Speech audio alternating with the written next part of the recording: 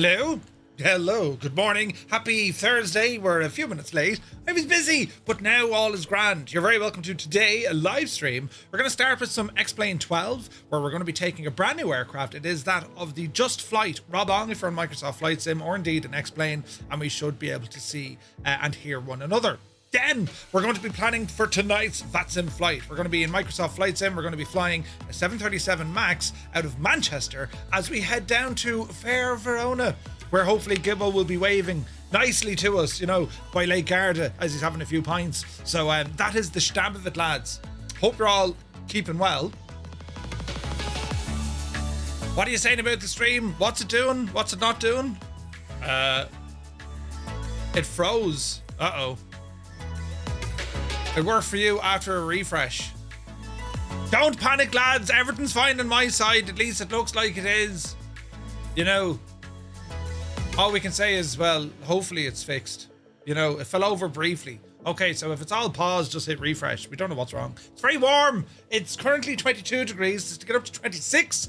And it's currently 24 degrees inside in the man cave. Ouch. Quite warm. Quite warm. But yes. Let's see. Same at this side of the world. Was it? Ooh. I don't know, lads. Everything on my side says it's working. I'm not pressing anything. Is it Twitch doing Twitch things? We're also live over on the tube. If you're having issues, you know, let us know what the crack is. Everything seems fine. Hello? Can you hear me? I hope it froze now and I'm not looking like a complete nutter, you know. Right, one of those faces. Hopefully it's my normal kind of happy Egypt face, you know what I mean? But we'll see what happens. Hopefully it unfreezes itself, lads. I'm not getting any sort of issues with upspeed, drop frames or downs or any of that kind of stuff. We'll do a speed test just to be sure, will we? Just to be sure. I know. Hold fire. I'm connected to who I'm supposed to be connected with, and my speed is blistering, so we should be all right. Did you switch off Twitch setting for AI training? I did, Malky, I did. Yes. They kind of snuck that one in there without telling people and turned it on. There is a setting on Twitch whereby Amazon are able to use your channel for training AI generative stuff. Yeah, right. I'm too unique to fall into that category. Yeah, could you imagine imagine, you know? But yeah, it keeps buffering when you close your eyes. Don't blink. Roger. We'll do that. Where's this now? JP, what is this X-Plane you keep talking about? Explain yourself. Well, we're actually checking out a number of different things today. X-Plane is still there, kicking away in the background. There's a lot of positives to the platform, right? It's you know, they're constantly updating it. There's a lot of new features. We have X-World Pro to check out today as well. That's going to be providing all the custom objects that we see on the ground, vehicles, buildings, trees, roads, river, all that sort of jazz. We're going to have a look at that. And general aviation, like VF4 flying in X-Plane, it can get a little bit, you know, my eyes are terrible conditioned, right, when you consider something like Microsoft Flight Sim and just how beautiful that sim is. But it has to be said, there's still some really nice aircraft available over in the world of X-Plane that we just don't have in Microsoft Flight Sim. Do you know what I mean? So as a flight simmer, I say, we shall try both. Right. Oz Flight Simmer's here. Good to see you, buddy. Welcome aboard. We need to have a sit down and a chat about a thing, about a yoke. Right. We'll get to that at some stage.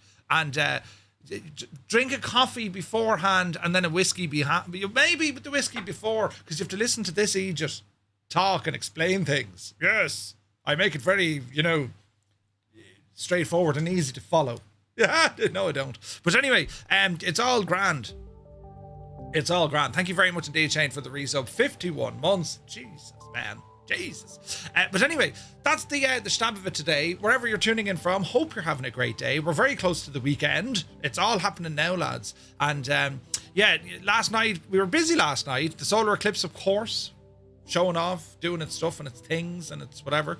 And well, here, now we're back. It looked better in the sim, to be honest, because the weather in Ireland, it got cloudy right as we were it's about to happen, cloud. No!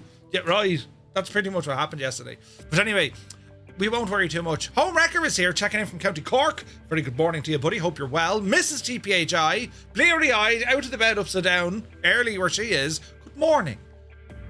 What a great start to your day. Today, you're going to have a brilliant day. There, that's it. That's how we start our mornings here. Right, Eamon 1973, good to see you. Mac Vision is here. Chalks, good morning. Malky Mac is in the house. Idle Cutoff, calling hot as balls here. It's 29, heading to 34.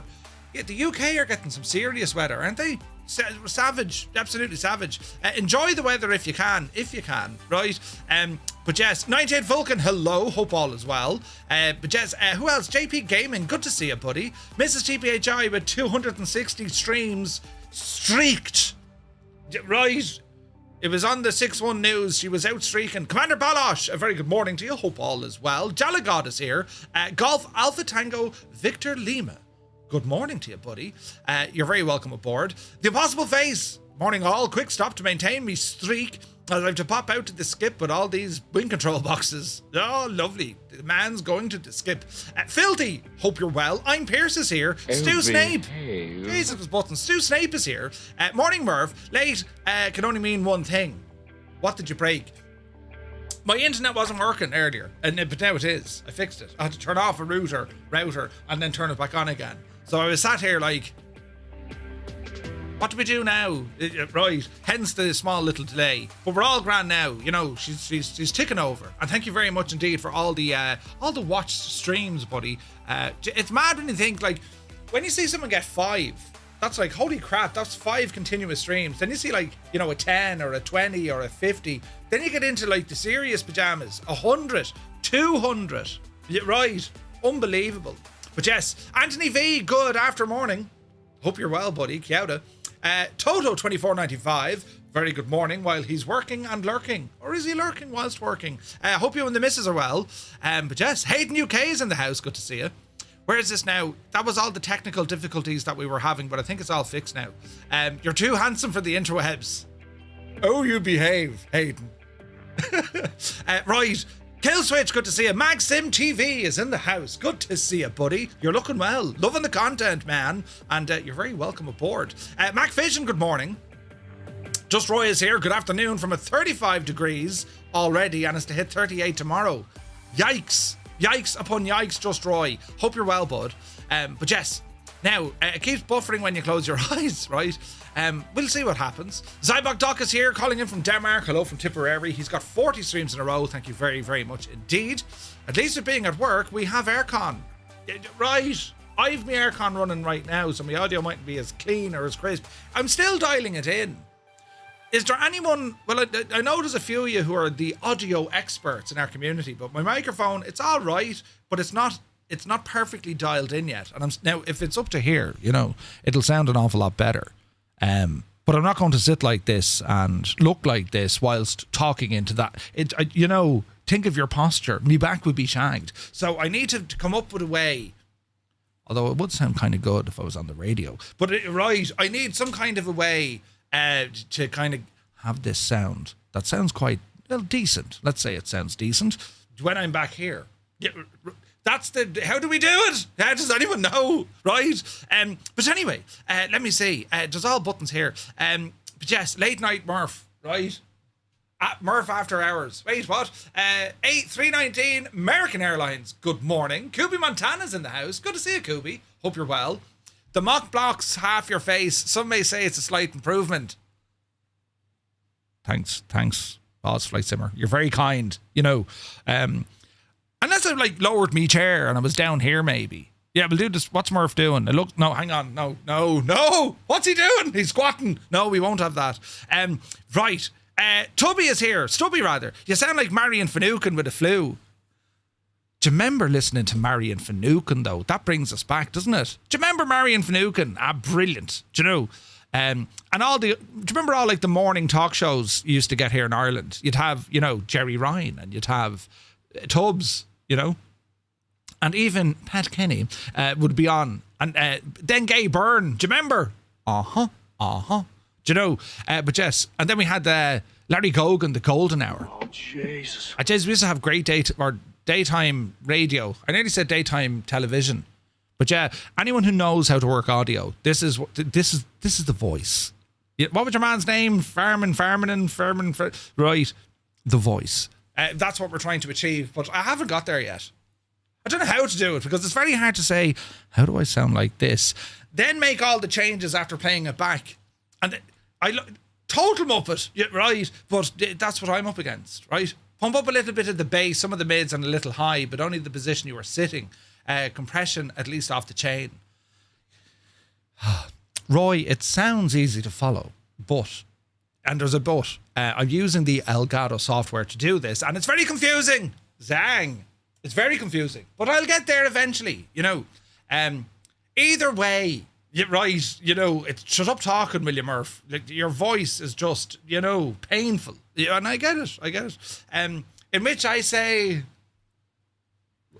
I'm not going to repeat what I was about to say in my mind. Very bad. But anyway, when we get into this, I want to show you this new airplane. We're currently on the ground at Sheridan County, Kilo Sierra Hotel Romeo. Kilo Sierra Hotel Romeo. We're up here in Wyoming, and we're going to be checking it out. As I said, we have OnAir running, and we'll get some say intentions in there as well for Skynet, which would be a bit of crack. Do you know what I mean? So we'll see what the crack is. The Elgato Marketplace has a nice set of audio plugins.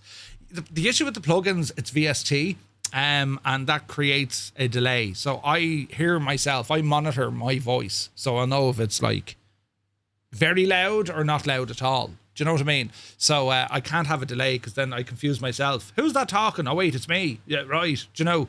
But anyway, Spitfire RAF 100 is in the chat. Good to see you, bud. Not the VST ones, the default ones. Oh, yeah, well, I'm running the default ones already, Roy. I have those. I must show you this thing. It's pretty cool. I'm still learning the whole wavelength software. Because I always used physical sliders, and then I would have had OBS doing all the heavy lifting in the background. I've since changed all of that, right? So when it comes to my microphone, which is in here where is it actually? Mic 1, here it is. There's a whole lot of options I can use with this. Now I can use what's called their AI acoustics, and it will make it very, very nice indeed, but it adds that delay. There's a huge delay with it, which I don't like using. Do you know what I mean? So I'm pretty much stuck with using things like an expander and a compressor and also an equalizer. That's pretty much where I'm at. Do you know? So yeah, I would love to sit down and spend an evening of trying to figure this one out, because I know with the hardware that I use, this is the Shure SM7B-D, right? These are phenomenal microphones, and they should give you this sort of clean audio all at the shagging time, but it doesn't always work. Unless, of course, you're 8 in the microphone. And so, well, hang on, look, I could do this. This is going to look terribly medieval. Oh, Jesus, no, that loosened it. I could be up here like this, and I'm talking like this guy, which could work. You know, you could say, yeah, Murph, you sound okay. There's a bit of a hiss in the background. That's because we have the aircon on. You turn off the air conditioning, and suddenly, well, that voice sounds better. You know. And as Oz Flight Simmer says, if it's actually hiding me face, it's doing even more of God's work, right? Leave your emotions at the door. You're not going to need them today. You're just not going to need them. You monitor your own voice. So you're actually talking to yourself and monitoring yourself out at the same time. That's exactly how I do it. And I can't stream without it. I don't know what it is. I need to hear in real time my own voice as I'm talking. It's weird, right? But some people are like that when they're live streaming. Because if I didn't have it on, I wouldn't have a freaking clue what I'm doing. Do you know what I mean? VST stands for Virtual Studio Technology, invented by Steinberg, the lads behind Cubase. Oh, do you remember Cubase? They didn't get it right. The Apple audio units are doing way better. Oh, really? Ooh. I haven't tried those yet, Roy. But yeah, it'd be well worth a watch. So yeah, so maybe I'll just hold the microphone up here and it sounds a little bit better. I never thought of that. Who'd have thought? Murphy, buy an arm, which I did, and use it, you know. Hopefully that sounds a little bit better now. Jesus, look at this. I feel like I'm in I am in a studio, but you know what I mean? My little creative space. It's where all my creativity happens. Right here. And then you have to keep the microphone right there. Jesus, this could work, lads. We're on to something. But anyway, when we get into our flying stuff, we're here to look at airplanes and go flying and explore and look at OnAir while we're doing all of this. So that's what it's all about. So I'm going to press a button here, look. And then another one. And we'll ramble over here. And now, if I turn the microphone, this is where it gets real interesting because it may not reach, but it kind of does. I might turn on the aircon. Hello there. I mean, I like the heat and everything, but like, mother of Jesus. Is this a groupie thing? Sure, we'll do a groupie thing, homewrecker. Well, it's not groupie, just go Skynet, but make sure you have TTM inside in the little box. You know what I mean? So, we're on the ground here at Sheridan County. This is X-Plane 12, and the airplane we're looking at is a brand new release. An important aircraft to us in the community. Dougal McTavish actually got his PPL in this airplane. Was his little chariot when he went flying. The Robin DR400, it's just a beautiful little general aviation airplane. It's light, it's not very fast, right? It's quite slow, but it was an ideal trainer. A lot of the guys at a Sobo, people don't really know this, but a lot of the guys at a Sobo went off and got private pilot licenses to learn what they were building, i.e. a simulator, right? So a lot of them actually would have flown in these aircraft, or one's very similar to it, right? So, yeah, it's pretty cool. It's pretty cool. You're gone again. Good luck to you, young fella. I'm way too shy to break in the chat too often. It's a me thing. Yeah, Roy, you're a legend, though. Music studio audio business signs at the beginning of the 90s. See, Roy has skills. Skills that make him... Wait, what was that speech? A set of skills. Skills that make him particularly useful for things like this. Do you know? To use this for spin training at your local, says Oz. Really? DR400s. Interesting stuff. It's a beautiful little plane, and what's interesting about it is you'll see the shape of the wing, right? But also the material on the wing. You know, it's not kind of solid composite. It's material. It's material wrapped over the wing spurs. A particular set of skills. Yeah. So this is what we have. Now, the aircraft, it is a Just Flight aircraft, and it works in X-Plane with thanks to Thranda. Now, Thranda, of course, way back in the day, I think it was Dan Clow, he was with Caronado. So that's where our visuals, you can definitely see where the visuals kind of come from, right? And the modelling on this is beautiful. It's a gorgeous little general aviation airplane. Where I think there might be a little bit of work to kind of tweak are possibly on some of the sounds, right? Thranda, I think, and this is just my own opinion, I think Thranda lately, just with some of their aircraft, the sounds just aren't fully dialed in yet. They're just not fully dialed in. And it was probably okay for many, many years because, well, we were used to it, right? But when you hear sound quality, like what we heard last night when it came to that Rafale, also the Taylor, the Lancer, and when we're aware of all the different sound capabilities with the likes of Echo 19, right? And in particular, his upcoming TBM 850 sound pack, which I can absolutely tell you sounds absolutely savage, right? We're going to be showcasing that bad boy next Tuesday for a flight in the TBM. It is incredible what you can do with sounds. So, yes, sometimes the sounds, they're not bad, don't get me wrong, but when you listen to them, you know, I'm like, wish they were better. Just wish they were better, you know. MDA 009, a very happy Thursday. Hope you're well, buddy. Man alive, you've been busy. He's been flat out, lads, doing all the sorts of stuff with the things and the stuff. Very busy, man. It was great to see you, bud. And, yeah, welcome in. Did I see you doing some flight sim the other day? I think you flew in the Phoenix, was it? Dude, you got to check out some of the new aircraft, in particular the Dassault Rafale, which is from Azure Poly. Have a look at the stream from yesterday. We checked it out, and just, man alive, right? If you're into like combat and whatnot, this aircraft is combat ready in Microsoft Flight Sim. You just download a patch from Azure Poly, and I won the A220 last night on Jetstream. Ooh, the A220, man yourself. A220 is good fun. It's a performance hog at the moment, but it is getting better. But yeah, as I said, with the Rafale, there's, you know, you can blow stuff up, shoot down planes. It'll put aircraft in the sky, and you can have all sorts of crack with it. Very, very good, right? But anyway, we're on the ground here at Sheridan County, and there's other things we're using. So I used like a scenery enhancement, XE something. I forget the name of it. I'm sure I have it here somewhere. What's this gadget called? Hang on, we'll go find it. Flight sim will always be home. I've got it all running again, so I'll be dabbling. Oh, nice, man. Nice. There's some really cool stuff, MDA. And if you're stuck with anything, man, just give me a shout. We can jump on a call and just go through it. But it's class. And you need to check out Say Intentions. You just need to check that out, right? And if you're interested, if you want to give it a go, again, drop me a DM before you do it, right? I'll sort of something, because it's transformative now at this stage. What the lads are doing at St. Tensions, it really is. We're going to be using it here today and explain. But anyway, I want to find out what's the name of this this add-on. Wait, now it goes into, is it custom scenery? We've global airports. We've global forests. An AEP it's called. Here's a manual. Airport Enhancement Package. Right?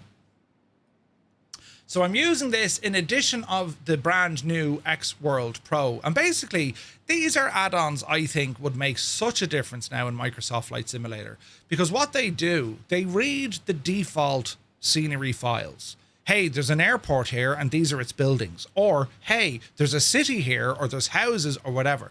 And basically what these programs do, they come along and they replace them. They have their own library of 3D objects and they replace all the stuff. You might say, well, why is that important? Well, if you were to look at some of the buildings and the quality of some of the buildings, in particular when it comes to things like, you know, hangars, air traffic control stations, even the vehicles, even the ground textures, taxiway markings, like look at the detail we have here in the ground.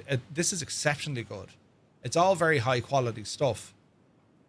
They're photo real. That's what they go for. And you can kind of see, you know, we've got like different signs and different stuff here. And there's a whole load of cool stuff that we have, right? And it's all made possible by using these add-ons. And then, of course, if we were to look at some of the surrounding buildings, well, this is where X World Pro is doing all the heavy lifting, because it includes and, you know, it injects its own objects into the sim. And you'll see, like, there's people well, they don't walk, but like there's people kind of there. You know, there's cars driving. You can even edit the amount of traffic that you have, and it does replace a ton of buildings. And like you can kind of see the detail from very far away. You know what I mean? Now again, it's explained. You know, we can't expect the same level of BJNY then look at Microsoft Flight Sim, but it is a huge enhancement over what used to be there, I think. Now I know Laminar are working on this themselves as well. It was funny. I remember saying to Gibbo Ireland, you know, it's like, Gibbo, you need to get into X-Plane, you know? And he's like, no, I'm not. And then I think he was half thinking about it one day. He goes, what's this X-Plane business? And then I said, yeah, no, listen, it's great if you fly it at night time. And Gibbo being Gibbo, who's as fast, he's like, why? Because you can't see the scenery. Balls. No, I said, it looks really good at night time. Yeah, because you can't see the scenery. Right? But when you see X-Plane at night time, I bring the camera down to night time. It is a wonderful experience operating this simulator at nighttime, because it just looks so good considering how far back we are and what I'm zooming in. And you can see, look, all these houses down here, look. Now they still have a ways to go. Their shadowing and lighting in general needs work, because there's a lot of kind of pop in, right? You think see the way it just suddenly changed the shade. X-Plane struggles with that, and it's just the engine it's built on. But I'm sure they're going to be working on it, you know? Still don't know what to do with World Pro, because Laminar is working on some interesting scenery stuff. Yeah, like, I mean, I have it, Roy. It was, what was it, $35? I'm happy with it so far, man, because it really does give you a ton of different buildings. And it seems to have done nice things with the likes of lighting and all this kind of stuff. Like, you can see it there. Like, it does. See the way that's what freaks me out. It suddenly changes the lighting. And then it kind of figures itself out. It's whatever way X-Plane handles all of this. It's weird, isn't it? It's what it does. We can't fix it. We're waiting on Laminar to fix it. So we'll bring it back up to morning here. Like, look, the sky colors they've absolutely nailed. Like, absolutely nailed. Look, I mean, look at that. That is very dramatic looking, I think. Bring the sun up a little bit. Like, look at the sky colors and look how it changes the clouds. This is very, very impressive. And I think Microsoft could close the gap here on what they do with some of this lighting. I mean, look at that. Isn't that absolutely insane? See those light rays coming in with the clouds? That's me just accelerating the time forwards or back. That's how we're looking at these things. So it can make for a very, very beautiful, dramatic scene. Absolutely can. And taking screenshots on X-Plane is great crack. Rob Dag says, would you recommend X-Plane over Microsoft Flight Sim? I wouldn't. No, I wouldn't. My absolute favorite sim, lads, is Microsoft Flight Simulator. But I do think there is a lot of good in X-Plane. I still think X-Plane has a if X-Plane wants to kind of attract more users into its own kind of economy, I think there's a lot of gatekeeping in X-Plane. There's this kind of higher upper middle chip in the shoulder kind of stuff going on, where my own opinion would be everyone should just fly the sims, enjoy what each platform has. Microsoft is the complete opposite. They are so open. They are so focused on bringing folks in. You know what I mean? But I would still recommend, if you're serious about your flight sim, you would have X-Plane, because it's a different simulator. You can do different things in this sim. You can do things that Microsoft can't even touch. It just hasn't figured it out yet. You can do it in X-Plane already. And one thing I'll say about X-Plane, while it's laminar research with Austin at the helm, it's a small enough team. It's like, it's like what is it? Is it even 5% the size of what Microsoft are running in overall numbers? They've got like 40 on their team, and there's like 800 with Microsoft, right? But it's the third-party developers that are still involved in the ecosystem of X-Plane. These are incredible folks. They make incredible products, and we've seen this. This is like, the old style of flight sim. Because when you talk about flight simulation, way back in the day, the main platforms, they'd build the sim, and then it'll be kind of left there. Third-party developers enhance that by either making it look, sound, or feel better. And that's very much the case when it comes to X-Plane. The third-party products here are exceptionally good. Prices are a little bit different, but it makes sense, right? If you have a potential market of 10 million versus, 1 million, well, the prices are going to be different. You know what I mean? What are the things that X-Plane can do that Microsoft can't touch? So what we have with X-Plane, there is incredible depiction of weather, and also how the weather radar works. They actually turned it off in the latest update, or the last update, because it broke stuff, but it's coming back. And it has additional features, such as its own map. It also has an instructor station and the ability to be able to load in the aircraft with everything loaded in. It's replay capability. It's data integration. It's off-screen or using multiple screens for home cockpit. And generally, just hardware configuration is light years ahead of Microsoft Flight Sim. It's just different. It's light years ahead. X-Plane, very much think engineering platform. There are FAA certified simulators that run X-Plane. Fact, right? Where Microsoft Flight Simulator is, by its very, license, an entertainment product. All right. So there's slight differences between them. But even a standard map here, you might say, okay, yeah, it's a map. It is a map, but we can have all sorts of details based on this. Like, we can have incredible details on the basic map. There are things that are just available. Load in different approaches. And that's just one of many. If we want to look at the instructor station, so this can run remotely on a different PC even. That an instructor can say, okay, show us the aircraft, the location, we can change the weather, let's horse in some failures straight away. We can change the time, change the weight and balance. We can, like, an instructor station is designed for an instructor to be able to train the pilot, which is very, very good. You know what I mean? Other things that we have as well in X-Plane, it's how it manages plugins, as in all these different add-ons. You have the ability to see what plugins are doing what the impact is, and it's overall management, how it deals with all of these things. If you get a crash in X-Plane, it will tell you exactly what was the faulting module, what has failed here, and it's specific. Microsoft Flight Sim, unfortunately, we don't have that information. The sim crashed. Why? A graphics problem, or a Donio, or X-Plane puts it in very much plain English. This broke because of that add-on. Okay, I need to fix that, right? So there's a number of things that X-Plane can do. Plus, I think their UI, when it comes to their controls, this is really, I think, inspired. If you were to look at a certain, a certain controller, this kind of crack, where you can see what it is, but they highlight on the hardware, well, that's what this does, that's what that does. And then it's literally, well, what do you want me to do? You click a drop down, you can type in what you want it to do, or you can see it's logic based. So it knows, well, that's a set of rudder pedals. So you probably want this for yaw, or you want this for toe brakes. Like, it knows all of these things, and the ability to these profiles. Like, look at the UI. When you talk about the UI that we have in Microsoft Flight Sim, this is instant. There's no delay here. In Microsoft Flight Sim, you click on something, it stops, it thinks about it, then you have to go into something else. Like, it's quite laborious, and it gets annoying, right, when you're trying to just do simple things. But that's not game-changing stuff, but like Microsoft will eventually close the gap there, right? But I just think there's a lot of pros with the systems of X-Plane over Microsoft Flight Sim. We can also have the same discussion about why I think, Microsoft Flight Simulator has features that X-Plane can't even get near them. And that's where we get our scenery, our photogrammetry, the connectivity with other users, all its data being online, and its performance as well. It's, there's a lot of differences between both sims. So I'll never go down the road and say, hey, one is going to be better than the other. No, there's pros and cons to both. Do you know what I mean?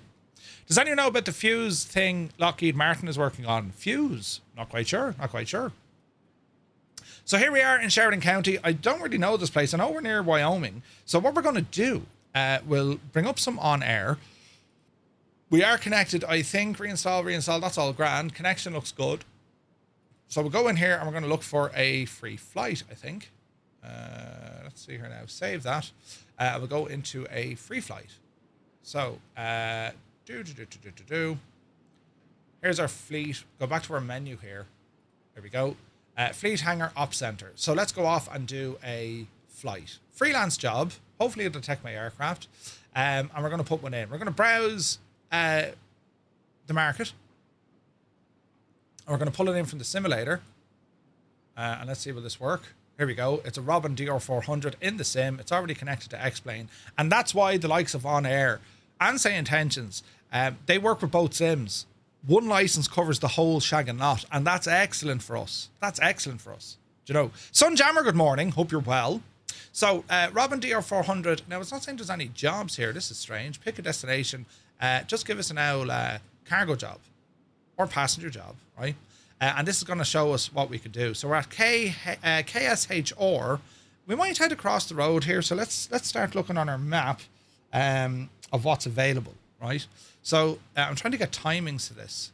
So that's a 3 KRED, right? So to assist me in this, I'll bring up Sky Vector.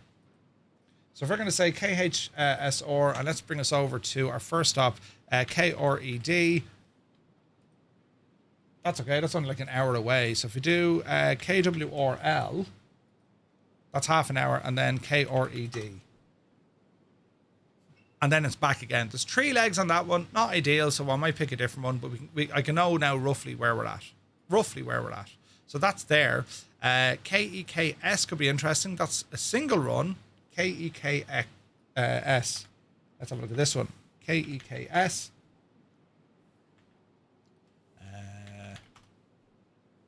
That's over to Ennis Big Sky. Ooh. Do we have a flight plan? Not yet, just Roy. Homewrecker. We'll horse it in here now in a minute. Sunjammer, good to see you. Welcome in, buddy.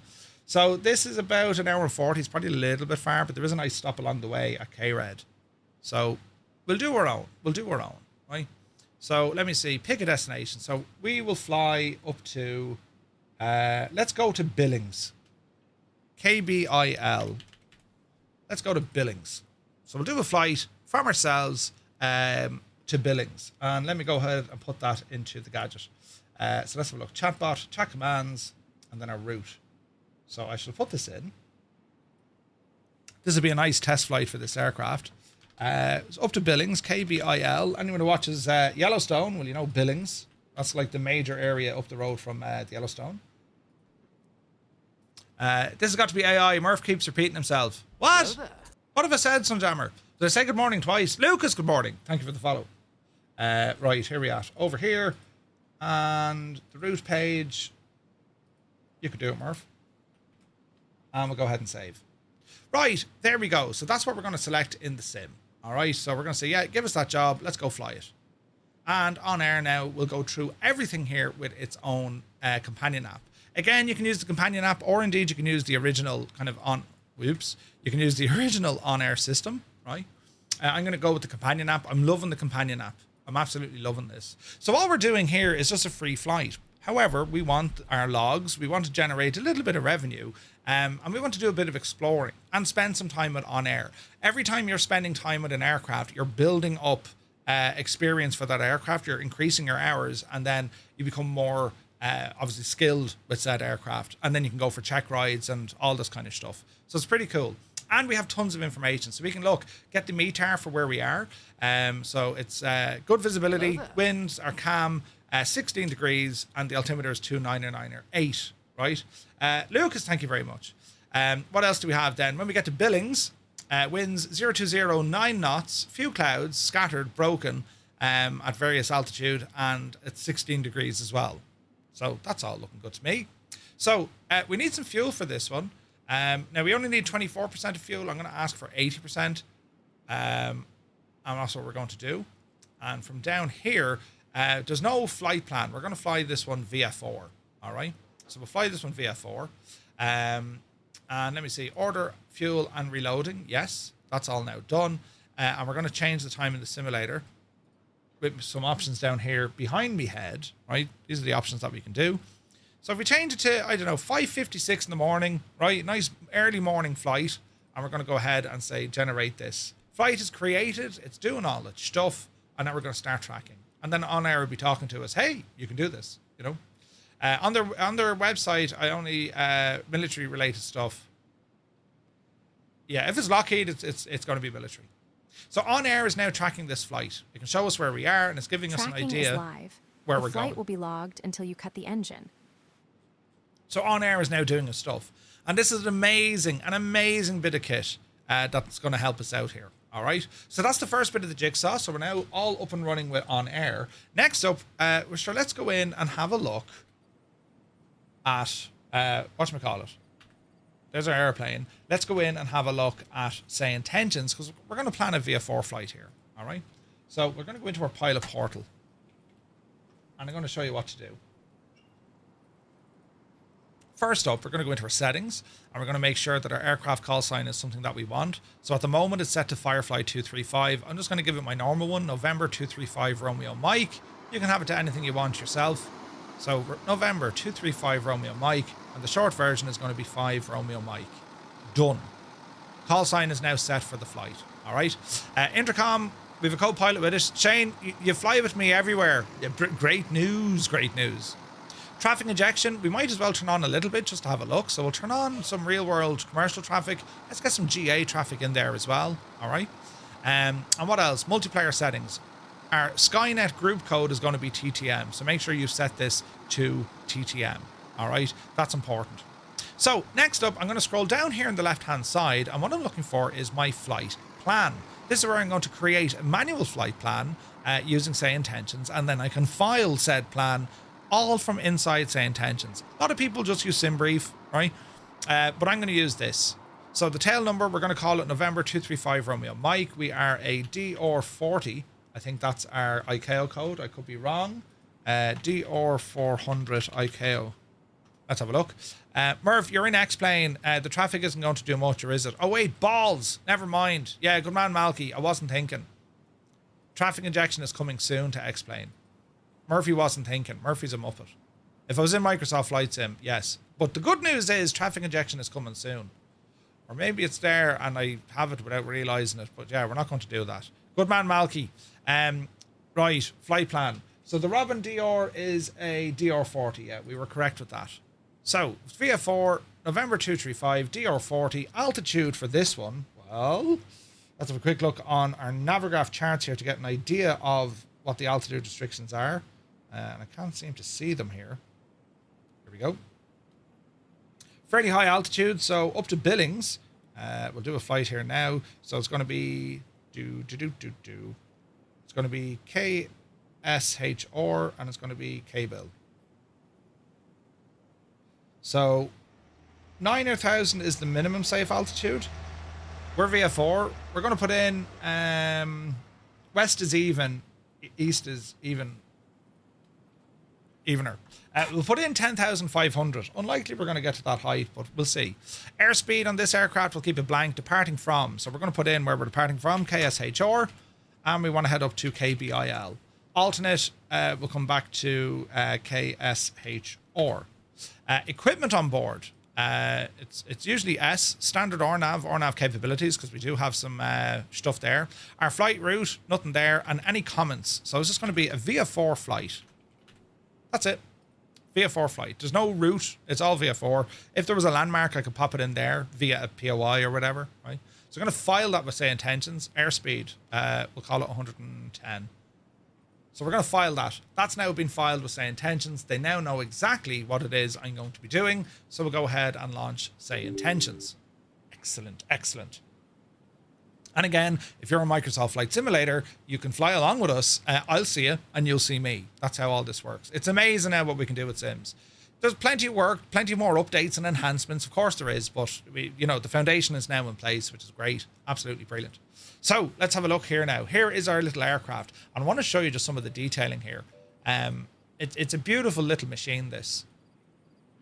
Like some of you can see around the rivets here on the wing. Look at that, where the wing is all connected. Beautiful reflections that we can see.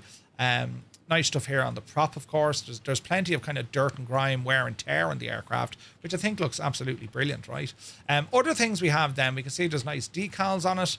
We have nice LED lights here, the leading edge of the wing. I love the style of the DR400. Like, I mean, look at see the way the wings just pop up at the side. Absolutely beautiful, right? And then our canopy here is interesting as well. It's just a sliding canopy. The whole canopy slides forward. Isn't that cool? That's real nice, right? Malky, yes. Thran pretty much handle all the Just Flight aircraft over an X-plane. That's pretty cool. But I would love to see more of these aircraft, into Microsoft Flight Sim as well, So looking around the aircraft, when it comes to doing checks or otherwise, we have all our removed before flight. We have wheel pants on the aircraft as well. We're currently chocked. There's Vulcan after repairing. 98 Vulcan is probably in Microsoft Flight Sim, so that's awesome to see. We also have some options here. We have a little arrow, right? And this opens up our little DR400 tablet, the EFB from Just Flight. So inside our aircraft options is where we can mess around with things. We can turn reflections on or off, pitot covers, all our tie downs, park and brake. We can click on the static elements, remove all of those, and from here we can also check with our parking brake, turn on the brake, all this kind of stuff, check all our instruments and whatnot. So pilot is in there. Baggage door we're going to close, keep the canopy open. We'll go back one. Our weight and balance has been set by OnAir. That automatically connects to this, so we don't need to worry about our weight and balance. Our instrumentation options, we can have altimeter in inches of mercury or millibars, and we can go for a GPS. I'm going to horse in a GTN 750 here. All right. Engine configuration. So this is going to show us our fuel, and we can see fuel pressure, oil pressure, battery voltage, spark plug fouling, and vapor lock is all modeled in these aircraft. So spark plug fouling, that's running the mixture far too rich at low RPM. You get a buildup of carbon and it fouls the spark plugs, meaning they're no longer efficient. The idea to fix that is reduce the mixture, increase your RPM, and it'll burn that off, right? Think of it like flooding the engine, all right? And then vapor lock, well, vapor can get in there and you'll turn into like a kangaroo engine, because you now have vapor lock inside the whole shebang, right? So you would need to look for that. So what else we want to do? Moving across, then we have static liveries. We can change the static livery of the airplane, right? Or we have this dynamic livery stuff. And this is awesome with Just Flight aircraft with Randa. We can completely customize this airplane to whichever we want. We can actually paint the aircraft ourselves. This is a feature. And you can see we can just scroll through some of the different designs. That'll give you like the base to work off, and then you can go off and make up your own livery, right? This is absolutely class. In fact, and you can see this is where you can change your tail number and all this. We need this feature in Microsoft Flight Sim. I think this would be a game changer. We saw it already. Got Friends did something similar to this with their Norden.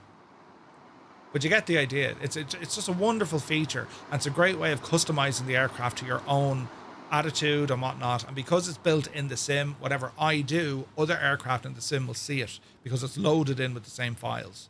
Pretty cool, provided they have the aircraft, of course. All right. Dynafeel, this is something that Thranda put into their aircraft, and it's a way of making the aircraft feel different, be it feels light and responsive or quite heavy. It depends. I've never really haven't gone in here and tweak things. You know, I leave it on default, and it seems to work well. We have a logbook, a checklist. Then we have our ground handling. If we want to connect the ground handling tug, we can maneuver the aircraft. All right, we have a flight computer. This is where we can figure out the outside air temperature, what our range or endurance is going to be, what our density altitude is in this region, and if there's a headwind or a crosswind component. It'll also show us our fuel. Really handy to have. AviTab, that's a third-party add-on. Basically, AviTab will allow you to load into the likes of, say, your Navigraph. It'll allow you to load into other plugins. It's almost like a custom EFB. And see these tiles here, or thumbnails? You can go ahead and just throw a few more in there if you wish. It's pretty cool, right? You can put in your own charts, different notes, whatever you want, really, and it'll be stored. It's called the AviTab, and it's one of the must-haves for X-Plane. There's a JSON walker, I have no idea, and then we have the Skunkcraft updater, which is an updater for the aircraft. So that's all our tablet options, all right? So now we're going to jump inside the airplane, and well, we'll get ourselves up and running. Again, looking at the internals of the airplane, it's not bad, right? The modelling is not bad. In some areas, I think it's a little bit rough, but it you know, when you get up close and when you see the detail of the aircraft, I think it's done quite well. You know, I don't think this particular panel color does anything for the airplane. You know, I don't think it does anything for the airplane. I'd rather see this a little bit darker. You know what I mean? Because it's that color that's just a little bit boring. It's a bit beige looking. But the good news is it is based on the real aircraft. So I mean, what do you do there? Also, we can move around things like the vents here as well. This sort of crack, and the airflow, and you'll hear all these things as well, you know. Texture work here on the seats, I think, are absolutely bang on. The seat belts, everything here looks the part. And these are an old aircraft. They're, you know, the DR400s. They're not brand new shampoo. They've been out a long time, you know, and quite a number of them have been built. So the configuration with the aircraft, well, we can see it, right? Familiarities. So our flight control is a flight stick, right, which is pretty cool. We have a standard 6-pack of instruments, and we have some navigational options here as well. We also have a suction indicator. We also have instrument lighting. We have all our main lighting down here, and some circuit breakers as well. These all work, right? The breakers work. And with this now, we've put in a 20 grand's bit of equipment with a GTN 750. So that's all horsed in for us as well. Now we can change that if we want. We can just use the GNS that comes with X-Plane. But I like this one. I think it's quite good. Some of the other stuff we have in the aircraft then, just some niceties, you know, a little checklist in there, pilot manual, daily planner, and so on. We got more stuff over here, magazines and all the jazz, right?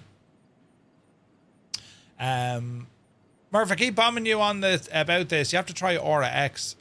The tool is so easy to use and welcoming. It even creates the most popular reviews for you. Yeah, I need to try that. 100% I need to try that. Naughty Gnome is here. Good to see you. 90 in a row, buddy. Cheers. Right, yeah, it's probably going to... It's how it works. You'll suggest something, I'll be like, oh yeah. And then about 6 months later, I'll be like, I'm after finding something brilliant. Yeah, right, and I'll take full credit. But yeah, you have mentioned Aura X. I need to do my homework on it, for sure. I'm just used to how X-Plane works in terms of how I can interact with it. You know what I mean? Again, looking at the details here in the wings, really nice features, nice animations, and beautiful sounds. Really nice, really nice stuff going on here. So what we're going to do, we're going to get the aircraft into action. Homewrecker's with us as well, in a jet, look. Good man, Homewrecker. Air China business jet, according to X-Plane, but sure, listen, we'll take it. And then Vulcan appears to be an assessment, which is great to see. That traffic is injected by, say, intentions, because they're using multiplayer on Microsoft Flight Sim. Quite mad. So, familiarization, here's our fuel. We're going to the left tank. We do have trim. This is our flap lever. What else do we have down here now? This is our trim. And our trim... Where's our trim? Close you. Do I need to lock you? Oh, that's locked. Trim on the aircraft is this trim wheel here. Alright. So that's our trim. It's 99% the same as chase plane. Oh, is it? Right, okay, right, yeah, 100%. Now, that tablet, don't want the tablet there, so we can move the tablet. Disappear you, please. Good luck to you. Disappear the tablet, please. And I should be able to just disappear that either by putting it over there, or I can click on the tablet, I think, and she'll disappear. There is a way to disappear this tablet. I just haven't figured it out yet. We do have multiple click spots. There we go. So if you hit the bottom corner. Okay, I don't think it disappears. We'll just move it. Anyway, we're going to start up. Then we'll listen into some ATC and get an idea of what we're doing and where we're going. It's a VFR flight. We're heading up to Billings, right? So with the aircraft, it's a bit unusual. So we have a couple of switches here for the likes of our nav light and rotating beacon, right? That's how you turn them on. That's how you turn them off. It's an uppy down switch. It's quite mad looking, isn't it? So it's on, off, on, off. It's mad, isn't it? So we'll put the nav and beacon lights on, and we'll go ahead and get the battery turned on. Now the battery on this, it's actually a master switch. It's a pull switch. See his here? So the battery's now on. Push it in. Poof, that's it. The circuits are alive. All right? And we'll okay all this on our GTN. So lights are now on, and we'll have a look. Fuel pump. And we've carb heat here. TOS. System test okay. That's the autopilot. Pilot heating, landing lights, warning lights, and then it goes into our normal kind of circuit breakers. All right. So we do have a mixture. Here's a little mixture. And the fuel pump, no sounds from it, but we'll take it for granted she's on. Fuel is on. So we'll start her up. We have keys down here, so we'll put our mags over to both. Clear prop. And let's give this an out start and see what happens, shall we? Right.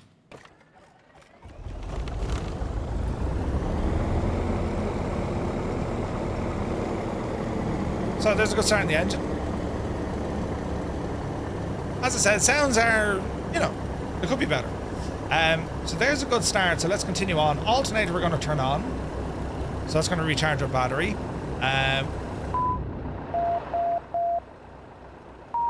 There's our headphone simulation, right? We'll leave it off for the moment. Instrument lights, we'll go ahead and turn these guys on a bit. We don't need an ADF on today's flight, but we will give some power. Here's our S-Tech autopilot. We'll go ahead and put standby. We also have a KN64, and we have our main flight plan here now as well. All right. So we're going to go into a flight plan. We're going to be heading up to Billings, KBIL. Go ahead and horse that in there. We're going to go back. We're going to our map. CDI is on GPS. And we'll just let the engine kind of warm up sitting here on the ground. While we're waiting, we're going to call up some ATC and get some information. So have we an ATIS? We've no ATIS. We do have an ASOS, Automated Surface Observation. Let's see if this will give us any information. If not, we have an idea of what's happening. And there's no controller here. It's uncontrolled. AY clear. Temperature 16, dew point 13. Altimeter 3001. Density altitude 5,000 feet. Sheridan County Airport. Automated surface observation. 10530 Zulu. Wind 290 at 7. 3006. Visibility 10. Sky clear. Temperature 16, dew point 13.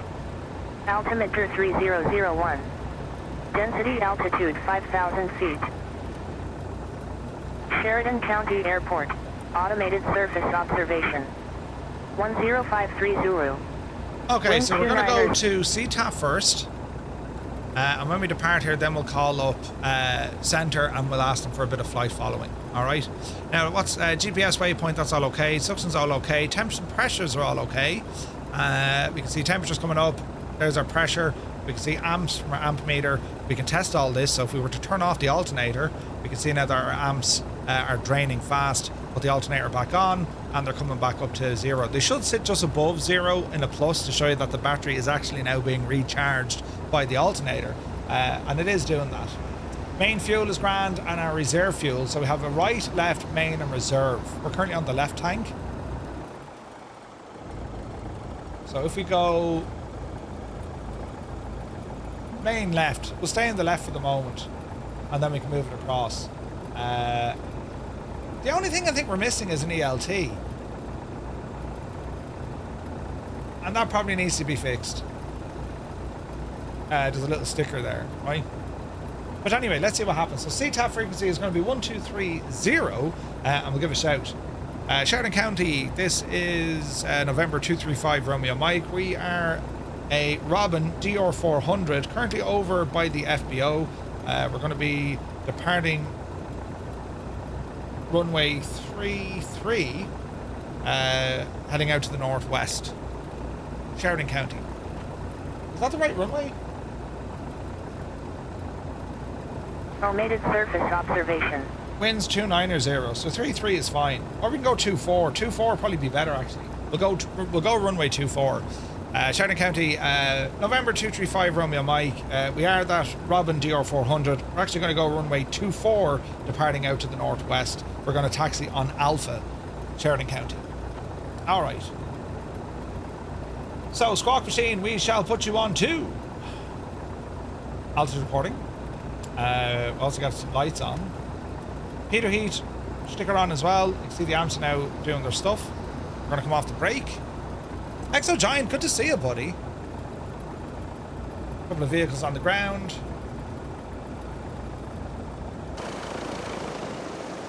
And let's get moving here with our lovely little airplane. Isn't it pretty?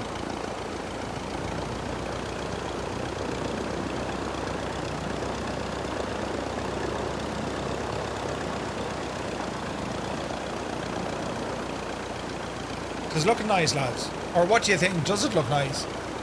What is your opinion?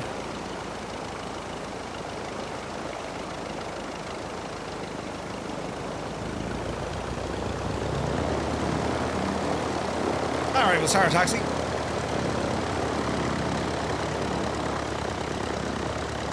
Beautiful morning here, isn't it? Now, this is going to be interesting. Vulcan, I better kind of go around you, I suppose. You stay there.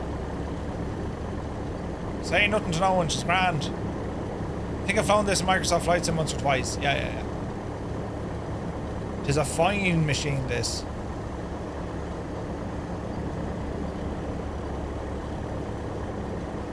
Now, Sheridan County, this is class, there is airspace here, but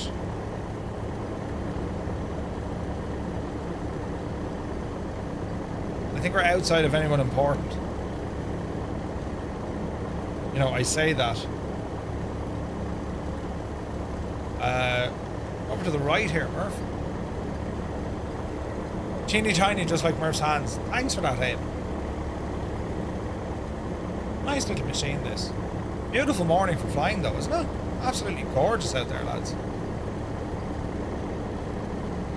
Right, rounding up by the fire station.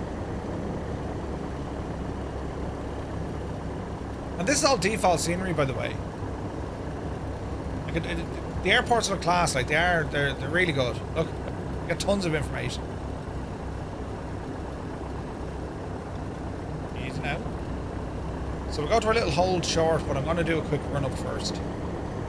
Now, if you're using say intentions, if you have ATC, we should be able to hear you on the radio, because you'll be talking to ATC looking for clearance and whatnot, or CTAF in this case, right? Right, we're going to go and mixture fully rich. We're going to bring our RPM up. About 1800 or so. 16, 17, 18. And we're going to do a quick mag test. So go over to the right mag first. We're looking for a drop of RPM by about 50 to 80. Back to both, it regains. Then we'll go ahead and test the left, or test the left mag.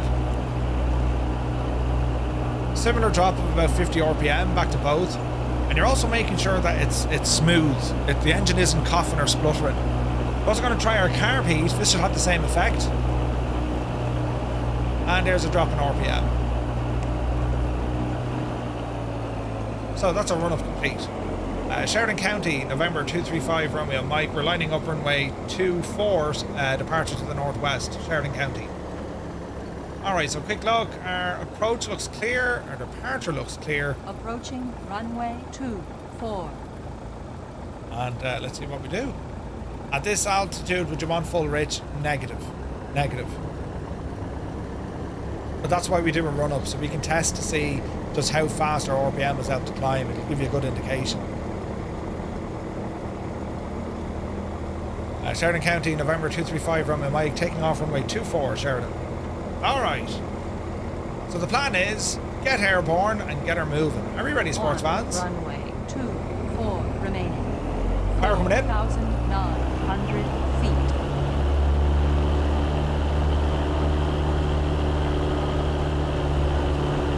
Take up our set. Airborne takeoff time. Speed, very much alive. There's 60 knots. Oopsie daisy. And just like that, we're flying.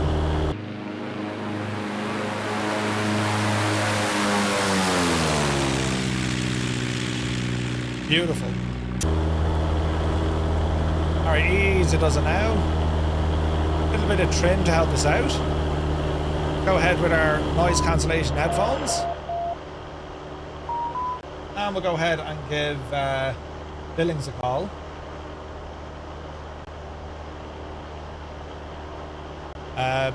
Billings, a very good morning. November 235 Romeo Mike. We've just departed Kilo Sierra Hotel Romeo. We're passing now 14,600 feet. Request VA4 flight following to Kilo Bravo India Lima at a suggested altitude of, I don't know, 14,500. 15,500.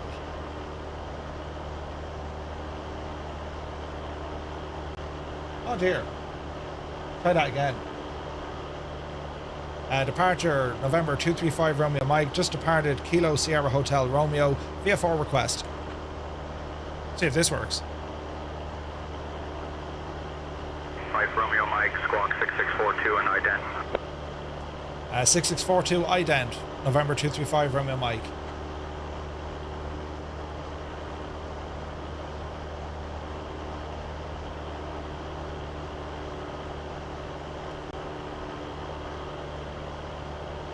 Romeo Mike, radar contact, 2 west of Sheridan County Airport at 5200 feet, Sheridan altimeter 3001. 3001.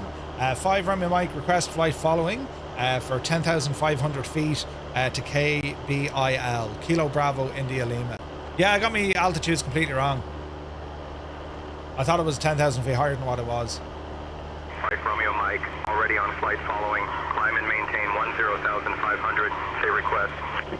That's okay. 5 following is acknowledged for 5 Romeo Mike.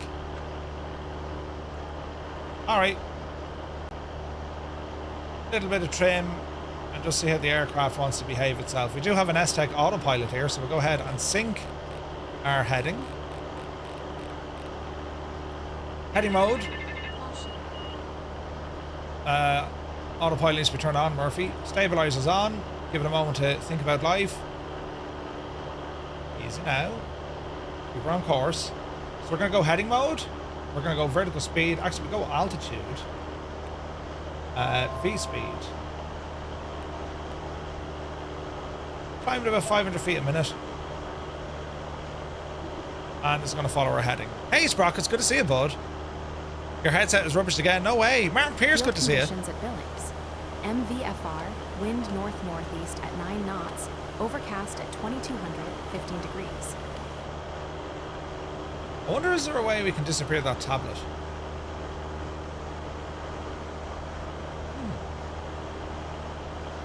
Oh man, this is pretty. Look at the detail we have now, look. So I think with X-World Pro, it's a little bit weird looking because it puts a lot of people in places that ordinarily you wouldn't see people. You know what I mean? Which is interesting. And we're still climbing. 10,500 might be a big ask for this airplane, but we'll see what the crack is. Put in a small bit of a turn here, 270 degrees. Is there an airport halfway? Yeah. You have a choice. You can go to Fort Smith, which is 5 Uniform 7, or Pale Morning Dunn Ranch, which is 9er Mike Tango 0. I would say your best airport if you want to join us would be 5 Uniform 7. How long does it take to load up the sim with SimWorld Pro activated? The sim will load up in the usual couple of seconds. It's loading into a flight takes a while, Roy. a good 5 minutes. Time to test out Antarctica. Ooh, epic fool. Good to see you, bud. All right, so we're still climbing. Keep an eye on our RPM because it's based on mixture, right?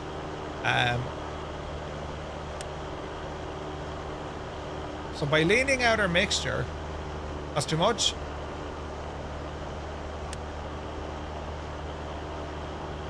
So we'll see what the story is now. We're still climbing though. Airspeed 90 knots. That's quite okay. And we're going to continue our turn here because we don't want to be going into mountains. We'll go close-ish, but not too close. So with VF4, we don't need to stick to a specific route unless ATC need to get involved, but they won't. You're VF4. That's why we have flight following. So we're asking ATC, keep an eye on us. They're going to be giving us that extra pair of eyes. They'll let us know if there's, you know, any conflicts up the road, any aircraft that might be on our chosen path. But they're not going to give us ATC instruction unless there's like, you're in trouble, you need to do this. So in the UK, they call it a basic service or radar service. In the US, it's flight following. It's not always available. And as a pilot in the real world, never 100% relax thinking, well, ATC have me covered. I don't need to do any sort of, you know, scanning for other aircraft. You absolutely do. It's just an extra pair of eyes helping you out. You know what I mean? So after takeoff, let's have a look at our fuel. So we can see that our left tank main is okay. Right tank is okay. We'll change them over in a moment. We change them now. Over to the right tank now, we can burn that, right?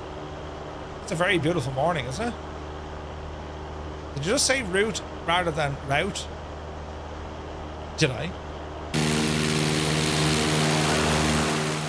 And I gotta say, lads, that looks, to me, that looks like a very pretty scene indeed, doesn't it? Absolutely gorgeous.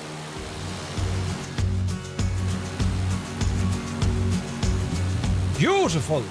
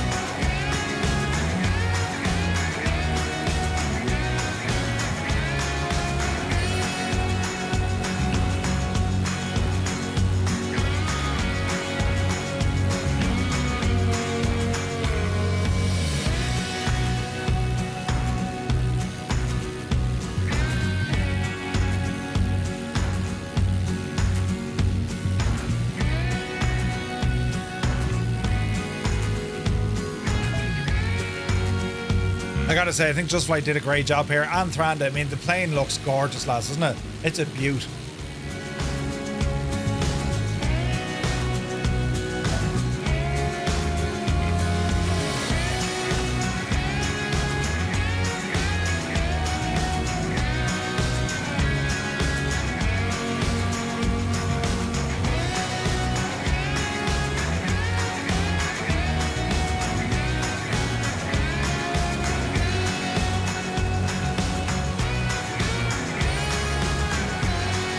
Man alive, look at that sunrise.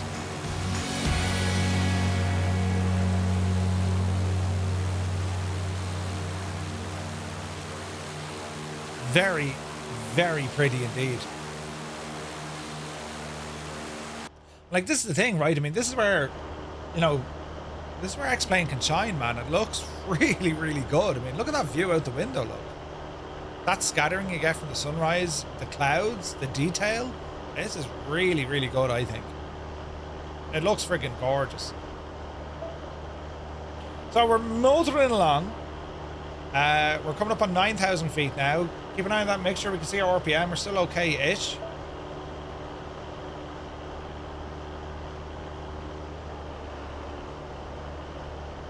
I think it's a little bit too sensitive, if you ask me. Now we're beeping here with OnAir. What's happening? looks okay. So far, so good.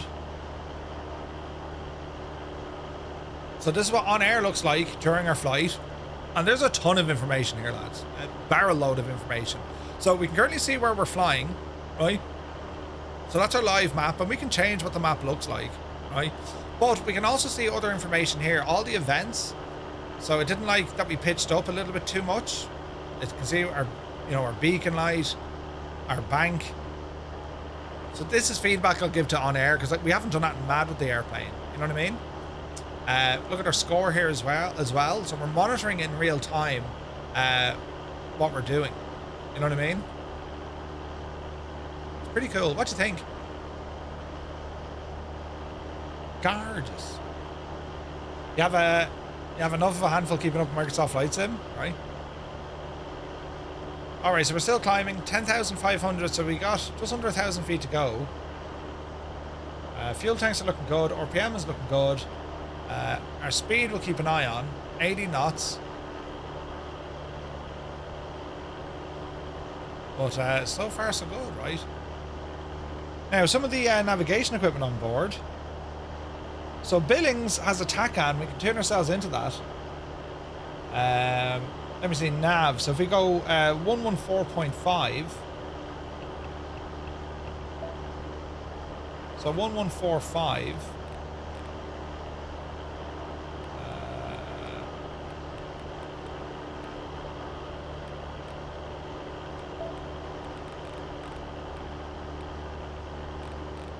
We'll get ourselves, that's probably on a heading of 3 something. There we go. So we're able to use this instrument over here just purely for our navigation. So we dial in the frequency 1145, right? By the way, are you still there, mate? I don't know if my chat paused. These are gone very quiet. I don't know. Someone say hello. Am I all alone? Are we even live? 114.5. And then we just put in the heading in which we're at. Good man, Joe. We're still alive. Brilliant. Nuke, thank you very much indeed for 35 in a row. Well done, lads. I was getting worried there. Jesus, Martin. Yeah, no, thanks, Epic. Yeah. Get right. That's GPS mode. We don't need to worry about it. We can. We're flying by GPS, right? If we turned off GPS and we go by nav, right? We can go nav mode. And if we change our OBS heading to 30, see the way this line is now moving in? So basically what we're doing, this is going to tell us our heading. If we go with our autopilot now and we tell our autopilot, fly me by nav, it's now going to start moving the aircraft to follow that nav procedure. Yeah, because we're on VLOC. I've also shot through my altitude. So we're going to go down the road here 500 feet a minute and just hold it.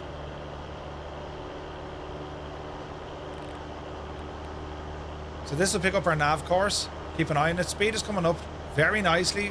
Watch the RPM now because we're descending.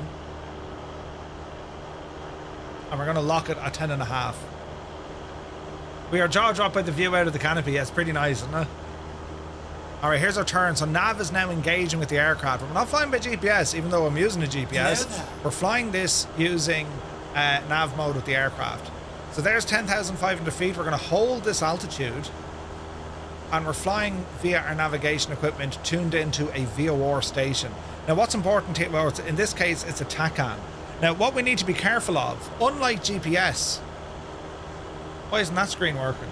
Unlike our GPS, right? The GPS is very accurate. That could take us to, you know, directly to where we want to go. If you're going to a VOR station, or in this case a TACAN, that's literally a station on the ground that you're trying to get to. And it depends in the real world, just as it does in the sim, where is that station in relation to the airport? And this is where kind of, this is where accuracy plays a huge role, right? So we should have our tablet working now. So if we have a look, I've tuned the frequency into this TACAN over here, Billings, 114.5. But if we look at our chart here, well, that's not actually at the airport. It's close to the airport, but it's not at the airport. So if we continue flying like this, there's a good chance we're going to overshoot the airport. So we need to be aware of that. Now, as we're flying here, OnAir already gave us some weather information, but if we tune into Billings, we should be able to pick up the ATIS. Stead. Read Becall runway and hold short instructions. Advise on initial contact. You have information Delta. Information Delta is current. Billings Logan International Airport. Information Delta. 1123 Zulu. Arriving and departing runways 10 left, 7, 10 right. Wind 040 at 8. Visibility 10. Overcast at 2300. Temperature 15, dew point 12. Altimeter 3002. Density altitude 4400 feet. Okay, so Cargo it's going to be runway 7 we're expecting. All right.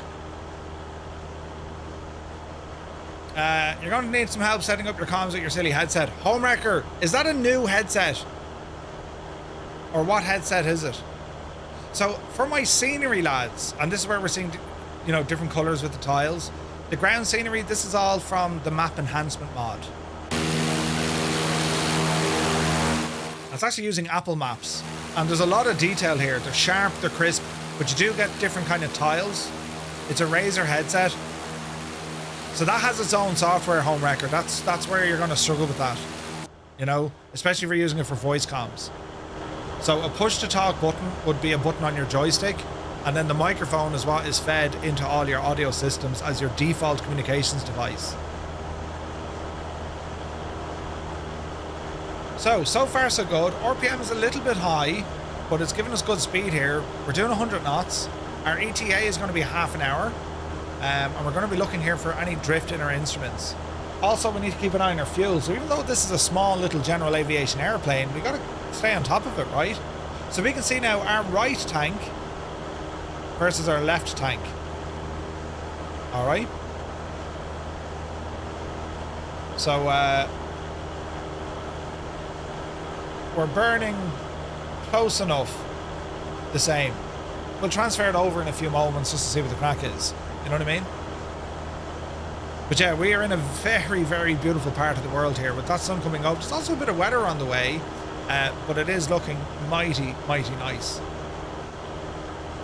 And of course, we have that beautiful sunrise behind us. And it's when you start looking out on the horizon. I mean, this is where X-Plane can really shine. It just looks gorgeous, you know? Sim, Captain Mikey, good to see you, buddy. Hope all is well.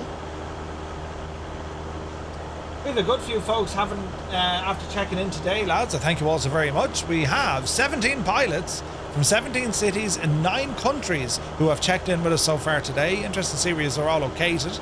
If you want to have a look at this tracker map yourself, just head on over to twotonemurphy.com/check-in and you'll be able to see it. If you want to check in, !check-in, all one word, space, and then your location. It'll pick up an ICAO code as well for your closest airport. And that's how it works. It's amazing when we see just the different locations where you guys tune in from. I'd be absolutely gobsmacked by it. You know? Roy is like, get rid of the Razer app. Yeah, right. That Razer app can be more trouble than good. You know what I mean? By the way, how is the audio of me voice since I messed around with the gadget lads? Yeah, Murphy, I still sound like a Muppet. Yeah, I know that, but do I sound better at sounding like a Muppet? You know.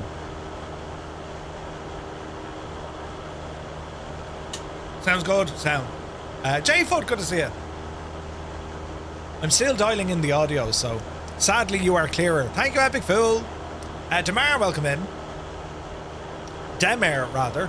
Good sounding Muppet. Thank you, Malky. Right, that makes all the difference. So what are your thoughts on this machine? Do we like?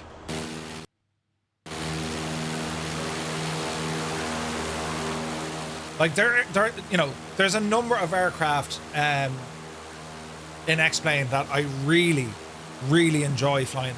I'm beside you, Murph, in the Falcon. I am. I don't see it, but I'm sure you're there. Now, we can check each other out using the Say Intentions map. So if we bring our app across, and we look at our live map. There. So there's Vulcan beside us. Oz Flight Simmer's on the ground. Good man yourself. And I thought we had Homewrecker with us, maybe not. But we see Oz Flight up the road here as well. We're going to be passing close enough to you, Oz. Isn't it great seeing this working in X-Plane as well? Like, it's friggin' awesome, isn't it? It's the same with OnAir. Like, they just work. There's no configuration. It just, yeah, I'll do the thing. You know? Dem Air just landed in Seoul from Istanbul. A 9-hour flight in a 777. Nice. You're in the air, but you killed the SI client. Aha. We're home wrecking. J-Foot, we are. Home wrecking in Cork. Alright, we're doing well. I wonder, can I tweak the audio? It's quite loud outside the plane. Instrument options, weight and balance. So I don't think I can do it with the app. I do have an option over here to do it. Exterior, will dial that down a bit. Or would it be engine? Oh, it could be the engine noises. Never mind.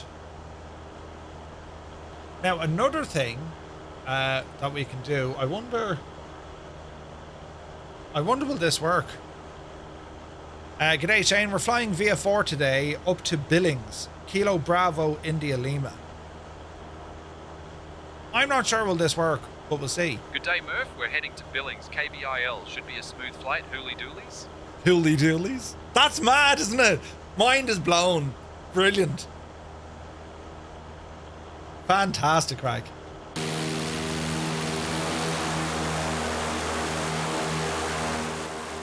Beautiful little plane, this. And I gotta say as well, lads, right? OnAir say intentions. They include all sims. P3D, X-Plane, Microsoft Flight Simulator. There's only a handful, and I mean like very few, aircraft developers who are also creating products on both platforms. Just Flight is one of them. You know, they're very active with Microsoft Flight Simulator, and they're also creating aircraft with Thranduil over an X-Plane. I think that's deadly. Absolutely deadly. You started up the client. Can we see you now? Yes, Homewrecker, we can see you now. You are live on our screen. You're in a C700, so you're in the longitude. Oz is loaded into a Commander, the AC-11. That's the Commander 114. Absolutely gorgeous. Vulcan is in an F8. That's the Falcon. And we can see if it's a Skynet live pilot or a group pilot. So I wonder, do I need to have TTM turned on for this? Probably not. Let me turn TTM off for the group.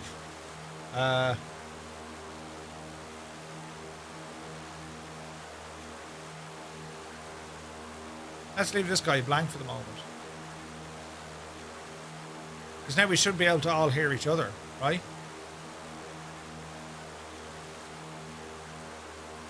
Yeah, they're turning yellow.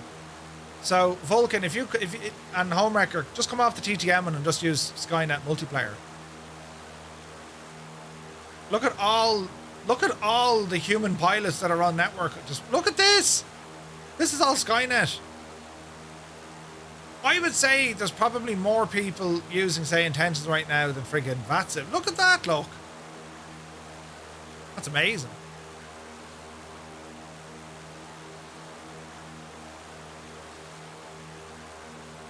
Jeez, look at the scenery. Isn't it gorgeous? Loads of detail. Little nav map is also picking up your correct aircraft, Murph. Nice. I really need to get into little nav map. Homewrecker turned it off. Good man. We can still see it. So yeah, she works. Works fine. What a pretty little airplane, isn't it? And you've phenomenal view out of this machine. Look at the size of the windows, like. Does it say how many, Malky? No? If it's on tracker. I hate to say it, but since I got say intentions, I haven't used VATSIM. Ooh. No, well, I think, look, there's always... the VATSIM is always going to have its uses. And you will have just incredible experiences using VATSIM. I think the challenge we have is, what happens if there's no VATSIM coverage, right? That's what makes the thing useless. Unless like there's a group of you flying together somewhere. You know what I mean? Like I think that's where Say Intentions absolutely shines. There is no agency coverage. Boom, now there is. You know what I mean? Okay. So there's 530 live right now with Say Intentions and 1300 on VATSIM. That's still kind of mad though, isn't it? That's kind of mad. So like it's slightly less than half. That's incredible. It's still nuts, yeah, still nuts. Man, look at those sky colours, aren't they gorgeous? It's just a very cool looking kind of setup, you know. Where is this one now?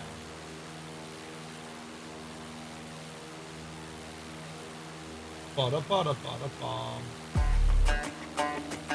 Ah, yes. Homewrecker. No, like I mean, our VATSIM Thursday flights, Say Intentions is there if there is no VATSIM coverage. And, you know, Tuesday night is always, I think, our Tuesday night flights, because I'm forgetting about trucking as well. We haven't done trucking or F1 in a while. I'm just enjoying, there's too much going on with flight sim.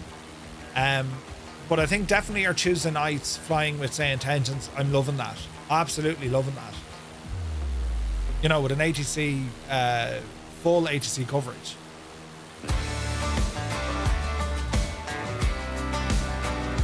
And then of course, you know, when we have flights like this, and then if there is no VATSIM coverage available, 100% I'm using Say Intentions. Or if VATSIM is doing VATSIM things, you know, like there's suddenly, you know, 100 aircraft on one controller, prepare to wait a while, you know. Hey, Dragon Eye, good to see you. So this is the map enhancement mod doing most of this work, 98 Vulcan. That's why it looks so detailed. But the mesh is quite good from X-Plane. She's very pretty, isn't it?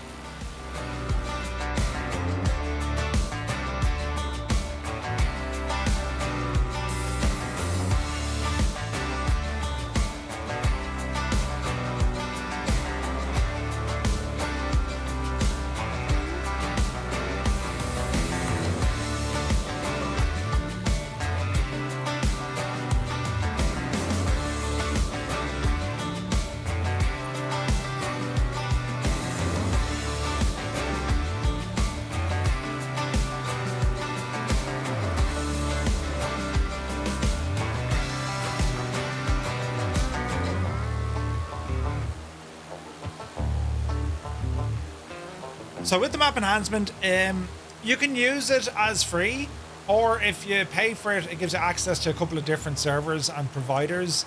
This is running Apple Maps, for example. So this is definitely paid. It's an annual fee. It's like $40 for the year. And if you buy map enhancement, you need to buy a license for what platform you're using it. I.e., are you on X-Plane or are you on Microsoft Flight Sim? The one license does not cover both, unfortunately. Hey, what's that? Something on the ground.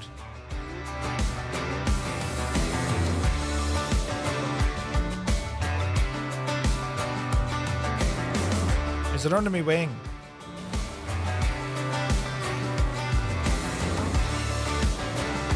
I thought I saw something.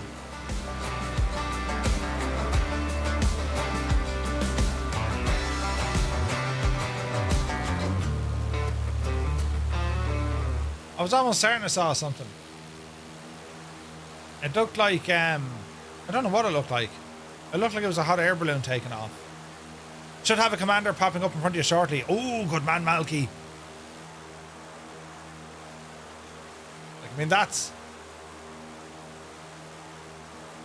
You know, whatever your decision-making process is, you cannot argue that that is not a beautiful looking scene, isn't it?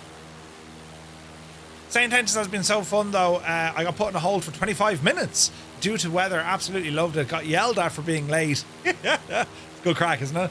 It's good crack. Sim Captain Mikey says, I found the map enhancement free is more than sufficient. There you go. There you go. If you want to use the free one, try it, man. It is. It's very good. Very good.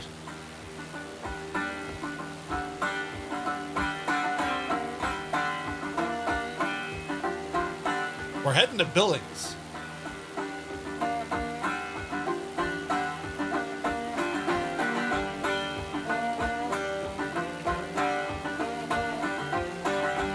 Over those mountains is Montana. Oh, wait. Where we are is Montana. Wyoming is now behind us.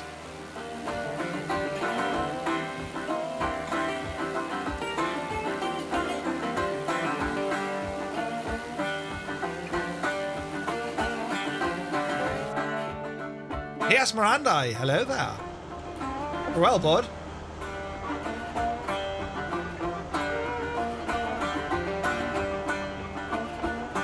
Man, what a morning for flying.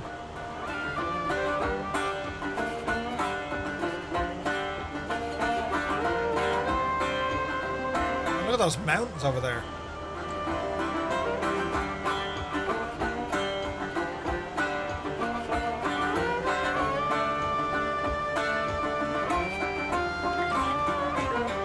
What's the map enhancement mod performance like with X-Plane? It's quite good. So I have it running here in the background.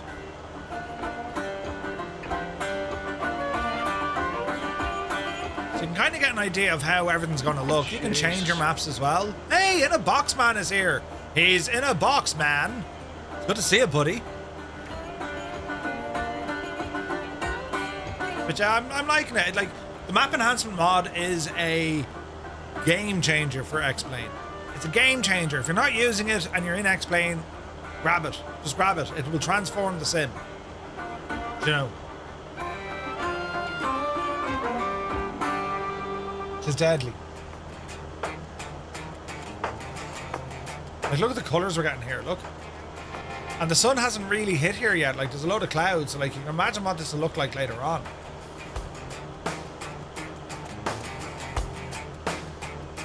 Airplane is absolutely gorgeous. Right, let's go for a change of fuel.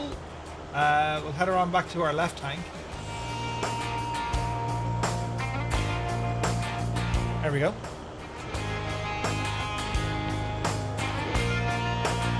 The ATIS information, let's just get it again. 02. Density altitude 4400 feet. Cargo ramp operations ongoing. Expect delays in freight movement. Advise on course head. So it's information Delta. Murph, do you remember you would stick at Ortho for XP? Map enhancement was, how do you say, meh? Yeah. No, I wasn't using, I was using the auto ortho, Roy. I was using auto ortho. And then you were like, what are you doing with your life? Sort that out, Murphy. I was like, what? And then I dabbled with the map enhancement mod, and it's incredible. Way better than auto for XP. Like, way better. No stutters, no performance, nothing. Is grand, you know. Billings, November 235 Romeo Mike. Request descend if available. Well, I shouldn't have to ask him. I better just tell him I was vacating. Balls. Murphy, update your ATC knowledge. Romeo Mike, descend and maintain requested altitude. Roger, we're going to vacate 10,500. We're going to go down to 8,500. 5 Romeo Mike. That's how you do it. We're vacating this altitude, you muppet. Jesus, lads, it's painful, isn't it? Any update on flight Tampa's Area 51? I haven't heard yet, Rolling Stone. No, haven't heard. So we're descending now. Our speed is going to pick up a bit. We're only a couple of minutes out. And Billings, November 5 Romeo Mike. We're going to be requesting runway 7 to land.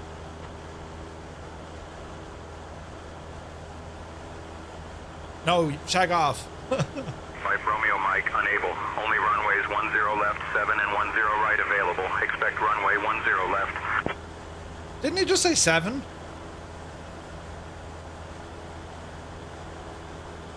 Roger, we'll expect runway 10 left, November 235 Romeo Mike. He said 7, I said 07. Uh-oh. 7 would be better. There's a smaller runway and all. Billings is a big-ass airport. 7 would be better. November 235 Romeo Mike with a request. 5 Romeo Mike, say request. We're looking for runway 7 to land, if possible.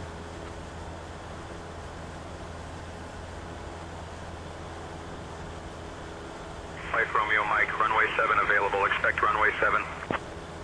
Roger, we'll expect runway 7, thanks. 5 Romeo Mike. That's better. So in the States, they wouldn't say 07, right? 06. They just say 6 or 7. I'll talk to them on that. Jesus, look at the scenery, man, alive. We're going to be doing our US National Parks coming soon. And I'm so excited to go flying into, like, some of the places we're going to. Oh, jeez, it's brilliant. One of the things I don't like about, say, intentions, they change runways some of the time and won't let you stay with your plan.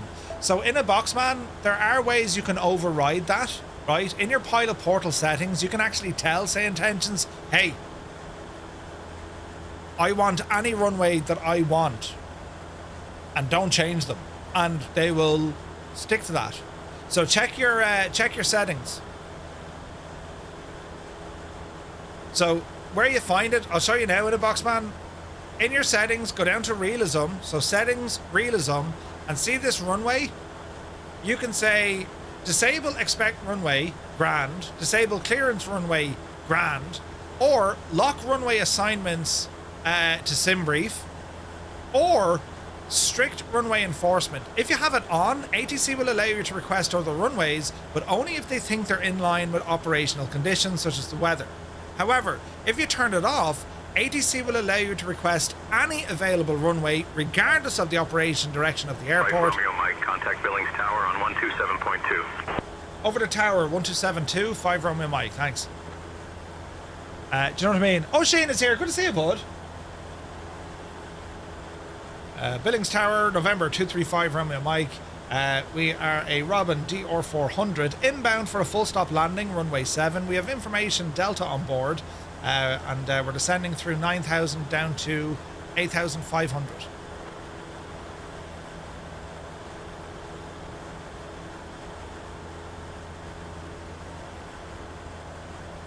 November 235 Romeo Mike, Billings Tower, enter left downwind for runway 7. Roger, enter left, downwind, runway 7, 5 Romeo Mike. There's an Oz flight simmer out our window, look. Run Oz. Jesus, There he is. It's an Oz flight simmer. And I bet you Oz is using Microsoft Flight Sim and we're an X-Plane. Brilliant. So enter left downwind. So we're going to keep descending here. Let's bring our speed back a smidgen. Increase our rate of descent. And let's just take our time. Yeah, set that in a box, man. Let's just sort out your woe. Like, that's one thing. It's funny, right? 90% of issues when it comes to ATC sequencing and scheduling, you'll find the solution in your pilot portal, right? Alright, we'll go heading mode, turn off nav mode. Remember, nav mode is directing us towards that TACAN station. We don't want that. So we'll go back to heading mode for the moment. Wait till we get a visual on the airport, which should be coming up. Out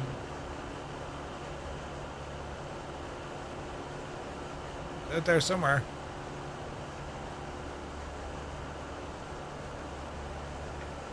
Sure, you'd look in the most likely places. Oh, look at that now with the... Attention all aircraft. Echo now current altimeter 3003. 3003. 3003. We'll dial that in. Jesus, look at that now. The sunshine is coming up. Doesn't that look gorgeous, isn't it? Look at this state. Ah, jeez. Isn't it gorgeous? Beautiful.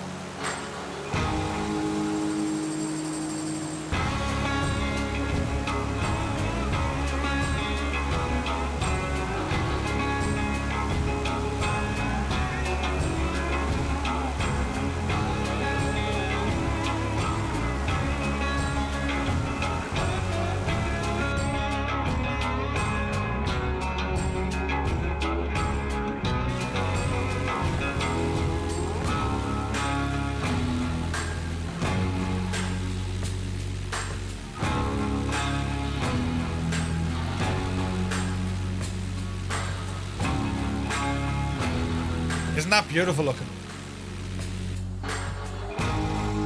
Alright, altitude hold. Restore a small bit of power.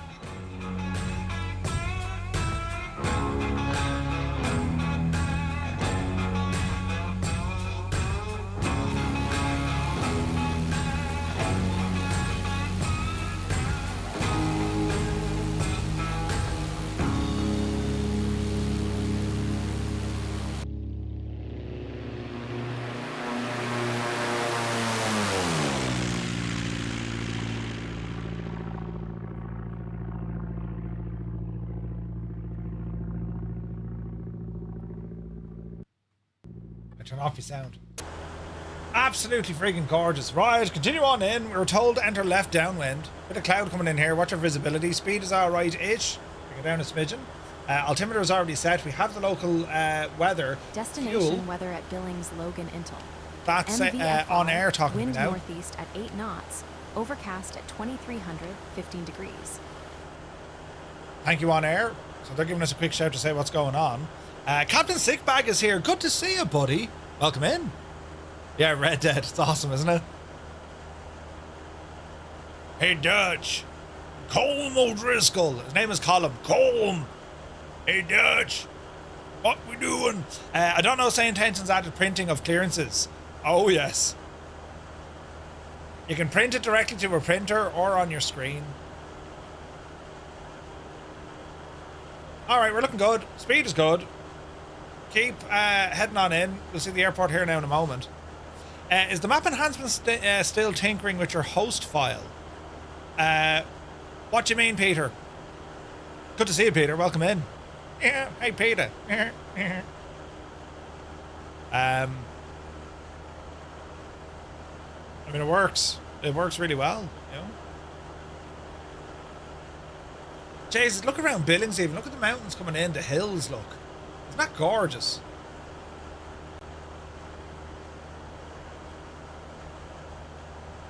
Hoorah.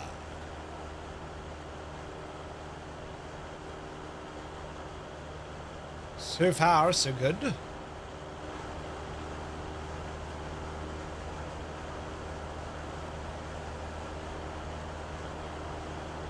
It's a little bit bumpy. I think that's our airport ahead. Here's our airport.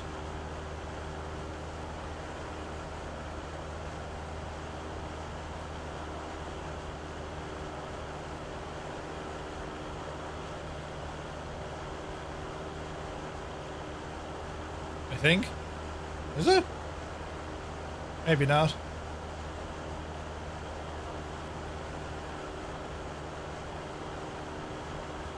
A small course correction here.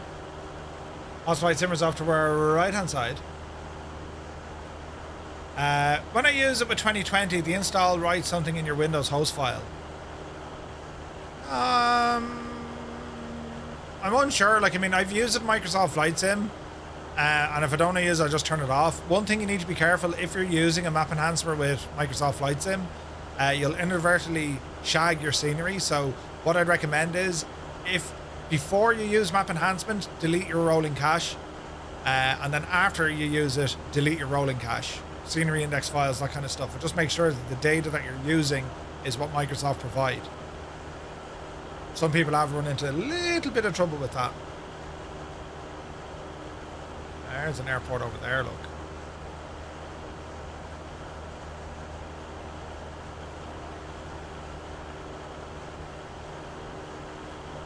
We shall see. We shall see. Hey, Grafton 11. Good to see you, bud. That is it? That was the airport over there? Interesting. So, hang on. Is this runway 7 we're scooting by? Must be.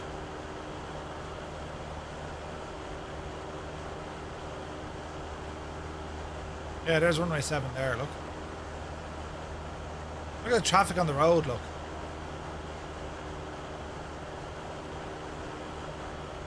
Careful, Mark. Several airports close together, yeah. Ever played 7 Days to Die? Rolling Stone? Yeah, I think I played it years ago, yeah. Oh, I think I did.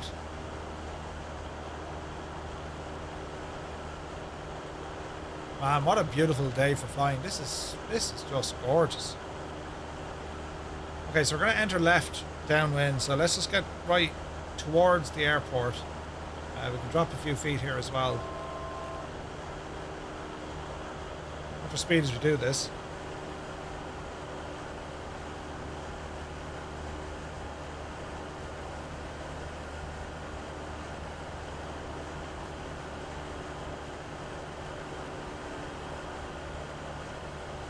A big rail yard down there, look. Trains! All the trains!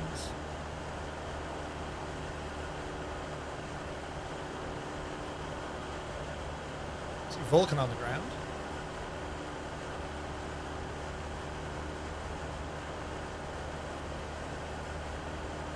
Is it out?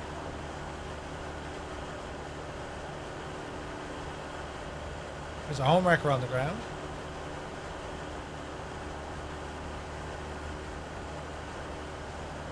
Speed is good. Altitude is good.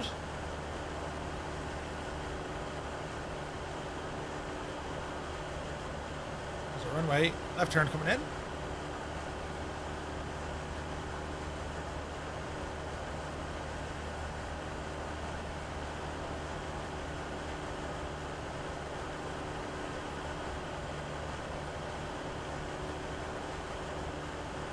Hoorah. 5 Romeo Mike, runway 7, wind 040 at 7, cleared to land. Clear to land, runway 7, 5 Romeo Mike. That was nice of them. Do a barrel roll. I'd love to, but I'd spill me drink. And an Irishman spilling his drink is not the safest thing in the world. He's now. There's a runway.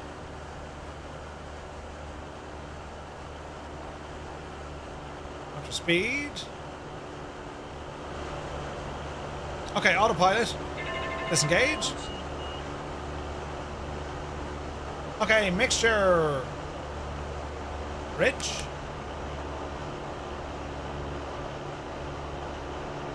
Fixed landing gear. Got our speed down here a smidgen.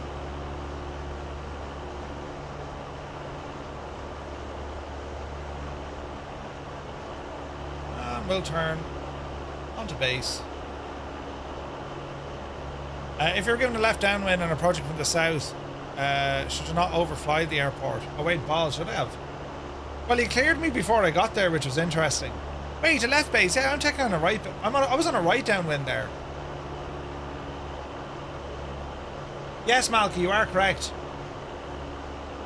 So that would have been an overhead entry or even a teardrop. But sure, listen, it'd be grand.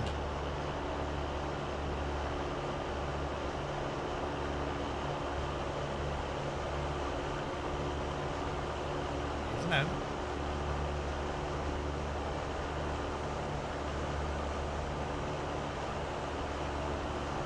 Alright, there's a runway. Hey, Hecklack is here. Good to see you, buddy. Hope you're well. Bedtime now, Vulcan. Have a good one, buddy. It's safer than a Scotsman spilling his drink, right? One Foxy Bingo. Gav is here. Good to see you, Gav. Happy Thursday. Approaching runway 7. That commander from Black Square, that's a machine, isn't it? We're flying that tomorrow night, lads, across the Alps. Ooh. Alright, watch your speed coming in. We're a little bit high. We're just outside of the full flap range. We'll go with a notch of flaps. It's going to help with the drag. Get some altitude coming down here as well. That's 90 knots. Beautiful sounds of the air hitting off the our wing flaps here.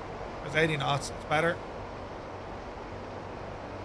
And we're coming down a little bit. Small bit of a crosswind. We're just aiming into that ever so slightly. 500. Continue. Speed, there's 70 knots. I don't think we need full flaps. 2 is enough. And let's see how we get on.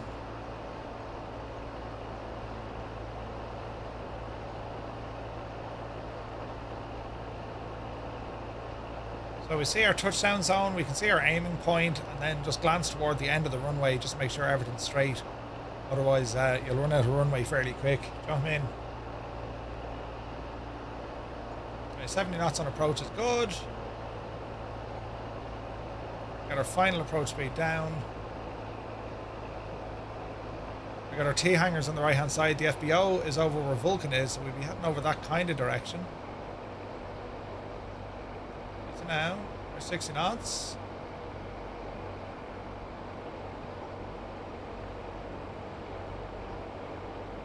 And here's runway 7. So watch the flare. Power to idle, bleed off the speed. Leader off.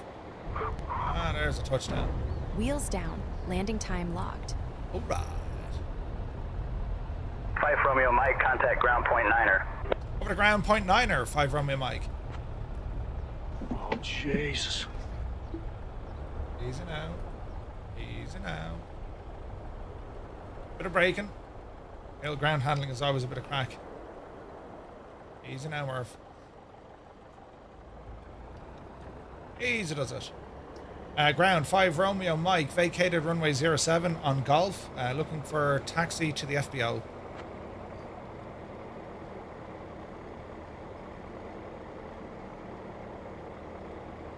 November 235 Romeo, Mike, Billings ground, taxi to GA parking stand 100 via Golf Hotel. Good day.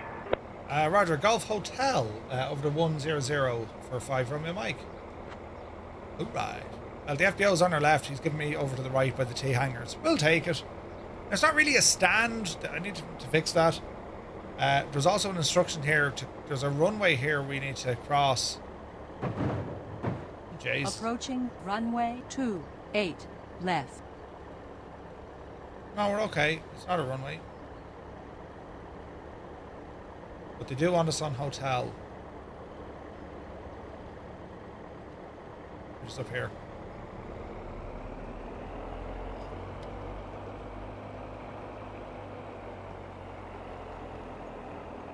Approaching runway 28 left. Ooh, that's a Meridian, is it? The ground handling and X-plane, it takes a little bit to get used to it. The hotel is up this way. We'll just park over here. Nice PC-12 there. Oof, the bumps. Easy now. Easy now.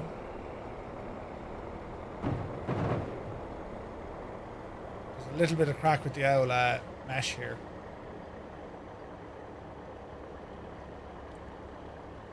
Easy now. It's a bit like Bambi on ice. Yeah, it can be. You can dial it down and whatnot, but yeah, it takes a little bit of getting used to. All right, park and brake coming on. Landing lights. Good luck to you. Alternators okay. Avionics they be coming off. Transponder go ahead and turn off, and we can kill the mixture. Fuel off. Mags off. Cargo offloaded at Billings Logan Intel. 1 items delivered. Manifest closed. Let's hide the yoke. Powering down. Engine off time logged. Okay, that's kind of us.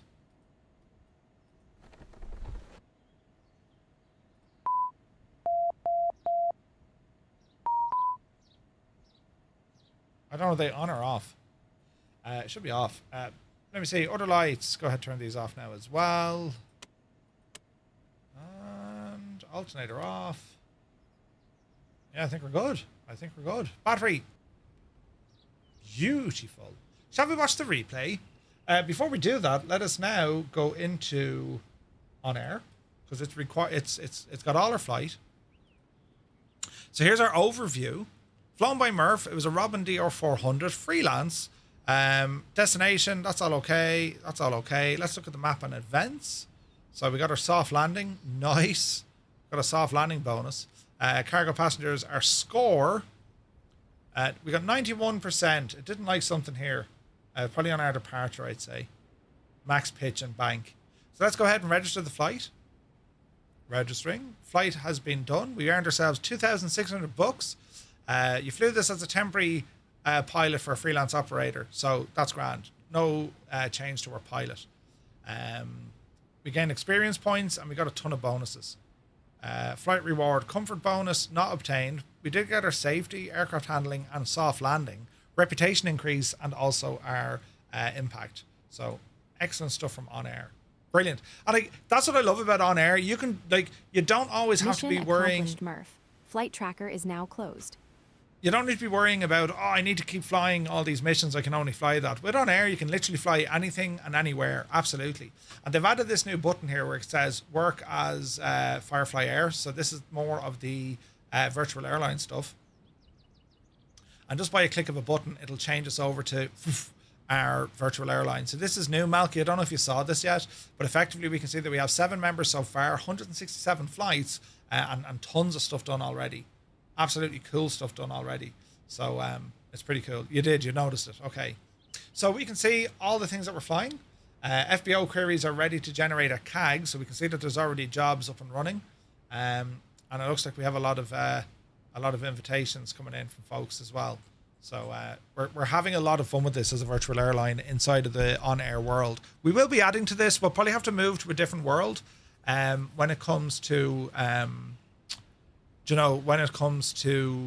operating with more pilots, right? But we'll jump into it. We will jump into it. But it's great to see this now added to OnAir with the companion app, because it means that click of a button, whereby before you had to exit it out, it loaded a whole new screen and away you go. This one here is click of a button on top, you move from your own company into your virtual airline company, which is absolutely brilliant. You flew from Canada last night down to KHPN in the Sovereign. Oh, nice. Nice. Yeah. You're a Gus Co Airs, not you. Flight Hours is way up there. Rossum Air is with us as well. Hermit Air, love it. Crash Logistics, that's me. We need to get more. We got Cyrus in here as well. So when you start with OnAir, I mean, you pretty much start your own company, right? It's your company. You can be a single pilot. You can, if you just want to fly warbirds around the world using ferry flights, you absolutely can. You absolutely can.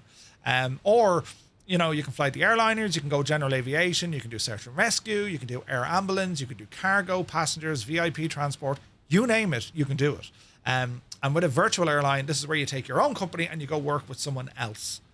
So they earn money, you earn money, and experience points, and renown and all these things. And then you can progress your own career, giving you access to bigger and better features, such as your own FBO, the ability to buy and sell fuel, hire staff, pilots, cabin crew, mechanics, and even buy or lease aircraft.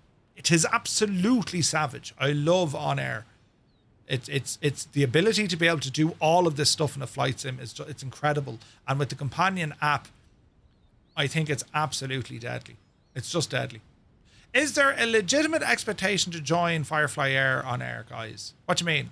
Is there a legitimate expectation to join? No. It's 100% optional, Homewrecker. It's only if you want it. You can use OnAir just for yourself, or if you want to do some flights with OnAir with Firefly Air, you absolutely could. You could, right? Anyway, where is this now?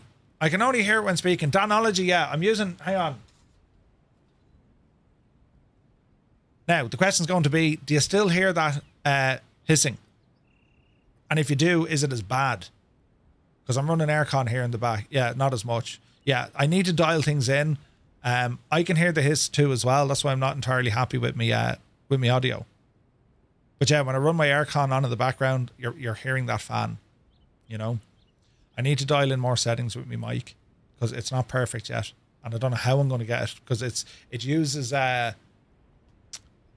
whatchamacallit, the Wavelink software from Elgato. You know. Does it cost to join Firefly Air and OnAir? No, once you're subscribed to OnAir, it's free.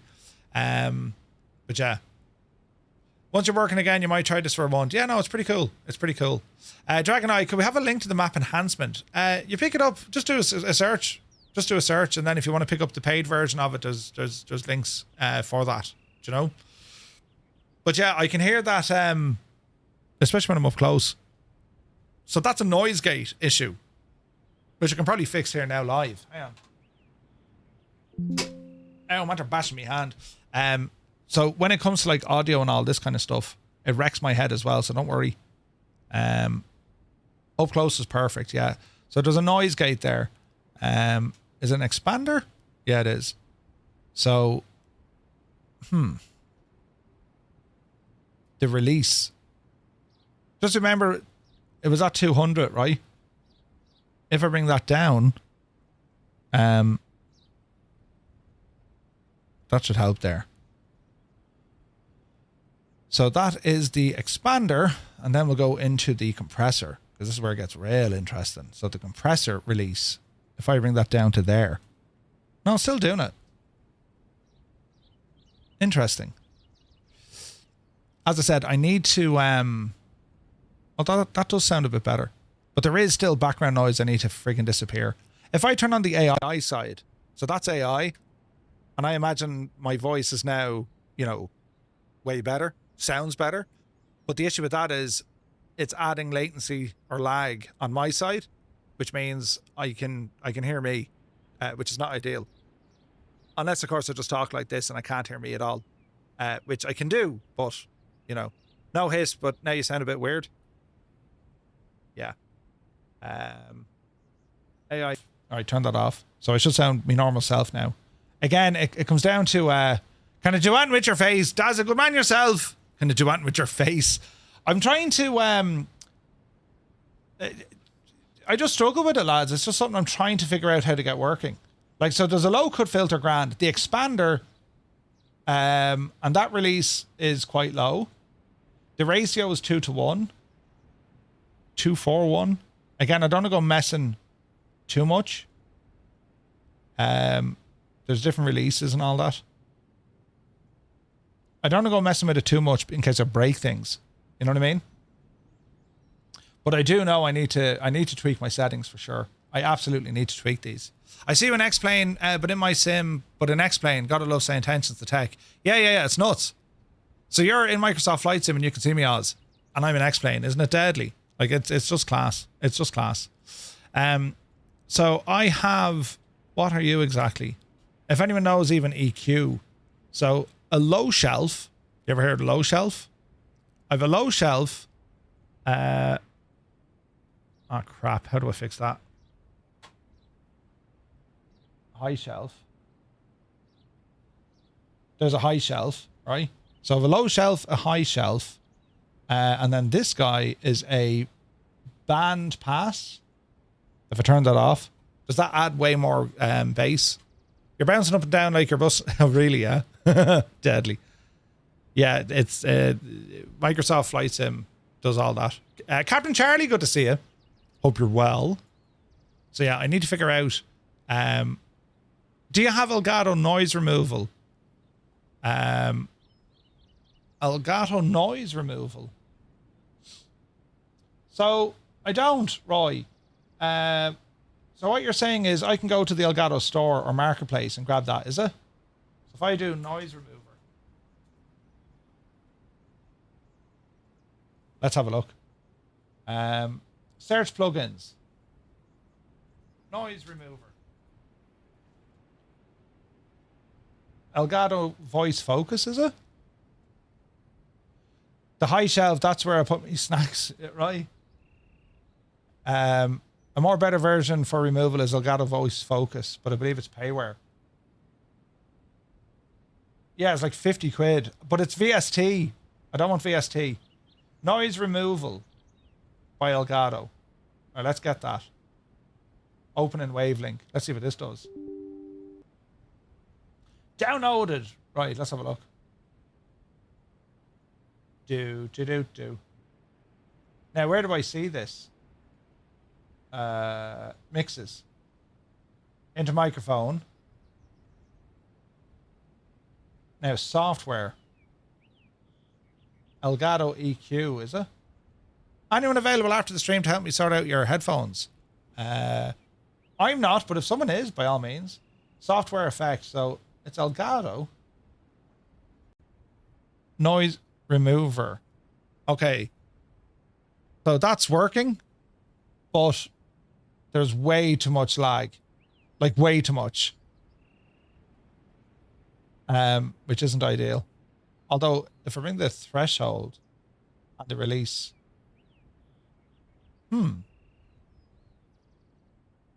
yeah, I think I could get absolutely lost in this. Threshold was up there and release was up here. Donology says that is perfect. Problem is it adds latency, which we can't have, unfortunately. So when it's off, so I just need to mimic those settings. You know what I mean? That's all I need to do. Noise removal. It does do a good job though. Now what if I turn on the OnAir con? You have to play with it because it's dependent on the room you're in. Yeah. Now, as I said, I can't use this purely because I monitor my own voice, right? So even though, like this, it's actually a VST instrument, Roy. Technically. Where is this now? It's a software effect, but it classes it as a VST. But I think it works well. You can't hear the background stuff, which is interesting. And then when I turn it off, you'll hear. So I think I can achieve the same sound using either a compressor or the expander. I think. I just need to figure out where do I do it. You know what I mean? Because it's all to do with like releases and gains and all this kind of crack. Let's have a look here now. So quality, gain, frequency, gain or frequency. ChatGPT will help you out. I'm not convinced. I've spent some time with this already with ChatGPT and it was like, what the hell? So here's the expander. So that seems to be doing what it wants. This is where we want to be able to turn. It's a gate, right? So the attack I have set to 5 and the release is 116 for anyone who knows this stuff with an expander. If I put the attack on 200, no, that sounds weird. Are we supposed to see our plugins? No. No, there isn't a way for you to see them. Although that sounds a bit better now, does it? How's that, lads? Is that better? Bearing in mind my air conditioning is turned on full whack as well. The only thing is, if I speak softly, it might cut my voice. You know? So I'll keep talking rubbish until someone says, yeah, Murph, it sounds better, or no, it sounds worse. We're still getting all the sounds. It's much better. Occasional hiss, but it's a lot better. Okay, it flattens your voice, but not too bad. Okay, right, so we're getting somewhere. There's new settings. Now, if you're saying it flattens me voice, equalizer geniuses, what do we need to do here to make me voice sound a bit more kind of dramatic? Do you know what I mean? Would that be run some high end into it? Run some high end. Let's say bass and middle tones up a bit. So that would be the bass here, and the middle tones would be around here. And then the highs you were saying, bring those up. Is it? That's Jesus, that's radio stuff. Something like that. Highs lower, says Exos. Yeah, that's probably too bassy now, I'd say, is it? Yeah, it's probably way too bassy. Now yell Jesus. Jesus! Highs are lower. Pump up some mid and high. How are we now? Is this better?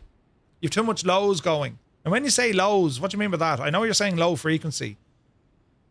Tune it to your liking. Clearly I can't because I make a balls of it. You know what I mean? In the box one said it's not too bad. It now sounds good. Okay.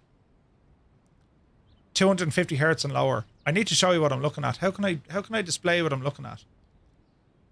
For the audio files in our chat. We're good now? Okay, grand. Right. Don't touch a feckin' thing. I'm not going to touch anything. Everything now is the way it is. I got 25 pounds of lows going on. Brilliant. Right, hang on. Wavelength backup tool. And this is I'm going to call it from the chat. August 2027. Create a backup. And there's me backup. Right, so hopefully that's a little bit better now. Bearing in mind, that's with the aircon turned on full whack. If I turn off the aircon, The aircon is now off. So hopefully this... Do I not sound a bit flat though on this, or is this my normal voice? Because I think I'm missing some of the bass, no? It sounds less bassy to me in my own headphones. Maybe that's a good thing. Maybe there was too much bass. That's normal voice. Yeah. Trust chat with your settings. Yeah, 100%. Have to see how it handles video audio noise when you put on the shirt. Oh, if it ain't broke, don't fix it. But it wasn't great though, Sumner. You know, when I listen back to my own audio, I'm like, it's very flat. Right. Yeah, it kind of was broke, you know. Seems normal now. And that's with the aircon off. Aircon on? You're almost back to normal. Ah, Jesus. When you say almost back to normal. So does it need a bit... What are we missing now? We're nearly there then, lads. What are we missing? I'll go back into that equalizer because that's the sound, right? So what do you think it needs to get it to... Oh, Jesus, then. You know. So... Where is this now? A low shelf... If its frequency is on 141, the gain is 4.6, and it says quantity 102.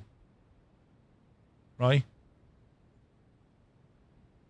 It's not all about the bass. It needs to be a little crisper, the highs, but the compressor is fighting it. All right, so we can go higher. Turn the gain on that low shelf to 2.4. On the low shelf to 2.4. Low shelf 2.4. It doesn't go to 2.4. We can do 2.5. Do you have a high EQ cut option in the EQ you're using? I need to be able to show you the screen. How do we do this? I can do it over here, look. Hang on. Stand by. We're doing science. Let's see here now. I'm going to move this guy up to there, right? We'll come over to here, lads. Just have a look at this for the crack. Do you know what I mean? Now, I want to bring in a screen capture. Window capture. Add a new window capture. Select a window to capture. Elgato wavelength. EQ. All right, can you see this now? So this is what... It can block my head here for the minute. This is what my EQ looks like, lads, right? So the question's going to be, well, Murph, what exactly are you doing with the devil? All right. So where are you now? So if I want to change this guy, these are the changes, right? Do you have a high Q cut option? I see, I don't know where that is. So fixing harshness or high Q in a specific stream, such as poorly recorded podcast or harsh vocal, has an annoying ringing tone or piercing S sound. Okay, so where do we find that? Looking at this EQ, this is our low shelf. That's a big 10-4, good buddy. Oh, Britton is here. Good to see you, buddy. 30 months, man. You can't see me. There's a screen in my way. Good to see you, buddy. Thank you very much indeed. Start with preset. Start with preset. As in use someone else's preset. But yeah, I don't know. I need to, if you're using someone else's preset though, like that frequency here for this low shelf, right? Put it this way. If I bring it up here, this brings in all the bass. Energizer's here. Good to see you, Energizer. So if I did something like that, that's going to give me nice bass. You can change the high shelf to peak. Well, I've one down here then, which is a band pass. You know? Don't they always tell you kind of need like that Californian smile? Even though that's a bit kind of like BJany then. What does this guy do? So here's a high pass here, look. So here's a high pass. And that's currently at 20 hertz. Should that be up here somewhere? I can't even hear me when I go too far up. Change the red dot to a band pass. That's the high shelf. Here's me band pass. Energizer could be handy with this now. This is like a game. What are you playing? We're playing Murphy's audio. Left side is always bass, mid, middle, and then you have the right. The wave you see on the top is what frequency is going to be cut. Yeah. You don't need high shelf for your top end. So we're going to put this to band pass. Test 1, 1, 2. Okay, my audio has completely changed now, hecklack. Tread very carefully. V-shape EQ is usually what headphones can be modelled after. They make things sound flat. then shifted to 8K. Where do you see 8K? 8,000. Right, there's, oh, look at this. There's 8,000, right? Now what do we do? This is getting very exciting, isn't it? Okay, so she's at around 8,000. Then we have gain. Now you can lower it slightly. So, I don't know, 7? Idle cutoff. Good to see you. We're playing a game, making Murph's audio sound like it's actually decent. Because I've invested in all this equipment and I'm making the balls of it. Do you know? The mid will always make things sound muddy. I would boost the high shelves at 7,000, maybe +5. The high shelf, that's a low shelf. Curse of Jesus. There's a high pass, and this is a band pass. Huh. Switch to 8K, change vertically now.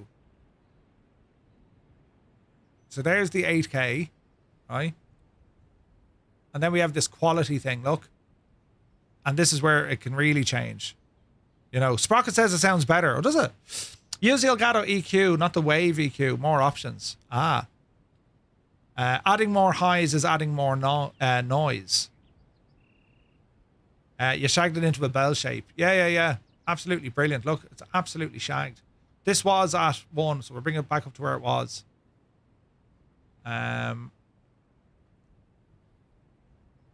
Let's see here now. So we're saying 8,000 anyway up here, wasn't it? Your mic hiss is about 10 to 12 right now. You want to avoid that, says Heclac. Okay, well, how do we do that? Do you know? That's with the aircon turned on now. So if I can get the aircon on and we can actually sort this out, this is going to be brilliant. And I do think that the noise gate is working an awful lot better, I think. I could be wrong now, but like, I don't think you're hearing the fan. You know? So I would say, lads, we're close. Shift your red dot to the left about 7, 8,000, 3. There's 3. And it's around here, look. Right, so that's that side. It won't be audible to us because Twitch compresses anything below 14K. Yeah. Exos reckons we're almost there. This does sound a little bit different now to me, but I don't know if it's better. But yeah, enough customer service representatives. Lads, you're doing great work. You're doing the work of you know, of angels and things, because I can't figure this crap out at all. I suffer terribly. I used to have all my audio dialed in, but I was using a ton of other stuff. You know what I mean? And it was always the case of like, now if I'm back here, it mightn't hear me. You know, it's much smoother sounding now. Oh, is it? Right. Now, if anyone else comes in and says my audio is shite, they're getting the ban out, you know. All this stuff is voodoo to me, but it does sound decent. Thank you, Naughty No. I'm very lost in this as well. Colonel Forks, hang off! Is there a Barry White preset? Oh, yeah. Yeah, right. Now, hang on. But all these advisors stick with only one representative. Yeah, we're getting there. We're getting there. The Elgato EQ. So, Roy would go against this one. So, an Elgato EQ. But here's my problem, Roy. If I add software effects to this, right, it adds, because I have the Elgato EQ, which is this, but as soon as I activate it, there's latency, and I can't have latency. So as good as the Elgato EQ is, it's adding latency, which we can't have. You know what I mean? But yeah, this probably sounds a little bit cleaner. So let me see. If I just mimic this. Can I get a refund? No, there's no refunds. Will you shag up? Refunds. How long are you coming here now, Pierce Mirandai? There's no refunds.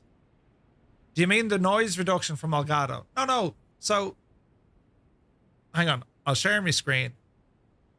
So this is the Elgato Wavelink. Sorry, this is the Elgato EQ, right? Now, what we can do with this, it's based off Harris Heller, and then you can kind of, you know, tweak it. But the problem, this gives me latency when I monitor my voice, meaning that I'm hearing myself a good half second after I speak, which is not ideal. It's just not ideal. However, if I were to look at this, where am I? This guy up here, that's a high shelf, and its frequency is at 4, and the gain and the quantity. You know what I mean? But yeah, you can correct yourself in a split second. Yeah. You don't need multiple EQs. You had one earlier, it's enough. Right, grand. So we'll go back into this and then back into our EQ, and you should be able to see what I'm messing with now on my screen, yeah? So this was down as a what? A band pass, frequency 7.4, gain 3. Yeah, Harris knows a few things about it, all right, do you know? So we just need to tidy this one up. Make this one sound a little bit more lively. Or whatever, you know what I mean? Energizer and Roy and Heclac, I think you guys are the audio geniuses in here. Yeah, right. So yeah, we're nearly there. Hopefully this doesn't sound too bad. I wonder what I can tweak. That there is a low shelf. Its frequency is 171. Gain is 450 or 4.5, right? So this is going to be the bassy stuff, I imagine, yeah? So what was our frequency? 171. Hey, Nutty Taff, good to see you. So bring the bass down a smidgen. About 3 is probably best. Right, well, there's 3. Now it sounds good. Move your yellow dot a tad to the left. So that's going to bring the frequency down, Roy. Let's call it, what, 140 at 3. Jesus, you can't move this. So there's 140 hertz at 3. All right? Sounds fine to me, and it's all personal taste now. The hissing is reduced. The bass isn't overwhelming. Personally, I like less bass, but some people like it more. Yeah, I like it a bit. I like the bit of bass. It's all about the bass. Makes you sound all. You know what I mean? So I do like the bit of bass in there. Do you know what I mean? So that is now on, whatchamacallit, on the low shelf. We're now at 140 hertz at 3 decibels. You know what I mean? Now it's good, so yeah, that should have done it. It sounds way better than at the beginning. Thank you, Roy. We're getting there. And there's always going to be a bit of tweaking to suit your own voice. 100%. So I'm trying to think then, what else do we need to do? Are we happy enough with the band pass here in the reds? And are we okay with the mids? Which the frequency gain, and that's band pass, but whatever that is. Heclac is happy. Sweet. Energizer and Roy. Heclac is happy. You sound like Colin McGuinness. Wait, what? Colin McGuinness. That's an interesting one. And the good thing is my aircon is on full blast here. You know what I mean? So yeah, we'll have to see. You're just joking. Just kidding, just kidding. Well, it's kind of a weird Californian smile. It's a bit like Pajana then. A tip, don't play with the dots. Just to like the mountains, trust your ears. Well, that's the thing. I was listening to my ears and I thought it was absolutely grand. And then I realised, oh no, balls, it's not grand at all. It's in a terrible mess. Terrible, terrible mess. But I reckon we're closer. When EQing, I usually never go above plus or minus 4. Energizer sounds, it sounds good now. Okay, right, well hang on then. What was this guy? Plus 275, plus 3, and plus 3. Okay. So it sounds good.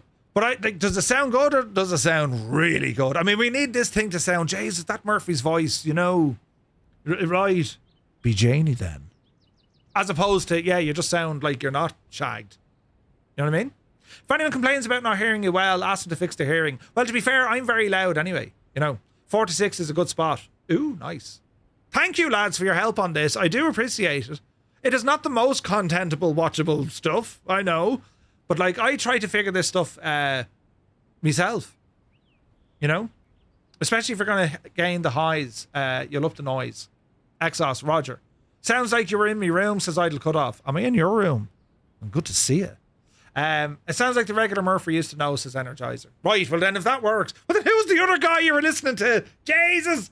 Right.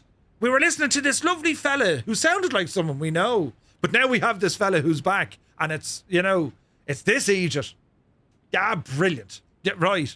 An imposter. Yeah. Fantastic. Now, the moral of the story is I can't be over here. I need to be over here. And when we're talking now, the microphone is going to have to come something like that. Jesus. Check your stream with your studio headphones. It sounds good. A little bit of bass. Alrighty then. So this sounds better now. Brilliant! Yous are great. A great bunch of lads. It's the Irish budget David Attenborough from Aldi. And here, across the field. There's a cow. Bovine. Yeah, and here is a bovine. Yeah, I could do them voices, you know. The way you move around, you need tracking mic arm. Get right. No, that's too much. Just leave the microphone here in front of me. My problem was it wasn't up this high, you know. It was, you know. So I think this will do. I hope this will do. Will it do? Jesus. Stu, just so you know, he's going to press more buttons off stream and it'll be all shagged again tonight. I promise you I won't. If we're happy with this now, if you lot are telling me, Murph, this audio is the best you've ever had it, then I'm not going to touch it. If you're saying, Murph, it's almost there, well then give us the last few ingredients and we'll build the audio cake together, you know. Right. Nature of the beast is the SM7B, proximity effect and all. Yeah, 100%.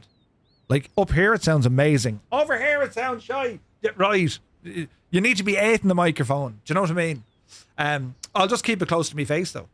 That's what we'll do. That is how we will achieve these things, friends. You see? I'm not sure about the audio, but you look great. Brilliant! Oz Flight Simmer. He's a man after my own heart, so he is. It's not all about how you sound, it's how you look. Or it's how you might look how you might sound. Or sound how you look. But yeah. Right, well, the fact that you aren't saying anything, you're either like, we'll leave him hanging for a while, or you're like, no, it's quite okay, Murph, leave it alone. And then I can play with these buttons and sound even more interesting and, you know, dramatic. And so it was done on the 13th day. He fixed Jesus. his audio. Yeah, right. It's okay, Sam. Damo, good to see you. Come into me, right. Are you on mute? Shut up, Dazza. Murphy, Shane says that, Shane says that, but he'll do your St. Tenton's character over in the stream. Nice. Your mic is really good. What is the Shure SM7B on the mic? In fact, all mics. There's a symbol like a heart. It's I don't know. Is this the Skoda showroom reverb preset? It sounds very empty. My mother always told me, stop playing with it. Yeah, right. Right, okay. So we're all in agreement now. If anyone complains about my audio, you can blame. You have yourselves to blame. Right. Everything else is grand. Yeah, right. But yeah, I don't know. What is it? SM7B. Is it a condenser mic? I don't know. They're very fancy. They're very shagging expensive. It's all a scam to blame us. That's exactly what it is, Heclac. You know, brilliant. Audio is brought to you from Heclac and Exos and Just Roy and Energizer. Yeah, right. It's a dynamic mic. Okay. It keeps being intermittent, says Gav. Wait, what? It keeps being intermittent. Really? It sounds really good on my 10-year-old phone speakers. Ooh. Gav, you're such a bad... Oh, words! I need a button that bleeps. See you, Gav. Do you see you? Brilliant. Certified by Naughty Gnome saying, it sounds good. Yeah, right. There's only so much you can do with a 3-point EQ as well. Yeah, but like, let's not all jump into the jaws of defeat. Give yourself 10 lashings. Yeah. The thing is now 400. So this is the DB, Roy. It's the SM7B-D. It has its own preamp built into it. So you can get, I have an SM7B over there. Another one with no D at the end of it. Mr. TPHI, you were not allowed comment on that sentence. But you know what I mean? Yeah, right. 3-point IQ, more like it. You, my friend, have the IQ capacity of a seaweed plant. That was the best one I ever heard. Now it just muted my microphone. Balls. Oh, wait, hang on. Wait now, lads. You see, I can do all sorts. No, I better just stop. That's very loud, isn't it? Yeah. Just stop pressing buttons. Right. Was that 80 or 85? I can't remember. I think it was 85. God, he found a button. Yeah, there's loads of buttons, Gav. Loads of buttons. Right, lads, thanks for your help on that. Great bunch of lads. Let's resave that as a profile. Create a backup. This one, Murph. This one, Murph. We'll call the profile. This one, Murph. Chat made me do it. Right. Create a backup. Working?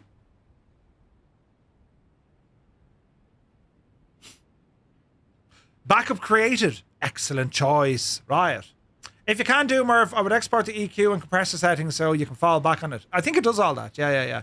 Someone went fancy. Yeah. You just did. Be Janie then. Viper Strike, good to see it. Hello from Buenos Aires. Hello from Tipperary, where we're working on audio. And hopefully we sound great. You know. And my aircon is on and a fan above me. And if you can't hear any of that, well, then we've done something brilliant. Right. This means I can have my aircon on. This is great news. You don't know the half of it. Many times I'd be sitting here in the stream flying and I'd be like, oh, Jesus, it's very hot. I'm roasting. Yeah, right. Now I think we have it sorted. You know. And if it isn't sorted, well then... Anyway, shall we go back to flying? I think so. Right. Can't hear it. Heard the knock on the desk though. Yeah. No aircon sound at all. Ah, brilliant. I can never hear the aircon, says A. Crotty. I'm not going to show you now what it sounds like, but this is great news. And that's turned on like to, you know, high. Feels great. This is wonderful. Every time I go live, I turn off the aircon and I'd be sitting here sweltering. Right. Roasting. This is great news. Are you sure you're not speaking through the fan? Right. Something's going to hit the fan now in a second. Right, light and this and that. Ah, brilliant. Now we're going to come over here and you're going to say, Murph, it sounds 10 times worse because you've moved the camera. To which I shall respond, Terence and Philip song, Uncle, you know. Hello, Terence. Hello, Philip. Yeah, right, you know the song. But anyway, on air, you've been an absolute legend as always. And I'm looking forward to our next flight with this. This is all about building our career. I mean, that's what we're doing. Effectively, that's what we're doing, you know. Thank God he doesn't have an 8K camera that captures all of the sweat. Oh, Jays, you have to remind me to do something. But yes, there's potentially a camera on the way that could be very fancy, right? I don't sweat anyway. I just glow. Building a career in audio engineering. Yeah. No, jokes aside, this is incredible. And the fact now that we have the virtual airline integration built into the new companion app at OnAir, it's freaking huge, lads. Absolutely brilliant, you know? Do we have a foot cam? IMAX 700 mil or 70 mil as Nolan intended. Yeah.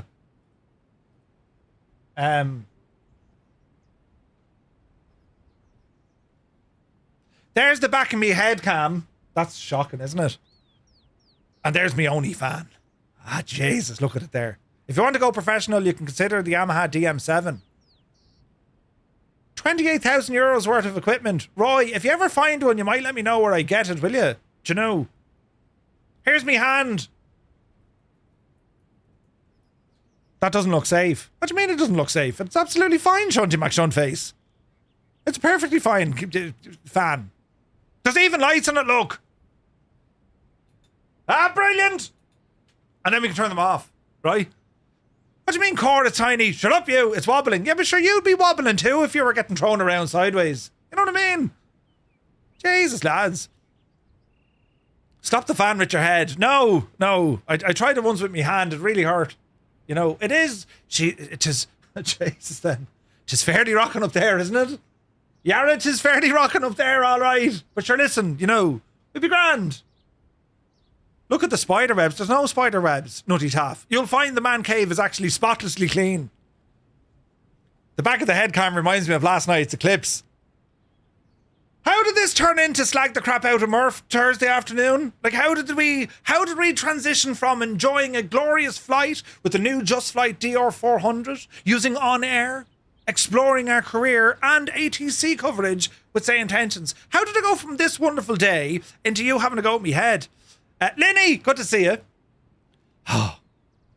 Stu and Linny, the two of you can shag off. Exhaust is like, no comment. But the main thing is, hopefully the audio was better. If the audio was not better, well, you can all blame yourselves. You have yourselves to blame. I've been blue in the face telling you. You only have yourselves to blame. Every stream is a slag to be Jesus out of Murph's stream. We don't have a luminous shirt to comment on. Shag, I love that shirt. I love that shirt, and I shall wear that shirt again. In spitey, right? Mrs. TPHI is likely spitting her morning coffee out in laughter. Right. She hasn't commented for a few minutes. She could have passed out with the laughter. Anyway. We love that shirt. Yeah, you love it all right, yeah.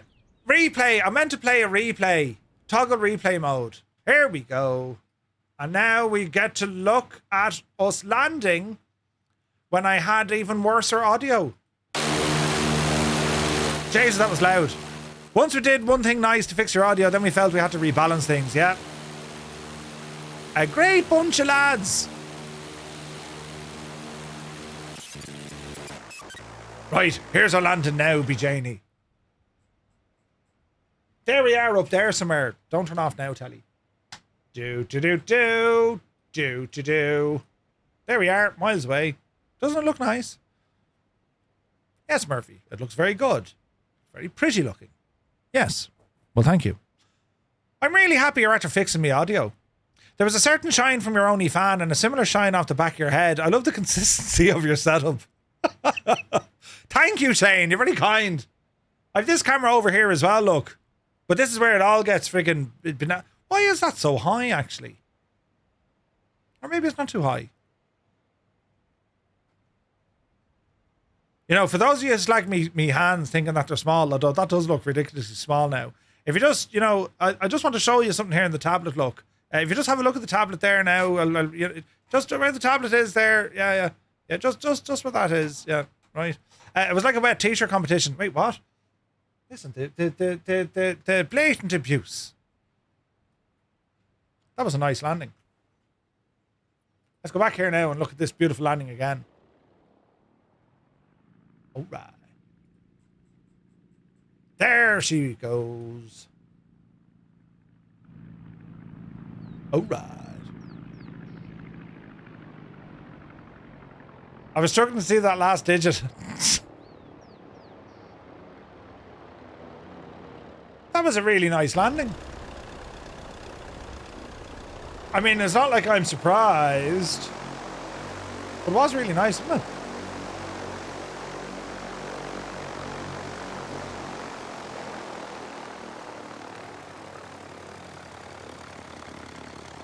We flared too early. Like, that's what happened there. Jeez, look how good this looks.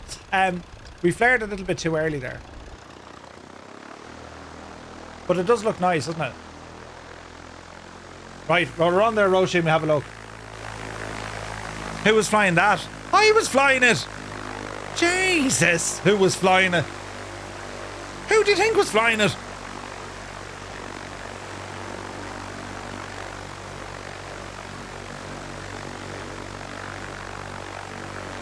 What do you mean autopilot? Check off it is.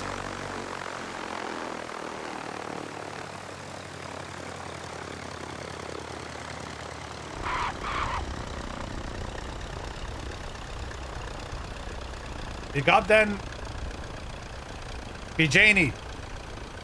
That was very nice. And then it went a little bit kind of, you know, she went a little bit kind of square shaped towards the end of it, but we won't worry about that now.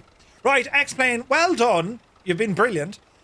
Just Flight, incredible aircraft with the Robin DR400. And great work from Franda here as well. Exit the L replay mode. Here's our machine all parked up. That light should be turned off because I've turned off my battery. So, a potential bug. That light should be off. What do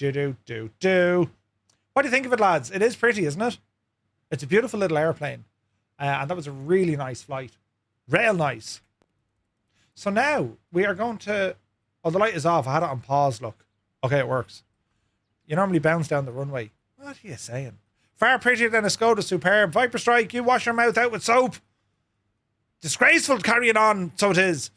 Anyway, great bunch of lads. We're going to quit the application because now, friends, we need to ramble it over to whatchamacallit. An hour occurred to your request, that's okay. We need to ramble over now to Microsoft Flight Simulator. Now, Verona. Do I have scenery for Verona? I think I do. We'll find out. Cute and chuggy wee plane. It's beautiful, isn't it? It's beautiful. Right, so our flight for this evening.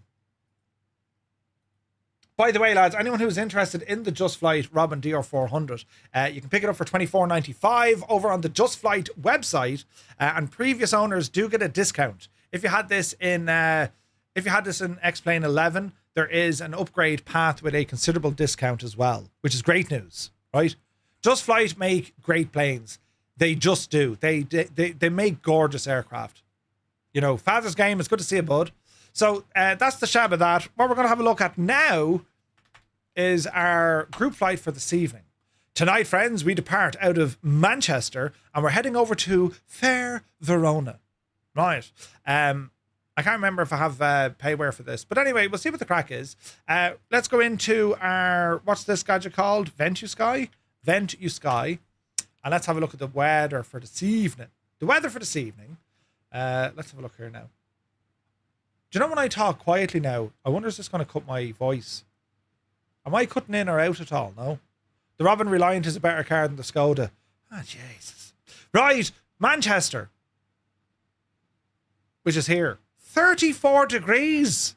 Jesus. Tonight, it's going to be 25 degrees. I mean, that's sweaty region heat, you know. Right, Manchester, it's going to be 25 degrees in our departure. We're heading over to Verona, which is up here in northern Italy. There's Milan, so Verona is over here. So we're expecting this evening to land at around 10 o'clock local time, 28 degrees. So it's going to be quite warm.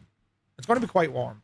Now, the beautiful thing about this, we're going to be passing some gorgeous lakes, Lake Como, Lake Garda, and then we get ourselves into Verona. So that's what the temperature is doing. Next up, we're going to have a look at the wind. What is the wind situation? So let's go back to 8 o'clock and we'll have a look at Manchester.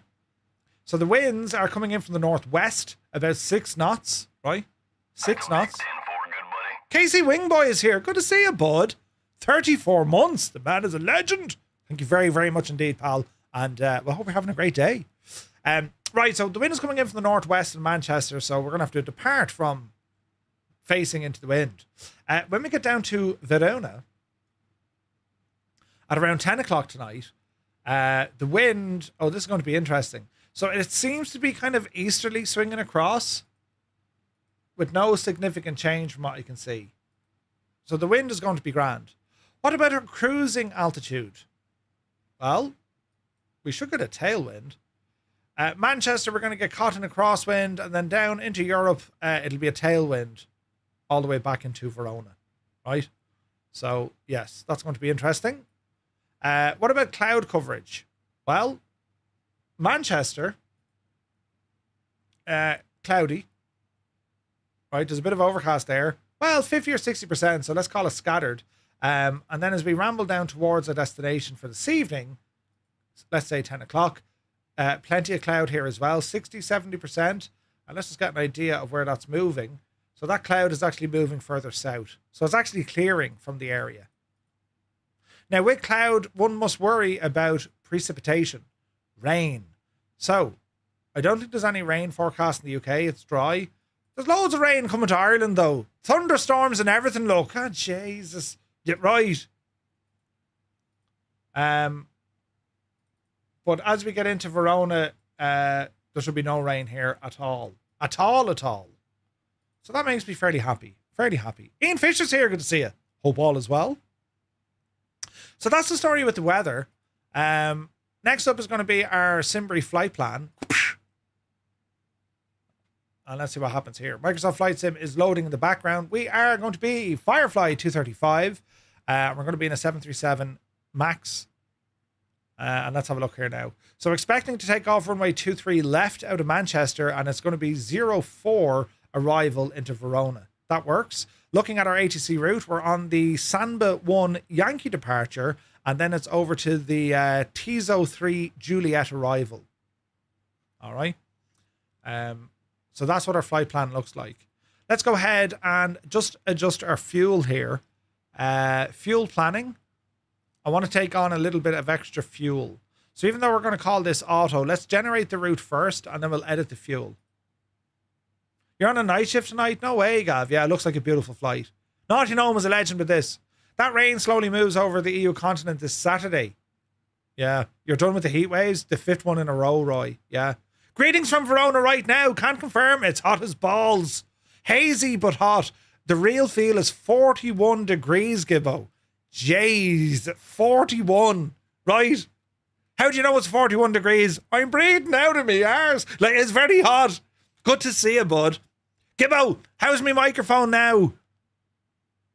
And if it's not any way better, blame the lads in the chat because we just spent the last hour tweaking it. I've my aircon running on full blast now, you know. But hopefully it sounds better.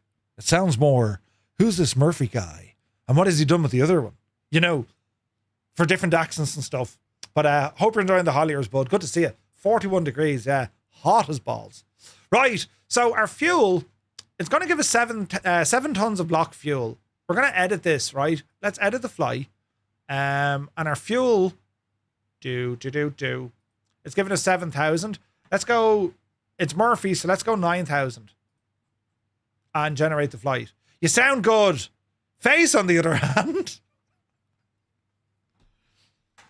you know, he'll give you a gentle pick-me-up and then, you know, kick the back of your knees and you collapse. Oh, brilliant. Steady on. Brilliant. Right, so we're going to go block fuel of 9,000. And let's go in here to the sim. And we're going to go for a 737 max. 737. You can do it, Murph. All right. Oh, where's my beloved Firefly Air livery? There she be. All right. Now, flights, unload, dish. Import flight from the brief, dish, and dish. Right, into Manchester. Now, one runaway gadget. We need to be careful here now, lads, loading into VATSIM. This is where it gets all terribly confusing because there could be people flying. Do you know what I mean? So let's have a look at Manchester. So we'll look at the VATSIM radar. Mr. Avgeek, good to see you. Welcome in, buddy. Hope you're well. Did you pick up those air thingies I was showing you I had? No, not yet. They're out of stock. The one with the water in it, that was out of stock. The roof fans showed it to the missus and like, no, I'd be fair what we have. I was like, all right. So you know the one I have here, Gibbo? I'm thinking of replacing that because that's wobbling around the shop.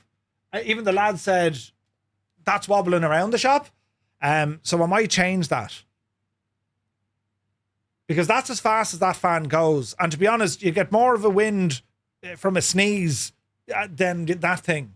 Right. So, yes, I'm going to go with one of those. You know, chain needs to go. Zigbee that puppy up. Zigbee? Is Zigbee? Is that like an auto gadget you can use? Interesting. Commander Freezer says, Murph, wrong game tag for the stream if you're in Microsoft Flight Sim. Well, we're only doing a plan. We're not actually going to fly in Microsoft Flight Sim, Commander Freezer. This is purely looking at our flight plan. We wear an X-plane, and I'm always a stickler for that, using the right tags. So yeah, this is a flight plan. Tonight's flight can be flown on X-plane. I don't have the balls to fire up the level up 737 or the Zeba mod.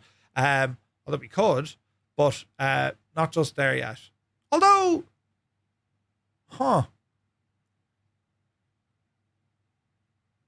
there's an idea.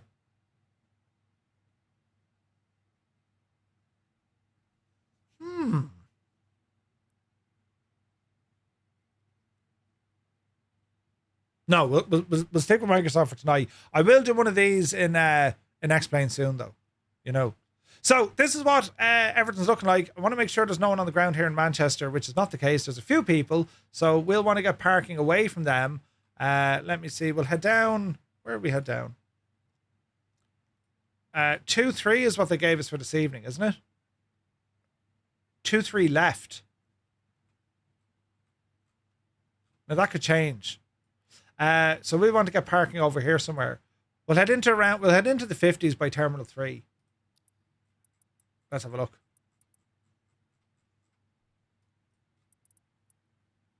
Uh, 55? 54. In you go, you big Jesse. Live time live weather and let's have a look, right? Dextro, good to see you, bud. Welcome in. Every US Firefly knows all about ceiling fans, right? I feel a challenge accepted was being played in his head. It was. I was thinking of doing that. You can also just get an American fridge and sit in it. I'd love a big... They actually called American... Well, maybe they're always called American fridges, but they're called American fridges over here, you know. This is Inniebills, Manchester, by the way. The finest Manchester in the land. Here's a 7-3. I wonder... We could fire up X-Plane for this, lads.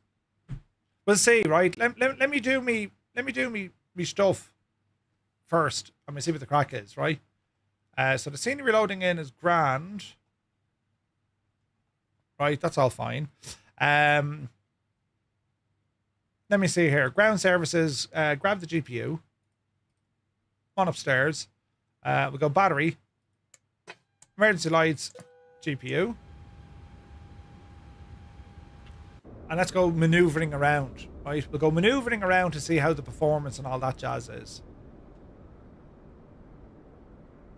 It looks quite good. We better connect to the VATSIM network here as well. ATC, vPilot. I don't use ceilings fans as much. The central, I have no aircon. Shane, good night to you. Thank you so much indeed for flying with us, bud. Have a very pleasant evening. We'll catch up over the next few days because we need to do the thing with the Oak. Right. Right, we're connected to the voice server in VATSIM. And there's aircraft. Look, a couple of Ryanairs there. There's a bit of traffic around the house. All right. So ground frequencies. Who do we have? Who do we have? There's no one. So this would be a 1228 moment, wouldn't it?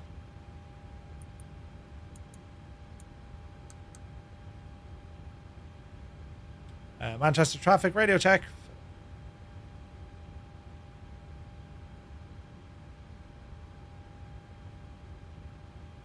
Do.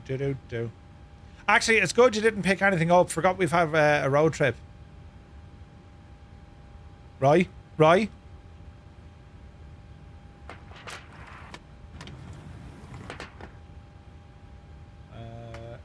No one on VATSIM. No one will talk back. They don't do that in Manchester. As in, their sound like that. Old veterans here. Good to see you, bud. Welcome in.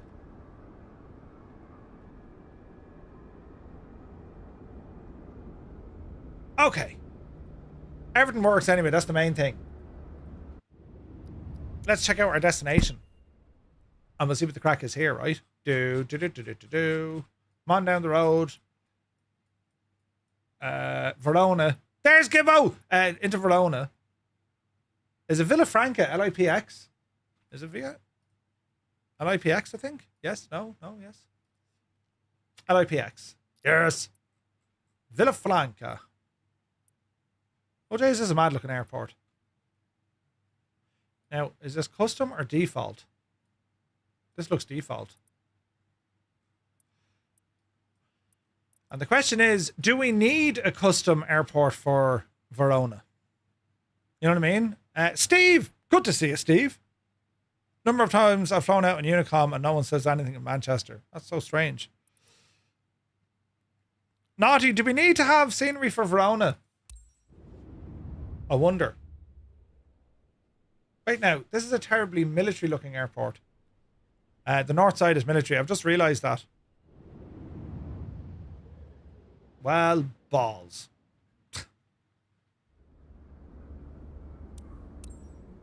Oh dear. Who makes scenery for Verona? There we go. Oh yeah, the default is crap. Jesus.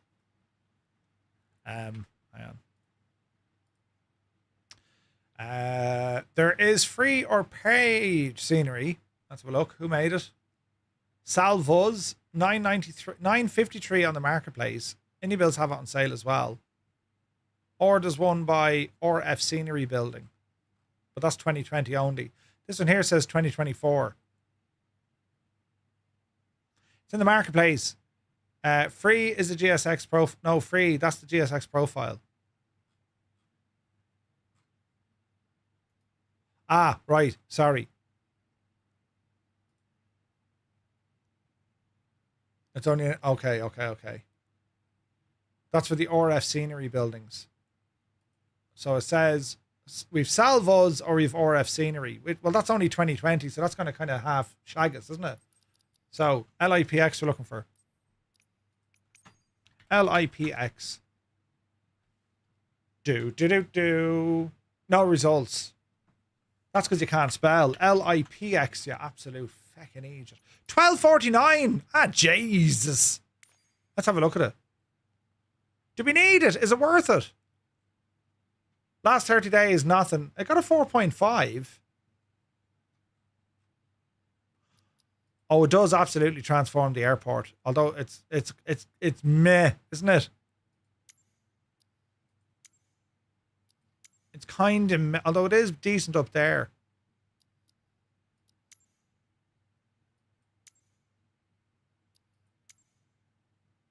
Oh, it is kind of decent looking.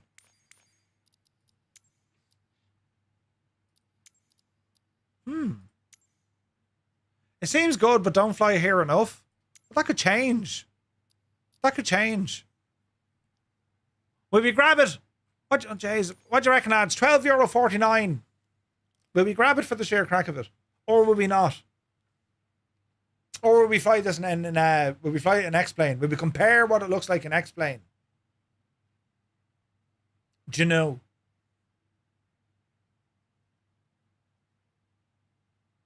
Your worst nightmare says no. Gibba says I wouldn't. Like, it's a giant pain in the ass that, like, there's, like, the default scenery is so bad here. Like, there's literally nothing. But then again, you probably don't need it to be anything special because unless you're going to be flying in and out of here, it's very hard to kind of justify that purchase, right? So, yeah. Let's go back here. We'll load back in again. So, this is where we want to be starting from. I would also not recommend it just for a few flights. Yeah. Right, so we'll let the sim load up. We will fire back up X-plane though here in the background. It'd be great if you could rent it. Yeah, like I'd give €1 to even to rent it. You know what I mean? It'll also be dark. Oh, it will be dark. Ian Fisher, will your interview section be returning anytime soon on Wednesdays? I enjoyed my time in it and also listened to others. Yes, the Murph line, it will. I ran out of people, you know. It was always a case of, yeah, I'll get back to you. So, yeah, we'll have to, oh, Jesus, we'll have to do it again. There will be more, though, Ian. Yeah, there will be more. Right, so it'll do. Is that what we're saying? What's it going to look like at 10 o'clock tonight?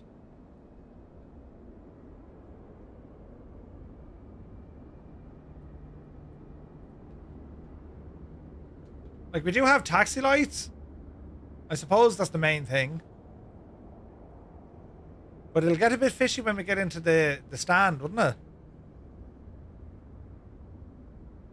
Just interview yourself dressed differently, Murph. No one will notice. Yeah, thanks, Steve. Jesus. Right, so that's what it looks like at night time. A touch dark. Indeed.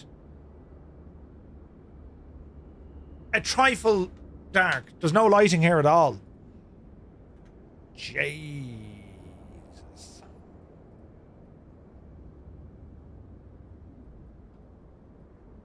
Okay.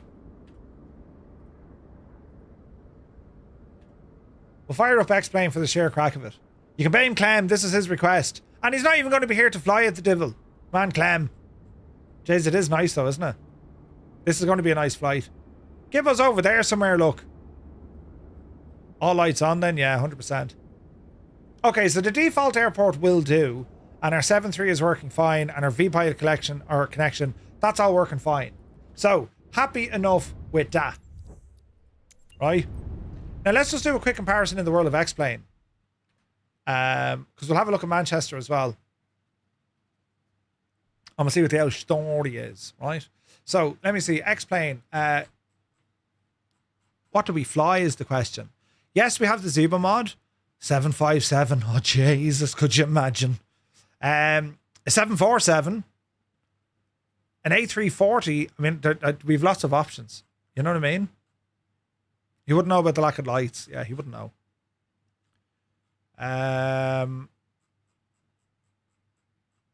It's got to be the 7.3.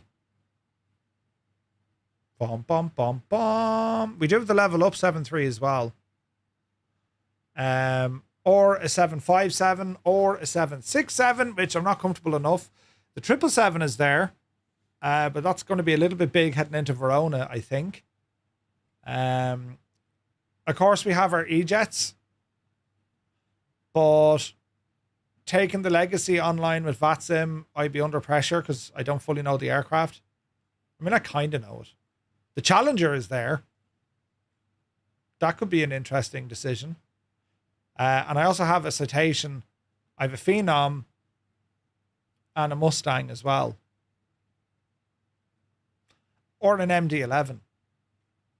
Let's load up into 7.3 for the moment and we have a look, will we? So we're going to say Manchester. Echo Golf Charlie Charlie. Manchester. And we were saying we're parked up over at the 50s. Is that still the case? It doesn't really matter. Right. Confirm that. Track wheel time and weather and horses in. Now let's see how all this looks, right? This will take a moment to load. While we're waiting on that, let's go in and look at our actual route. Hello, Navigraph. So turn off sectionals. We'll go to our world map. Oh no, satellite, isn't it? Satellite. There we go. And we'll load in our flight plan. So we're going to import the flight from SimBrief and let's have a look. So here it is, Manchester down to Verona. And we'll have a look at some of the procedures we need to keep an eye on for later on. Loading, loading. Okay, so out of Manchester, 2-3 left is what we're planning. And we have a star. It's the Samba 1 Romeo, looks like. Transition altitude 5,000. That's all okay. Warning, no turns below 760 feet. Average track mileage is okay. Do not climb above 5,000 until instructed by ATC. Or nav substitution only, that's okay. Speed profile applies to all aircraft following these. Jet traffic, maximum takeoff weight above 3,500 is 250 knots. Or you can go 280 to 290 between flight level 100 and 260. So there's speed restrictions all the way out here. We'll need to watch that. Effectively, take off from the runway, we curl around to the right and then swing it back to the left. That's effectively what our departure looks like, right? So that's grand. So we're on the Samba 1 Yankee. Then it's out over the whole shebang. Like, this is a great route. The whole shebang, and then it starts getting interesting because we have our arrival. Our arrival on this one is going to be that of the Tizzo 3 Juliet. Here's Trezzo, and then we're rambling this way. Flight restriction, not below 11,000 feet, then 6,000 heading in. Maximum speed is going to be 210 knots when it gets us down to Yaw. And how do we get our approach then? We're planning runway 4. So let's look for an approach. We do have an ILS Yankee runway 4. Do we want Yankee or do we want Zulu? We're heading in this way, so it's going to be the Ablid. I suppose Zulu, lads, isn't it? Let's have a look here now and how did they join up. So Ablid. Here's Ablid, and there's a published hold at Ablid, right? And then it's just, we'll capture the localizer on approach. You know? Yeah, Zulu. My PC is frozen. Unfreeze, please. Charts, come on, you can do it. There we go. So we're coming on in here. Here's Ablid, which is our initial approach fix. Maximum 210 knots, 5,000 feet, 4,000 feet, and then we're in. Missed approach. Proceed on course to 042 degrees, climbing to 3,000 feet. At 800 feet, hang a right, maximum 190 knots, direct to uncav and hold. Uncav and hold. Missed approach to obstacles clearance is provided by 2.5% gradient. 4% gradient until 3,000 is required to remain inside the vertical limits of controlled airspace. All right. I don't want to say this looks terribly straightforward, but this does look terribly straightforward. Our arrival brings us straight down to our initial approach fix on our approach. And our approach will take us straight into the runway 4. If it all goes P-tong, it's continue to climb out on a 042 heading, and then at 800 feet, hang a right, and we're going to go direct to UNCAV, and we hold. We Johnny Logan it down there. That's fairly straightforward, isn't it? Fairly straightforward. So our next little trick then is going to see how this looks inside of X-Plane, just for the sheer crack of it. This is the Zebo mod. I know the level up is in there as well. Or indeed, we can go with something like a 7.5 or a 7.6, but I haven't spent enough time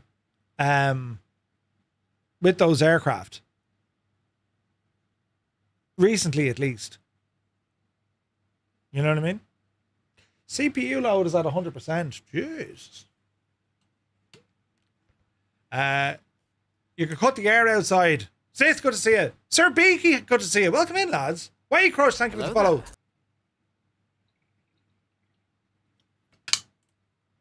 Ah, a zesty beverage. Right, preparing the world. Let's see what happens. I say poor old Gibbo is melted. I say he's melted. Did you get to swim in Lake Garda, or is it just kind of pools, Gibbo? Because I say it's mobbed, is it? Is the place thronged? Come on now, plane. Let's do the thing. Yeah, huzzah. Any minute now. The Zebo mod. Oh, Jesus, then. This is Manchester. This is default X-Plane scenery. Really? I've no views? I've no views on the Zebo mod? Really? Jesus. Oh, she's very heavy. Frame rates are a little bit on the old heavy side, Ben. Let's have a look here now. It's hard to, isn't it hard to imagine this is a free airplane? Free airplane. Just back from the lake, sent a few pics. Nice, nice, nice. Here we go. Other views here now, Murph. You can do it. Just setting up some views here, men. We'll be all right now in a moment. We want a little view down here. Yeah. And our FMS. Yeah. A lovely little dashboard kind of a view. There we go. Yeah. And then we want something in the cabin.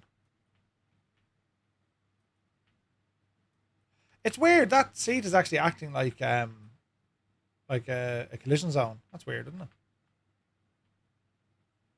I'm not sure does that view work. I haven't tried it out yet. No. The wing stuff also works. Oh, the level up stuff, Roy? Yeah, I saw V1 flying it. I was like, that looks terribly impressive. So yeah, we'll have to give that a shot for sure. Right, here's our cabin, and I want a wing view. Let us see. Well, Jesus, that's very nice. Can I get outside? There's awesome. Can I get outside the airplane to set up some views? We should be able to, shouldn't we?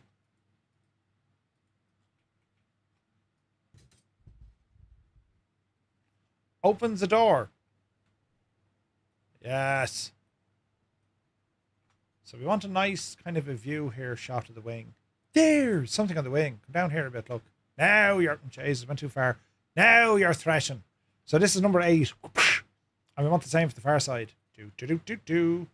Check the air rack also. Oh yeah.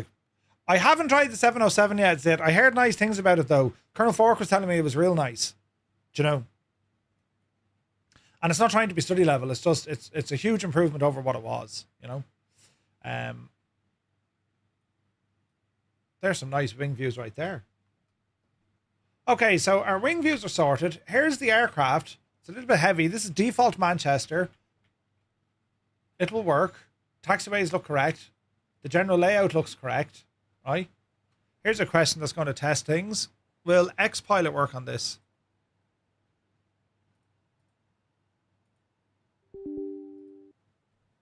Just to see.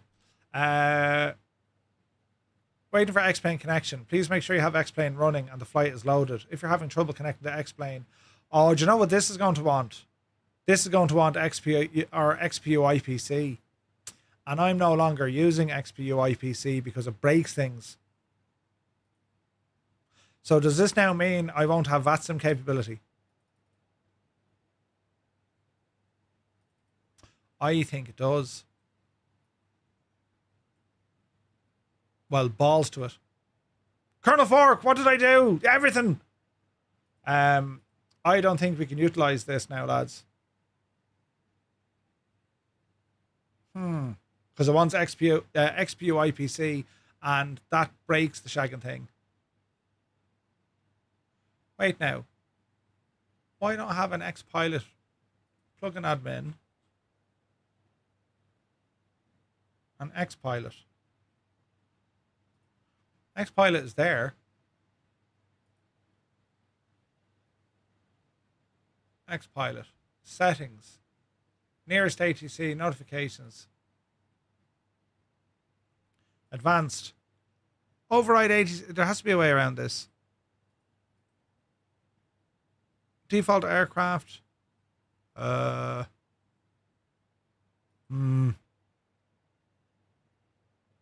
could be problematic. Balls to it. I don't know if well, I could just drop XPO IPC or XPO IPC back in for tonight's flight. We'll see. The Zebo looks great, but let's go to Verona. The whole purpose of this was loading up Verona LIPX. Gate 11. Gate 32. Right. Let's see what it looks like here. Just for the sheer crack.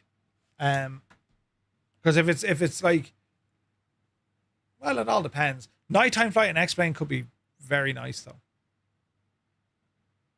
But I think it's going to be equally as nice in Microsoft Flight Sim because we're leaving during the evening. We're going to catch an epic sunset along our route. You know. Let's see what the crack is. What are your thoughts? Aura X, yeah. I'm kind of raging because for X-Pilot to work, I need X. Is that a thing? Do I need XPU IPC for X-Pilot? No. It connects directly to X-Plane using its own built-in plug-in installer. Run the official installer from the X document. Let the installer place the native X-Pilot plugin directly into it and ensure X-Plane and the operating system match the supported versions. Yeah, but sure, I'm after doing that, but it won't work.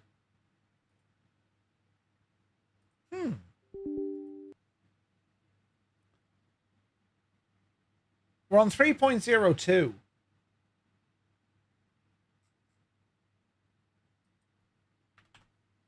X-Pilot for VATSIM. Download X-Pilot.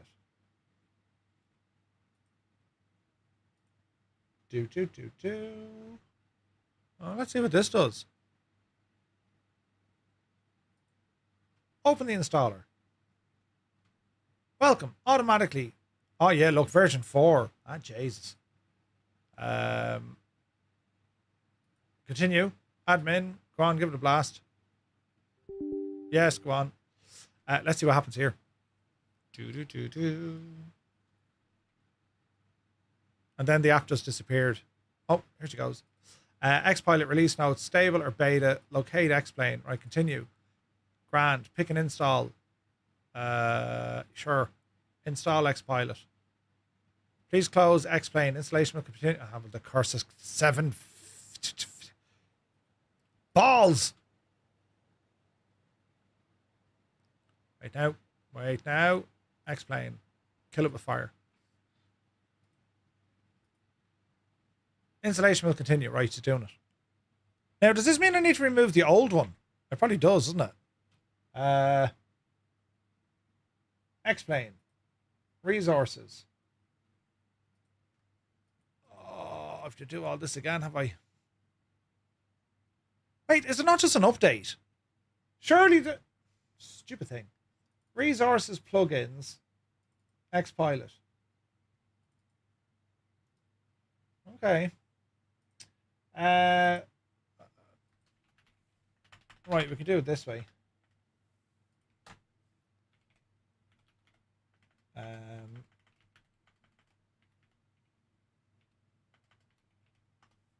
So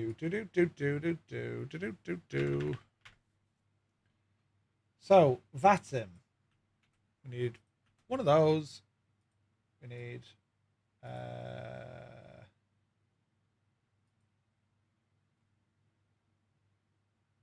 one of those.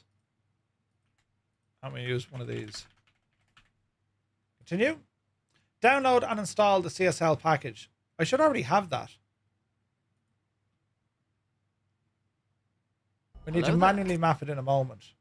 I better just grab the latest one. Password is password. This is my password. Yeah. Just came in. Good to see you, bud. Right, it's extracting stuff here. This is all terribly fun. Now, X-Pilot. So that's gone. So we need to add you to start. And now you live inside X-Plane. Excellent choice. Right, that's how we do that. We're doing science. All this work and I probably won't even fly X-Plane tonight. But we're just doing it for science. So it is there. You know what I mean? That's why we do these things, friends. What time of day is it? It's 20 to 3. It's 27 degrees outside here in Ireland. Jeez, 27. It's a glorious 25 inside in the man cave. Because you lot have helped fix my audio. And you can't really hear the aircon now. But I can hear it. You know. And it's loud. I need to spend time. I'll see if I'm away on Saturday. I'm home on Sunday. I have a bit to do on Sunday, but if I have time, I'll try and whatchamacallit, I'll try and get that Aura X installed, you know? 32 degrees at you. Ouch. Ouch. I would like to stream on Sunday if I can get a chance as well. You know. And then we've next week. So I need to figure it out. That's cold. It's 36 where you are. Jesus. 34 outside, 19 in the man cave. Naughty gnome. Oh, how I wish I had 19 degrees. It's amazing what 6 degrees can do. Janie. Right. We're nearly there, look. Isn't this all terribly exciting though, isn't it? What goes on in the background of like flight simming? Murph, do you have the XCSL update or new models and liveries installed? Negative. Is that a thing? Where did we grab that, Roy? XCSL updater. Oh, look, there it is. Step to sky. Get in there now, quick. Package 1 of 2.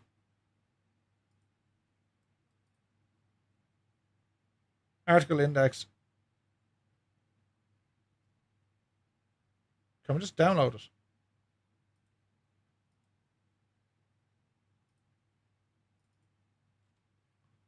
Launch X-Pilot.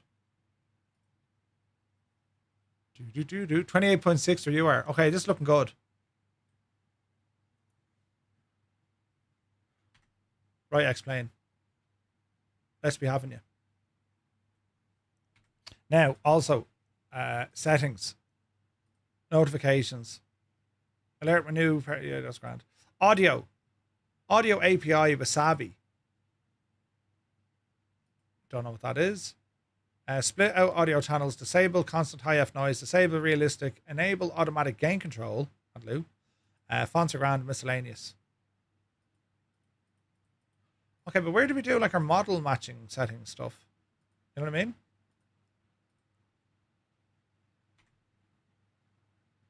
If installed, go to settings, set custom path. If installed, go to settings, set custom path, and directly after your CSL folder. Okay. I can't see where I can download it. Hang on.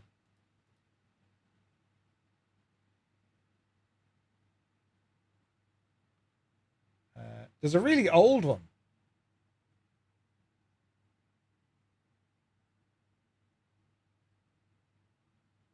The special program has been created to use. The official site of the project is here.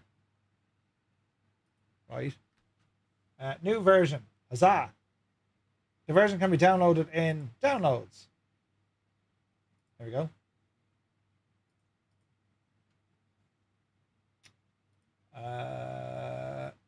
This could be a really handy tool. Extract all. Yes. Let's see what happens. An XCSL updater. Please specify the X-plane executable. Navigate to the folder.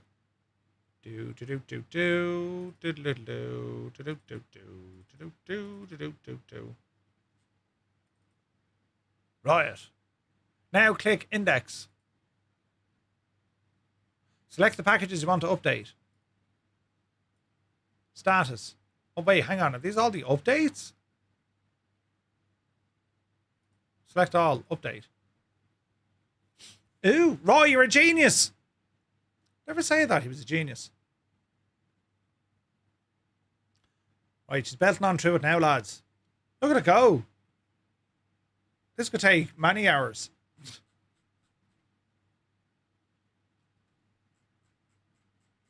I also have the Just Flight Traffic Global, is it called? I think it's Traffic Global. I have them installed as well, just to see what the crack is. Right, so that's baiting on through on its own side, and then we're just waiting for X-Plane to load. It's finalizing AI.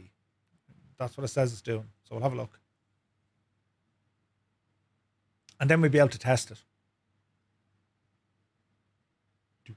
Preparing world. This is terribly exciting. Imagine that. What are you doing? I'm preparing the world. Oh, yo, right. Right, let's see what happens here. That's a really handy tool because I've always wondered. I removed Traffic Global. It was a defunct, or it is a defunct project. I don't know. We got an update a while ago. Johnny Shue, Murph, I have problems with my camera setup. It's not as easy as in Microsoft Flight Sim. Is it possible that you can show us how to use, for example, the Xbox controller as a standalone feature? I could. My limitation there, Johnny, I use Chaseplane. So all the original key bindings are deleted and it uses Chaseplane to do all of me binding, if that makes sense. You know what I mean? Is this fair Verona? It is. So this is Verona. Now what's Verona like at night time? I should have done this earlier. Hang on a second. Flight conditions. Real world weather, yes. 10 o'clock tonight, how's she going to look? Let us see. Oh, it is very different in X-Plane. Oh, Jesus, look at that. Default. Lads, look at the difference. It's not hard to imagine, isn't it?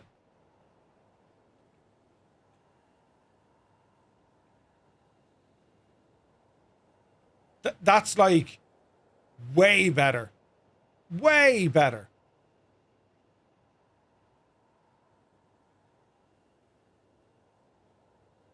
That's impressive, isn't it?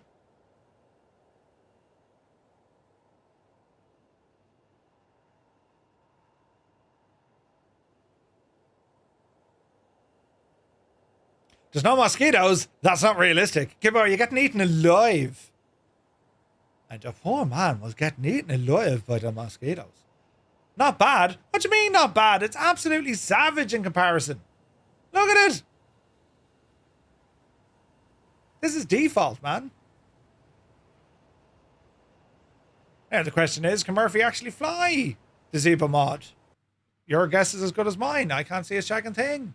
Right, come down here, look. PA system, flight leg, ground services, GPU, grab a hold of her. The air stairs, don't worry about that now for the minute. Cabin lighting or doors. Passenger entry. Stick on the lights. Right, the lights are coming on. PA system, ground services or Avi tab. Start the flight leg. Up on the gadget here. Let it be light.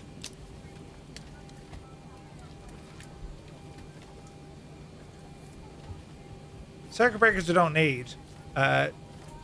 Dome light sticking on for the moment. Logo light is on. Anti-collision light can come on here as well. We'll go ahead and get our fuel pumps on and our hydraulic pumps turned on. Go ahead and line the IRSs. Prepare your doors for departure, please. Cross-check and all call. That's all turned on. That's all turned on. Seat belts. All right, we've got everyone strapped in. Give us a ring if you need anything. Thanks very much, Jemima. Right, that's all looking good there. And we got the rest of our lights on here just to see how it all looks like. Main panel. Background lighting, bringing up a smidgen. Main panel. And come down here. Panel. A little bit of floodlights. Like that is impressive lighting, isn't it?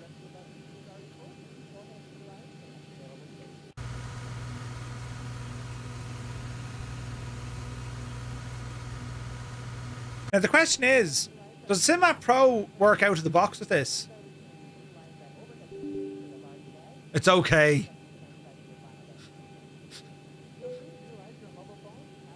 All right, Naughty. You're one of those. It should work out of the box with the Zebra mod, shouldn't it?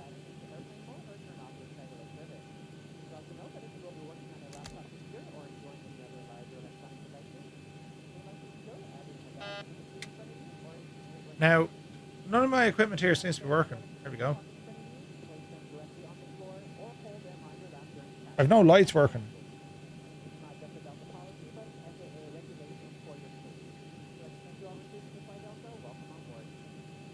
Right, they're back working. Okay, so this is now working. Excellent.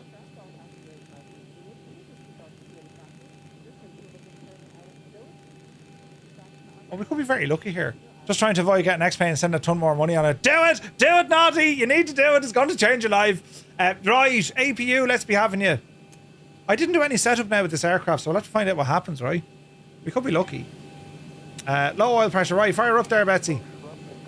Was that my door ringing? Stand by. I've answered my door.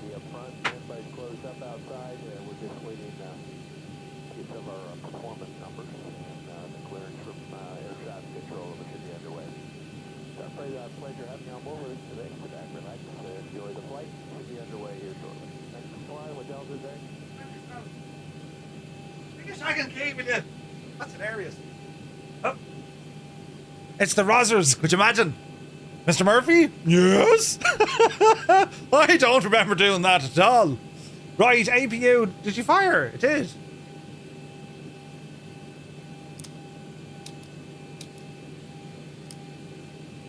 It did fire, but she hasn't come online. There she goes. There's the bleeds. APU gens are on. Ground power. Good luck to you. Okay.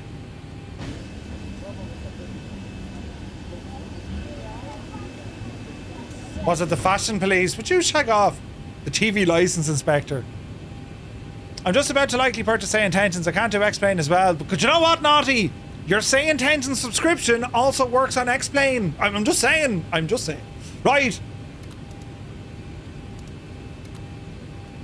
How quickly can we do this? FMC, enter your IRS position. There's no auto import into this puppy, isn't there? Am I right in saying that?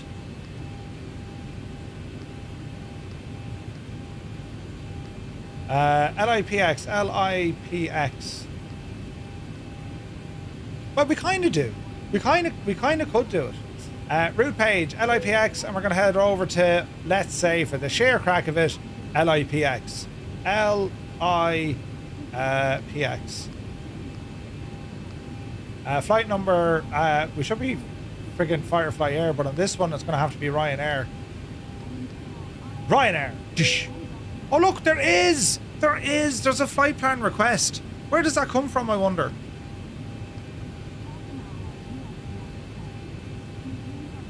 It uses the downloader. Yeah. Right, X-Pilot, does this work now? Are you finished yet? Ah, Jesus, come on, will you?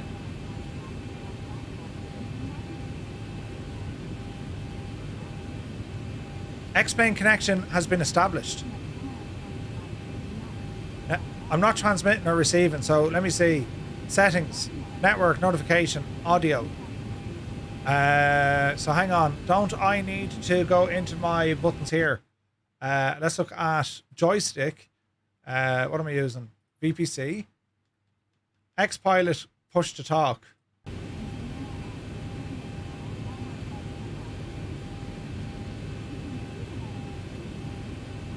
I'm not getting any sort of my radio's even turned on. Yeah, they're on.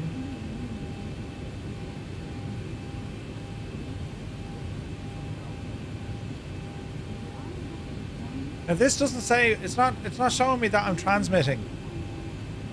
It says X-Plane connection is oh wait, connect. Call sign.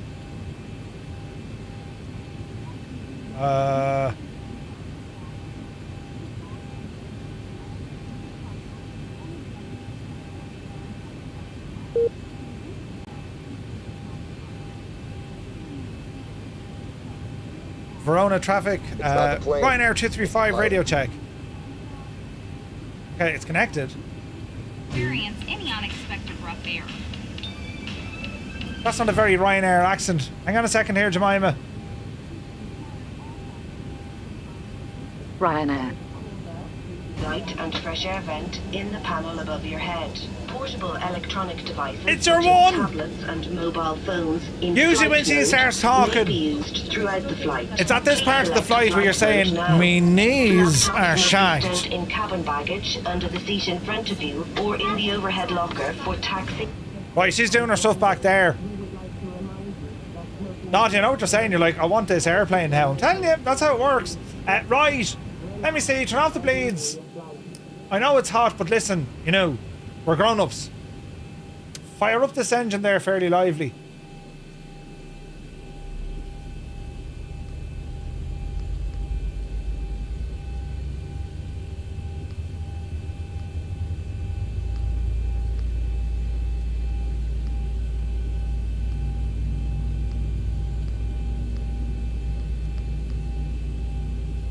She's motoring.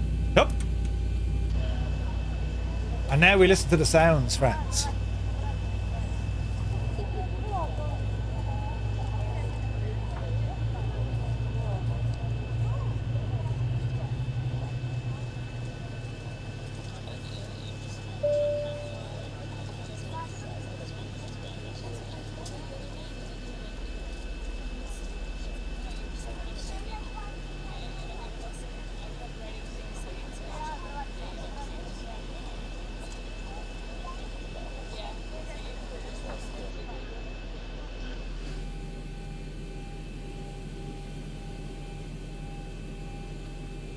Really?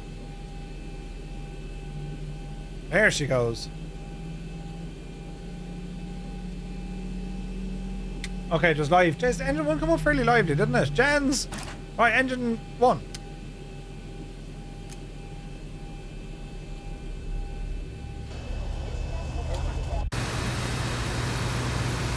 Oh, heck yeah!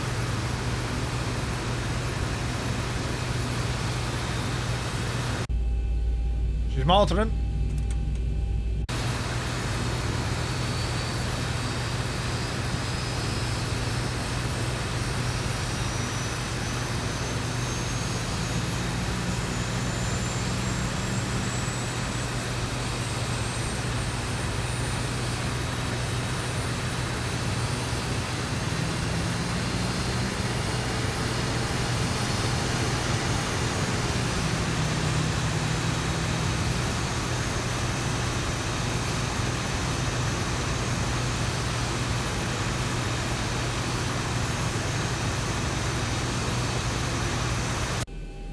When you're using the tablet, go over to the weight and balance page. Over there you can load the plane. Aha!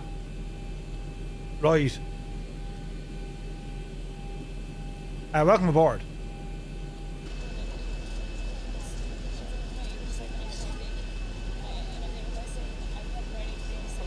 Yeah, them cones are a bit dodgy. Captain, will you do your own announcement?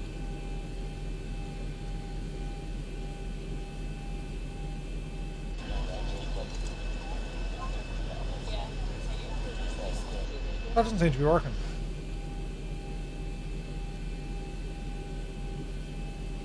Alright, ground services.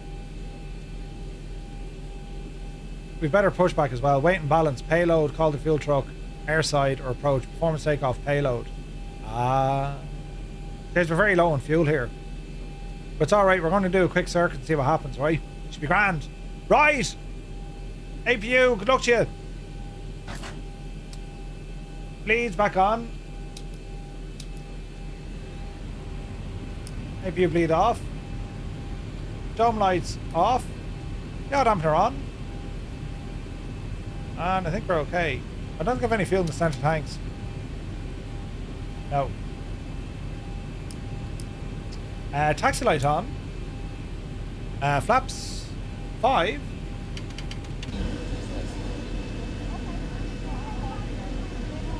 Oh yeah.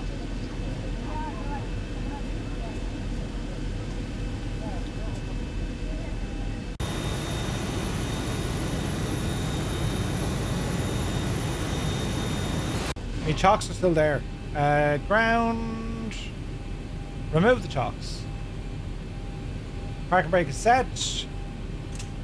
Project to take off.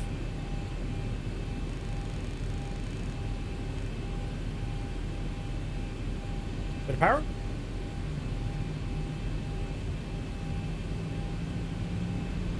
And we're looking for runway 4, isn't it?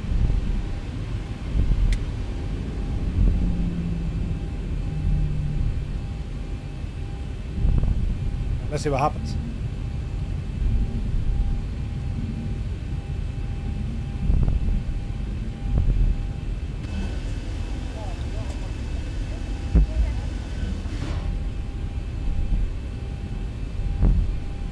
We'll go runway 22. We're just, it's an instant takeoff. That's what we're doing. Do all these buttons work to do? What to do? Can we get some weather information?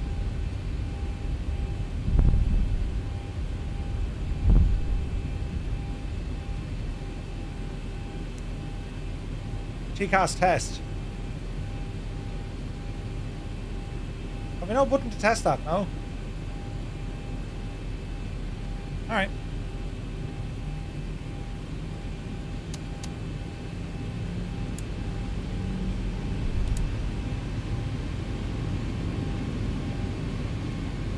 Our lights are on.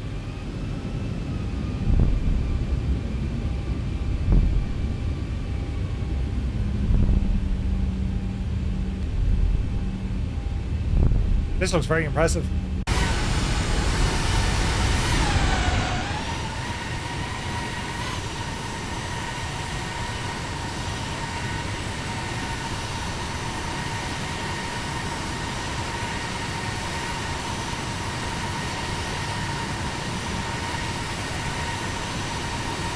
Can we just say how absolutely deadly that looks?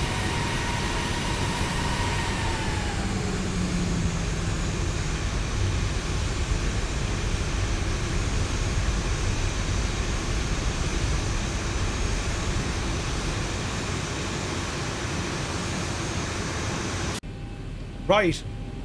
All our lights are on.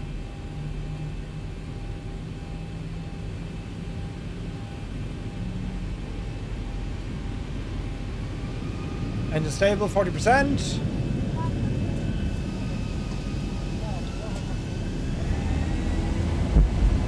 All right.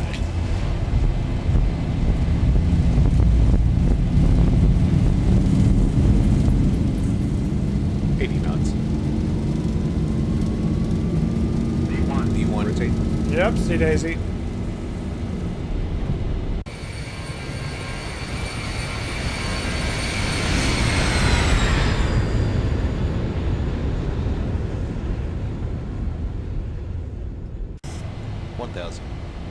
All right, gears up.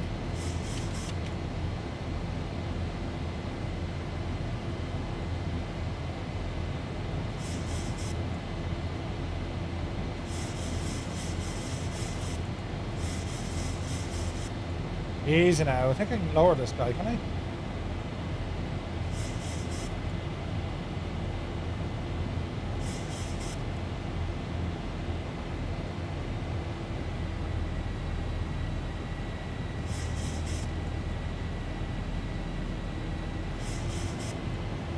Okay, let's go speed. Let's go heading mode. That's altitude, Murph. Let's call it 10,000, let's say. Heading. Heading select. Altitude would be 10,500. Command in.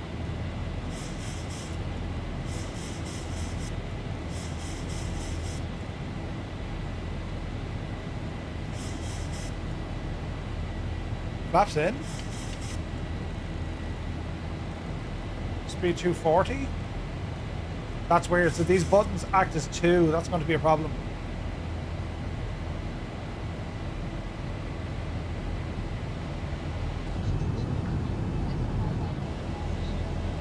Very nice, isn't it? Gee, Slayer, good to see you, bud.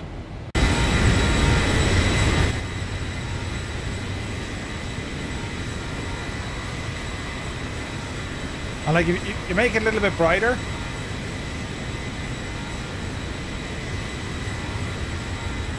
Gibbo's over there somewhere having the crack.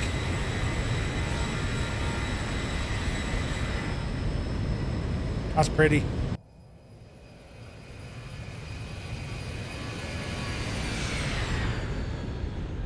Oh, bad. Jesus, that's very pretty. Bring up the old sunset. Oh, Jesus, look at that. Right, coming up on 10,000. It's going to hold now at 240 knots. Flaps fully in.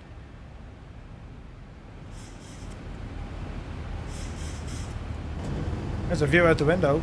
Let's try a right turn here. Please continue to observe the fasten seatbelt sign until the captain has switched it off. We do recommend for your comfort and safety that you keep your seatbelt securely fastened throughout your flight.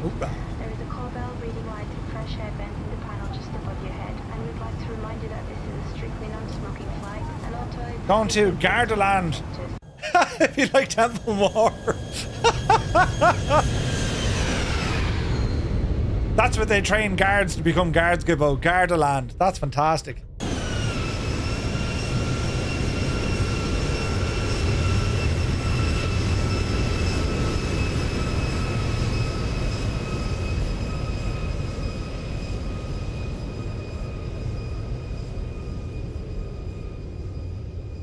Yeah, it's very impressive, to be fair.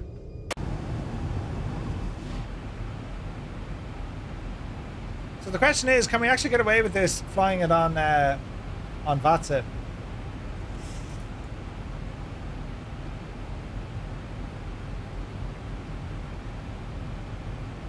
I better disconnect from this because, like, I'm. Could you imagine?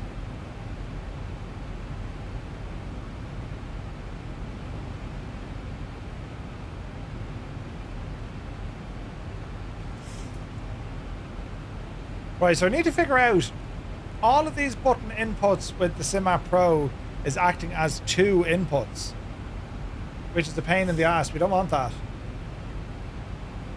So how do we slow them down?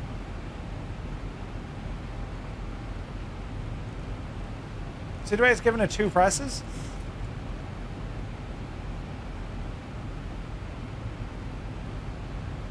Acceleration, no. Increase the interval time.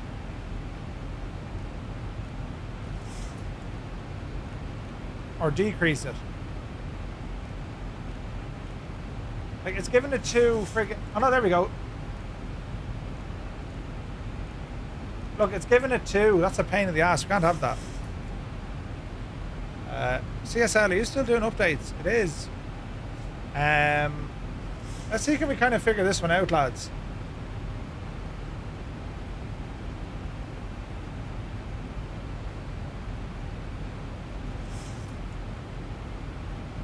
That's going to be a tray bit annoying.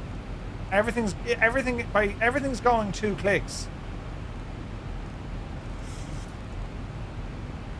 How do we fix that now?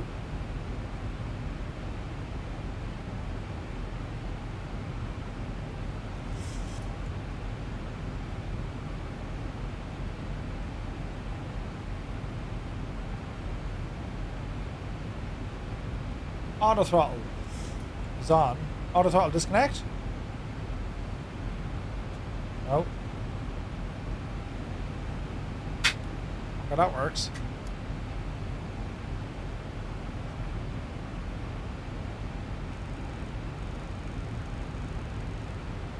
I just need to see how we can get this to work. Because it's giving it 2 button clicks. You know what I mean? Largo di Garda. It is. Like Garda. It's a 737. What can go wrong?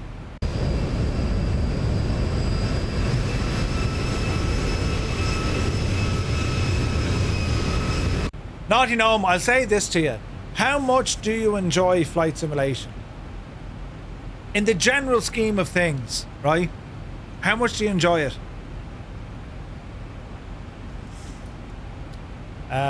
Blow your FOs ND.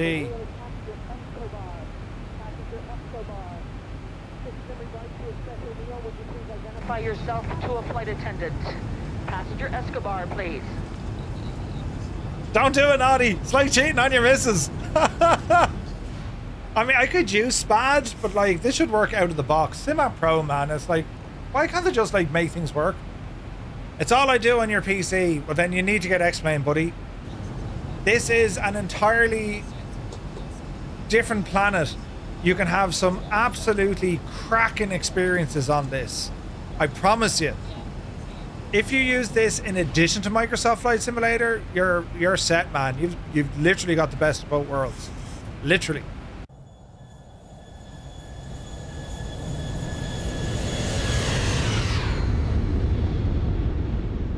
Oof.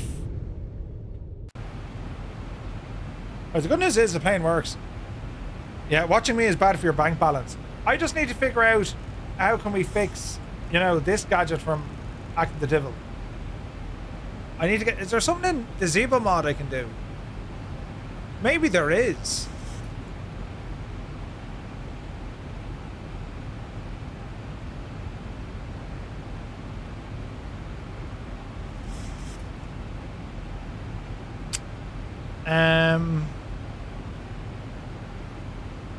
Smart MCP knobs.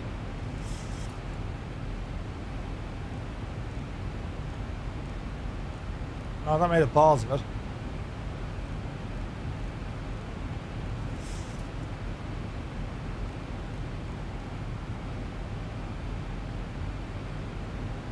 Jetway power guard covers always open. External EFB, yo, no. So smart autopilot MCP knobs, that's where it is. This definitely has an impact.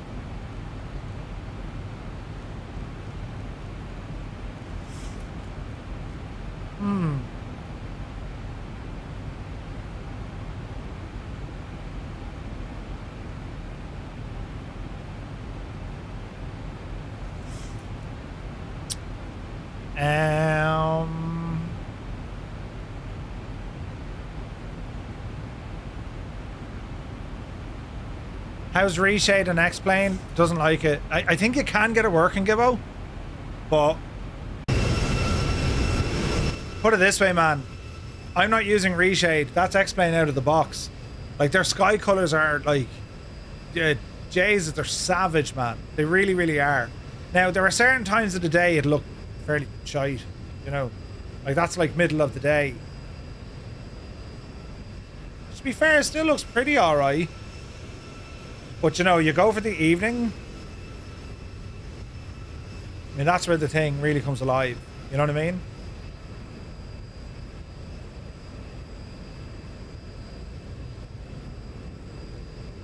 Like, it's just... Those sky colours are amazing. Hey, Chris Van Halen, good to see you, bud.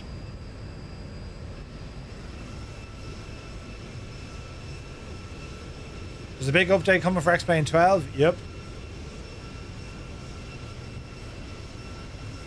Don't know when it'll be, but I reckon soon. Right, my only issue here, lads, is trying to figure out SimApp Pro. So, SimApp Pro, Zebo mod, 2 clicks.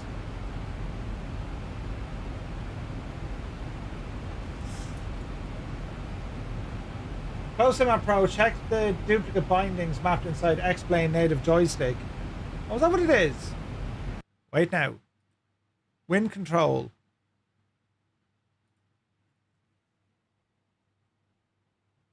Ah, is this it?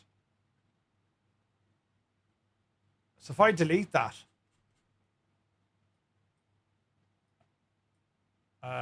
Do nothing.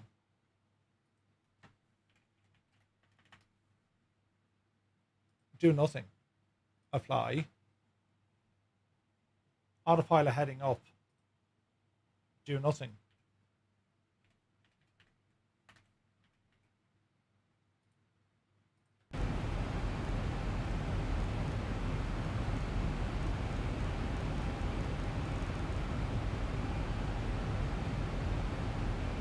Hang on now.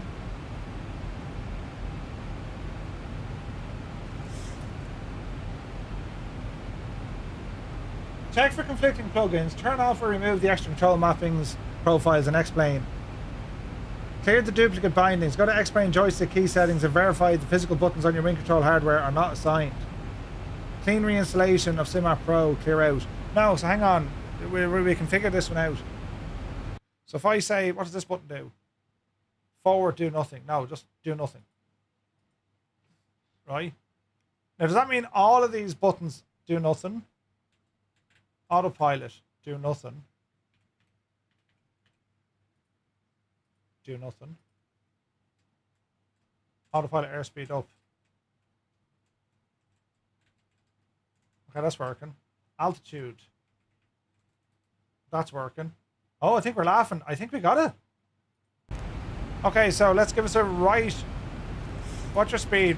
Give me a speed of 237. Yes. A heading of 263. And an altitude. Yeah, okay, we fixed it. What about the course? Yeah, we fixed it. Be Janie then. This is a real contender, lads.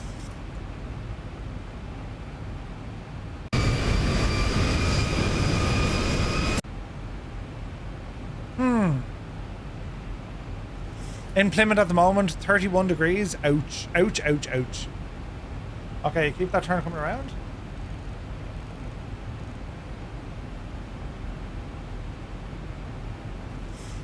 Oh. That lighting though. A fine evening over at Lake. Is that Garda? I suppose it is. So realistically, it's going to look like this tonight, you know.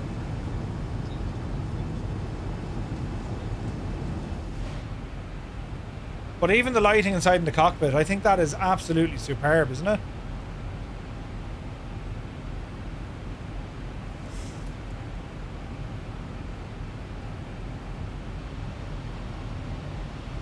The lighting is just, it's absolutely gorgeous, isn't it?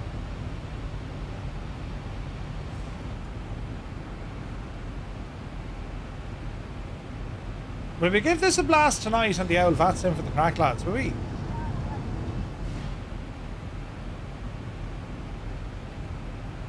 I think we will.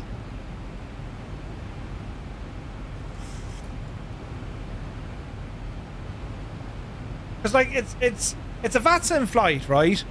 And like, to be honest, if we don't have VATSIM coverage, we can just use say intentions.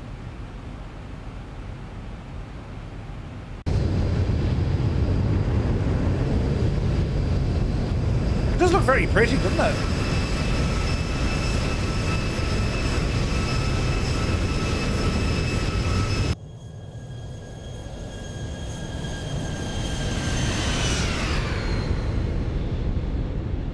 Uniform Goose is going to use say intentions? Yeah.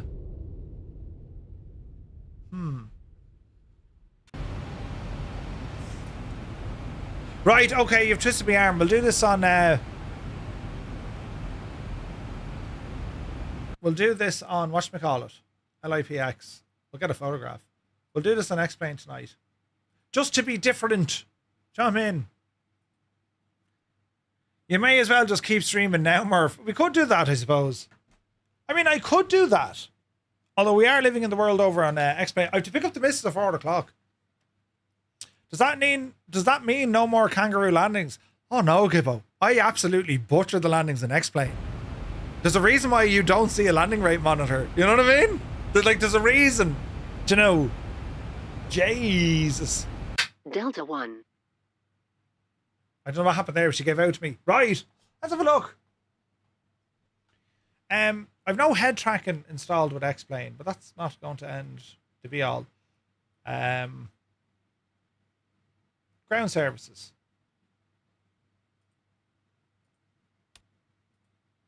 Forward entry.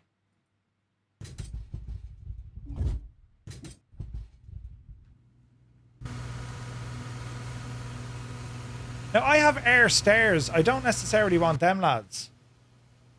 So how do we do this?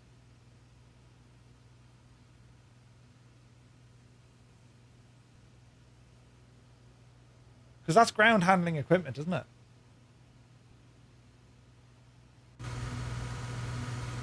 That's not very realistic. What's the 737 handling business? We have one for the 7-4, Gibbo.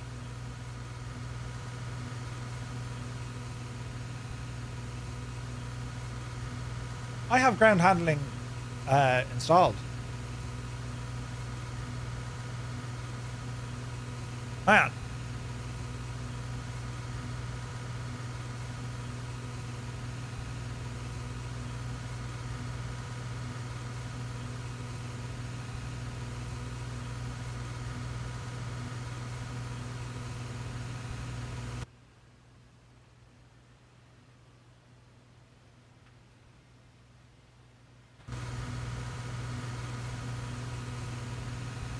This is all terribly confusing. Why is that there?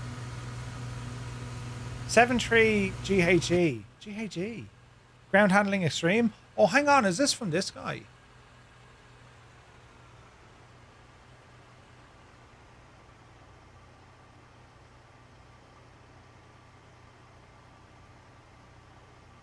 Hey, Craig. Good to see you, bud.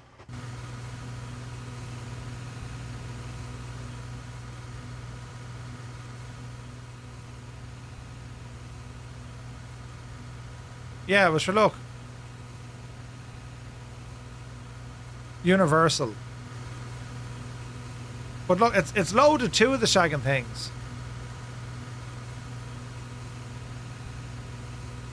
So there's something else causing that.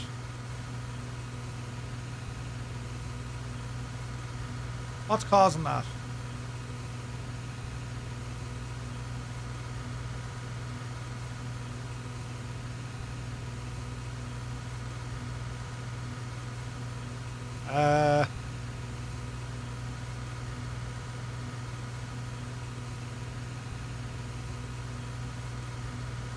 I didn't know the Zeebo came in its own vehicle.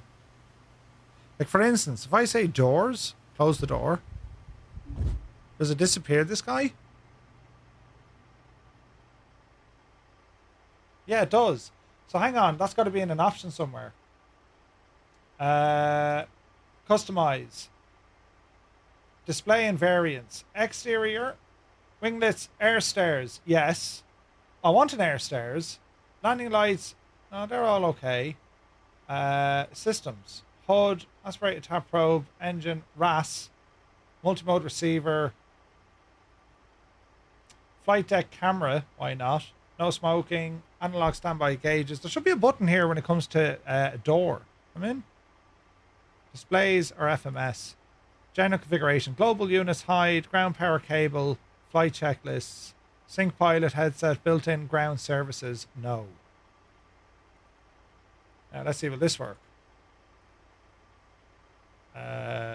Ground.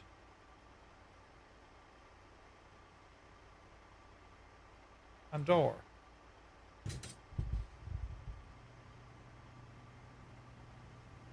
The air stair probably wants power.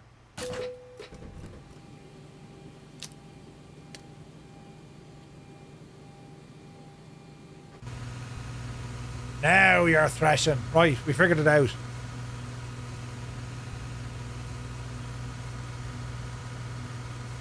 Doesn't it look absolutely shagging gorgeous though, doesn't it?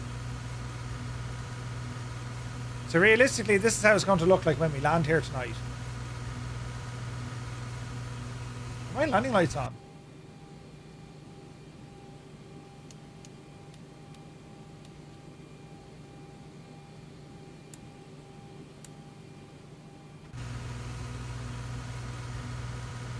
Okay, we don't need strobes.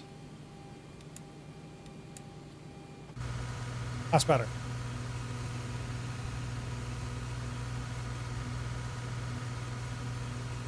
And wing lights are on. Yeah, wing lights are okay.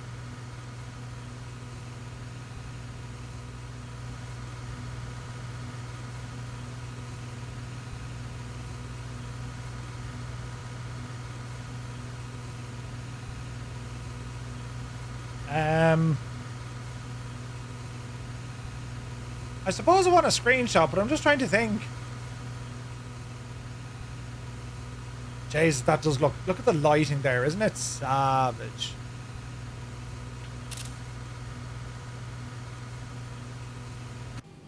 Now, in terms of importing a flight into this,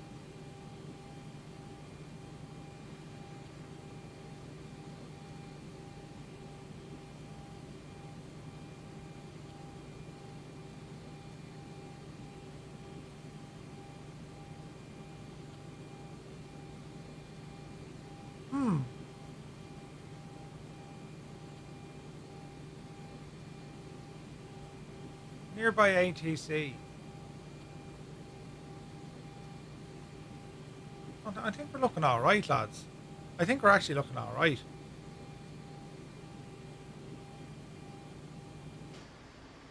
Folks from the cockpit, I'd like to welcome you on board. We're ready up front. Everybody's closed up outside. We're just waiting to get some of our performance numbers and the clearance from air traffic control, and we should be underway.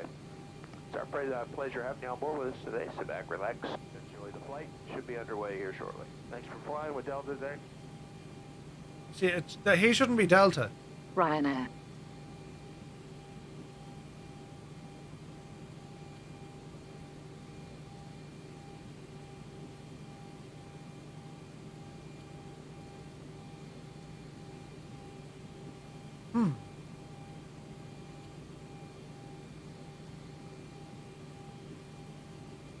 So if you're using the latest version of the Z-boat or level up mod,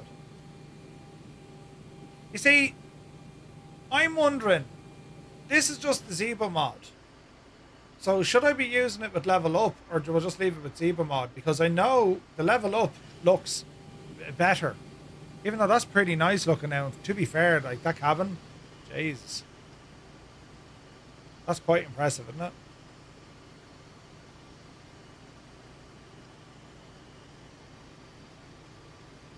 So the level up 737. Checking the tablet what version we have.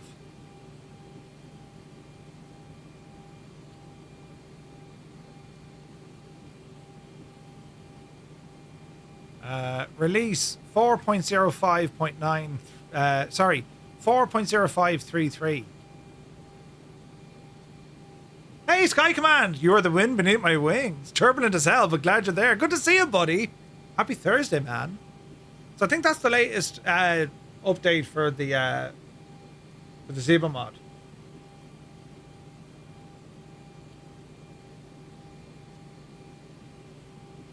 So what version? This was only updated the other day.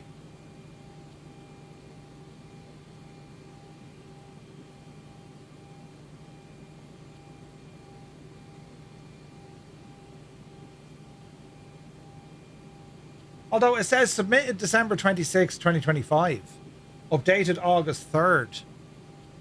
You know, Sky Command, or as the massive, or as the missus says, the wind beneath me duvet. Dutch open. Brilliant. Right, hang on. I'll go grab that. We'll download the latest. Download begins in 1 minute. Ah, crying out loud.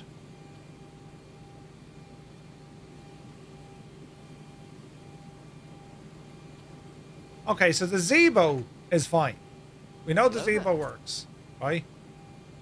Now, it'll be very interesting if all our wind control gear works with the level up. Because I do have the level up. Close you as well. Right. Back into here. No, back into here. Into X-Plane, resources. No, X-Plane, aircraft. And now we're looking for the level up stuff. Here we go. Level up. 737 or 737. Now, have they no update or built into this? Why don't they do that? What liveries? F mod sounds. I mean, are they just basically how the level up works? They just piggyback on the back of Zebo. Isn't that right? Would I be right in saying that? I think so. Let's see what happens here. We're doing science. Do. It'll be interesting to see if this works. Come on, you devil. Right, 737. Okay, so it actually goes in like that. 737 series. Update 1.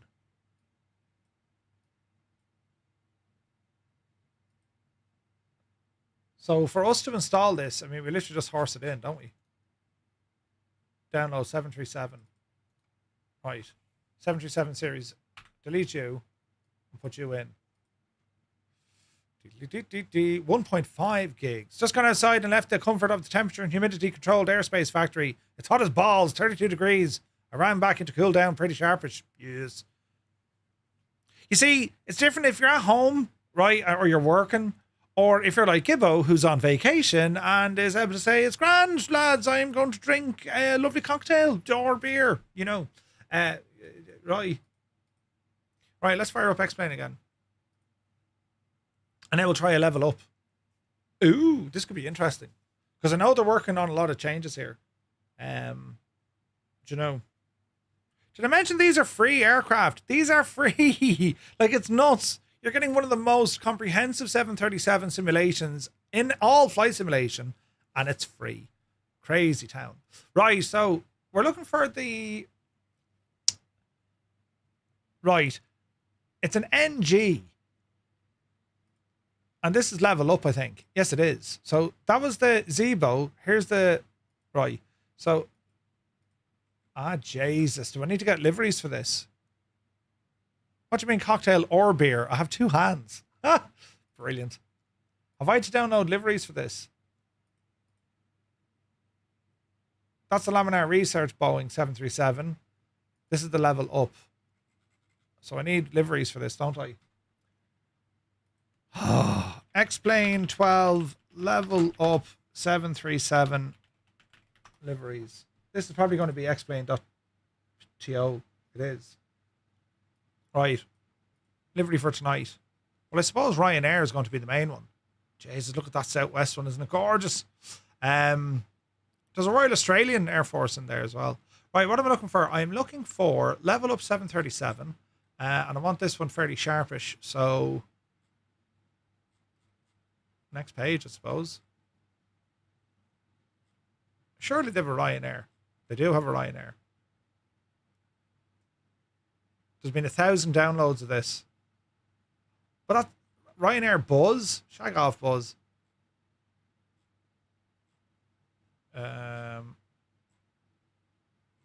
Let's have a look. You can also find liveries on the Threshold website. Okay. I wonder would that be better.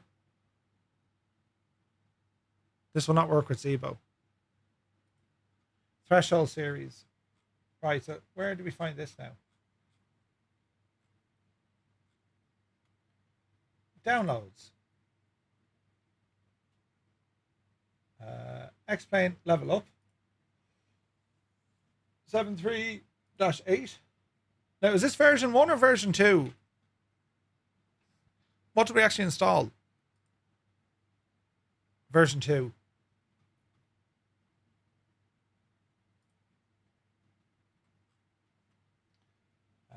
So we're looking for a Ryanair. Do. Oh, they have an Air Canada one as well, look. Ooh. Can we just get a Ryanair one? They have Luxair. Scat Airlines, is that a thing? Jesus. Where is this now? Level up Boeing. If you could just search for this would be easier, wouldn't it?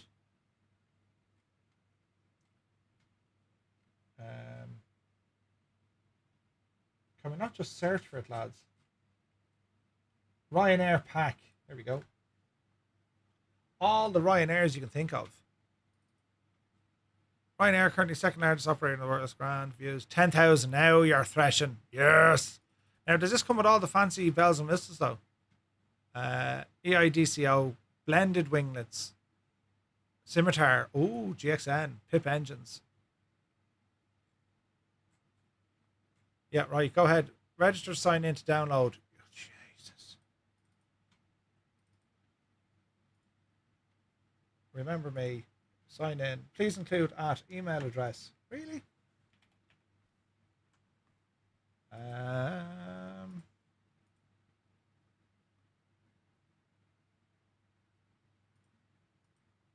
Password. Sign in.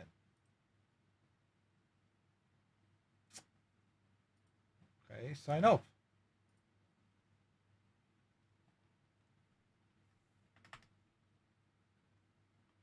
Continue. We're getting somewhere now, lads. Two-tone Murphy.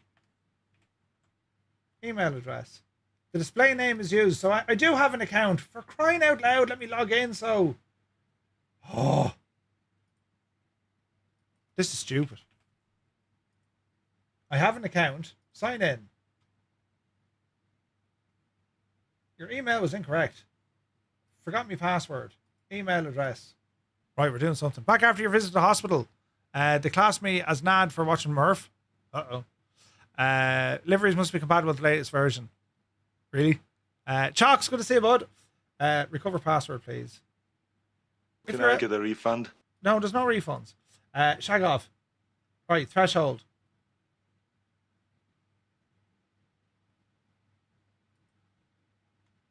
No sign of threshold coming in. Spam? No.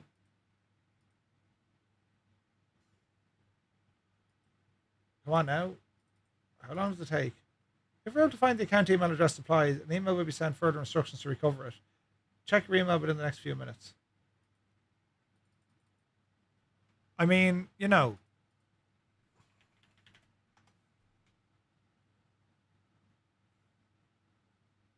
Recently released.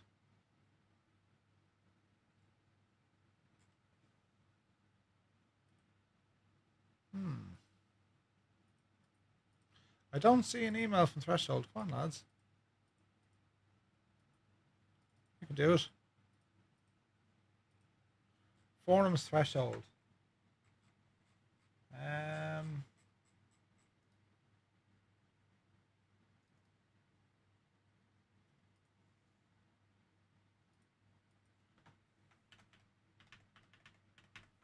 Let's see if that works. No. No. Really? Well, that's a pain in the ass. I wonder if there's a different one. I wonder if there's info.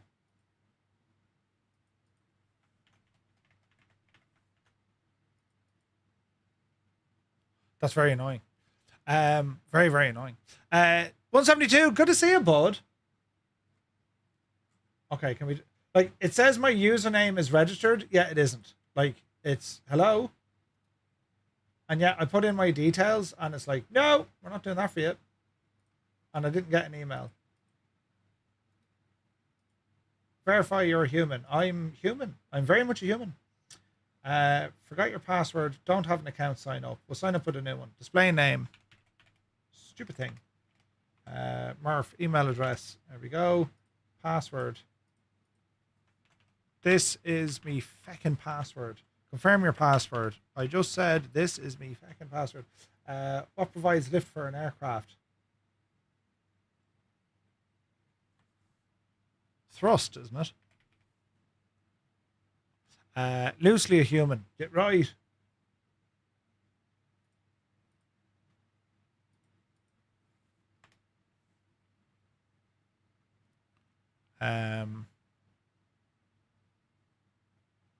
Lift, drag, weight.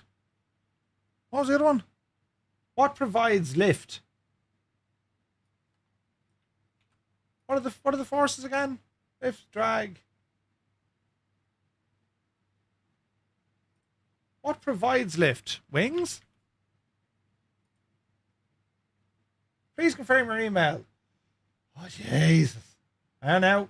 All this to download delivery, mind you. You're right.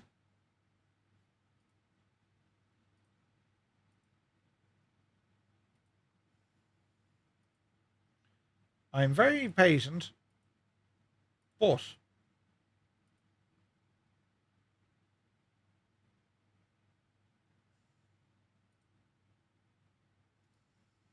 aha, you must validate your email address.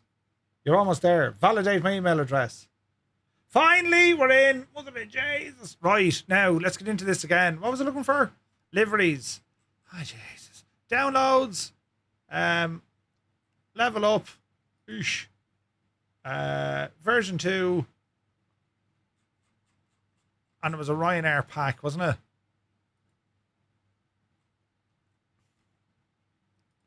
Was it on page 2 or page 3? Ryanair pack. Get in there now, you good thing. Yes. Download the file. Download the file. Download begins in 5 seconds.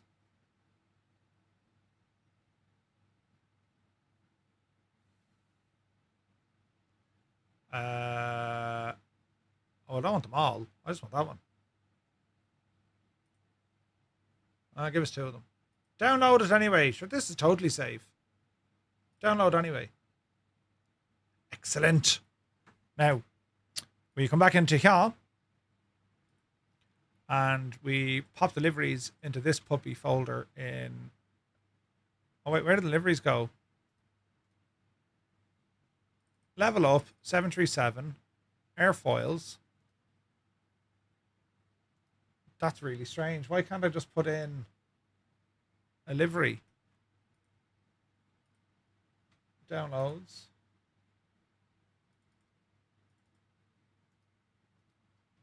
Have I to create a livery? Make a liveries folder.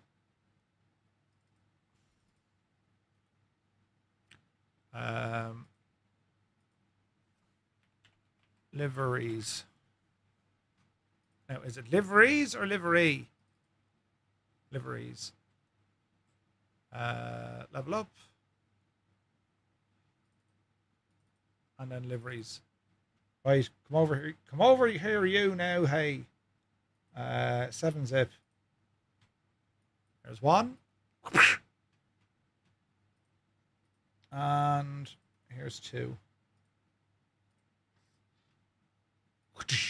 There's their AK liveries. Interesting. Explain. Will it find me these liveries? No, it won't. I've got to reload explain for this. I do. Right. Inside the NG folder.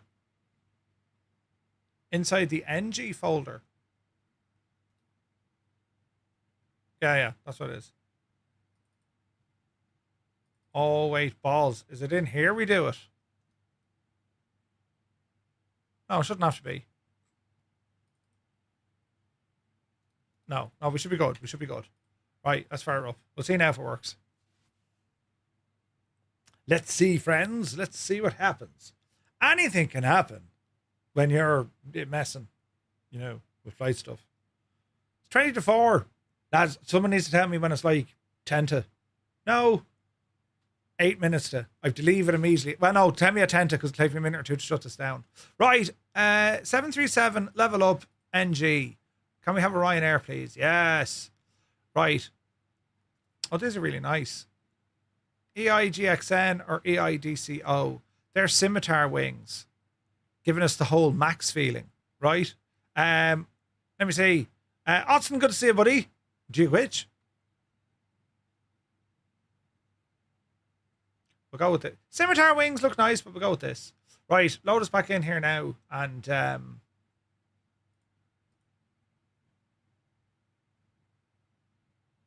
let us see. Let us see, friends.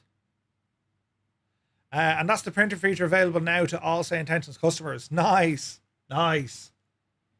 Yeah, they were very quick on that, weren't they? They were very quick on that, I gotta say. Where are we at here now? We're getting through it, friends. We're getting through it.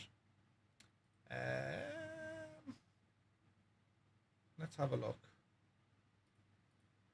Oh, come here. Is that CSL thing too? It is. Updating. It's still updating, look. That's mad, isn't it? That's mad. Top of the morning. It's still baiting through all these updates. Status. Why can't I read that?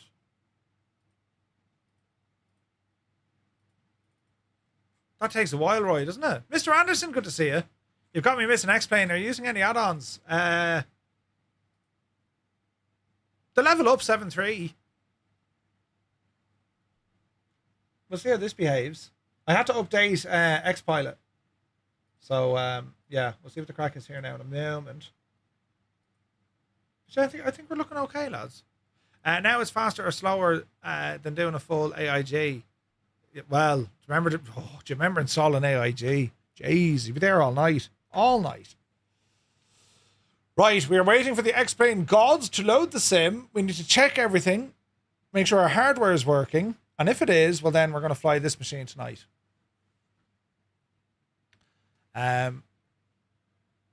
Is there any Air New Zealand? Oh, there'll be loads. There'll be loads of, there's loads of deliveries on xplane.to, which is like flightsim.to, same company, or you can go to the prospective developer's website. There's tons of free liveries. Well, all liveries are free, but there's tons of them, you know. Roy, take it easy, bud. Thank you very much indeed for your help today. You legend. You're very good. Applying real weather. This is terribly exciting. What's going to happen next? That's what it says on the screen. Applying real weather. Yeah, I have to pick up the missus.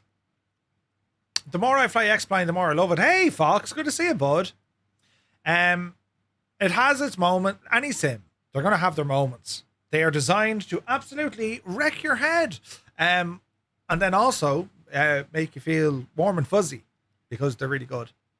I haven't flown X-Plane in I haven't spent any kind of proper time in this for a while. There's an opportunity tonight because the default scenery for here is decent. The aircraft is decent, and because it's a nighttime flight, this could be ideal. You know. You have infinite flight. Ooh, nice. Infinite flight is good old crack as well. More for the mobile application, but yeah, it's great. It's a great little sim. Applying real weather. Come on and apply it. There we go. Finalizing AI. This is getting fierce exciting ads. Oh, jeez, then. It would be great to have. It would be great to have some more Firefly Air liveries over an X-Plane though. But it depends. Like if there's more people going to be flying it, like Naughty Gnome said he's going to, you know. Simmer, problem fixer though, 100%. A fixer upper. What do you do? I'm a fixer upper. A fixer upper. Yeah.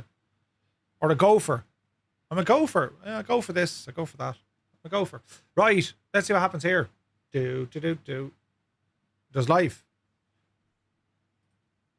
There's life, Jim, but not as we know it. And I need to create all my new views. Is she a little bit heavier on the frames? It is. She's a little bit heavier on frames. Right, where's my chair? Oh, jeez, the textures are way better in here, aren't they?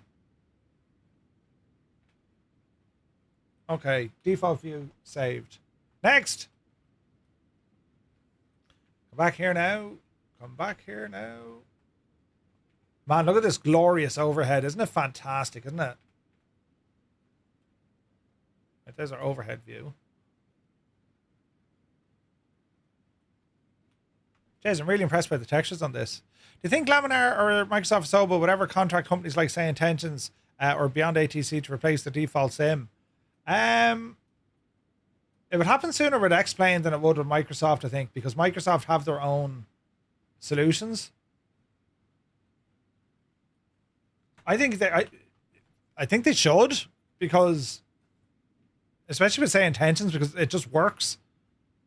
You know what I mean? But you know, they have their own solutions, so I wouldn't see it happening anytime soon, you know. This airplane is very polished. I know straight away by looking at textures. You know what I mean? We'll get into all this jazz here now in a moment. Oh yeah, look, this is a huge difference. Not sure they're very Ryanair seats because Ryanair are miserable, but let's go for it. Some camera views. This is pretty. Now, do we want the internal or the external? I think we want the internal, please. I'll do the same now over the far side.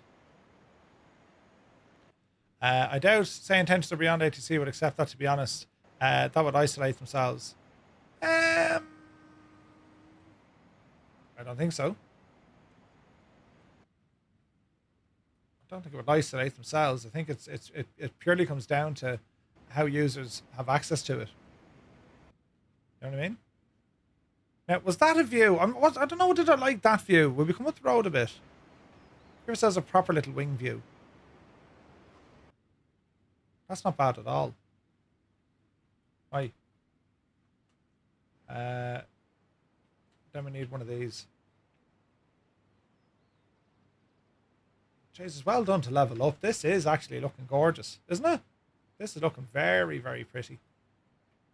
Can't go back any further than that, lads. So that's going to be our lighting. Right. Now, Star Ground Service. Oh, no, wait. Start Ground Service. PA system. PA settings. Announcements not available. Why is that now?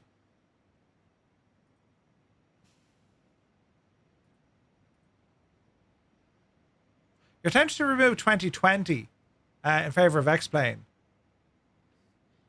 Airbus Virtual Pilot? Yeah, man, it's very good. It has come on leaps and bounds. Defo. Why don't we have the cabin announcements now?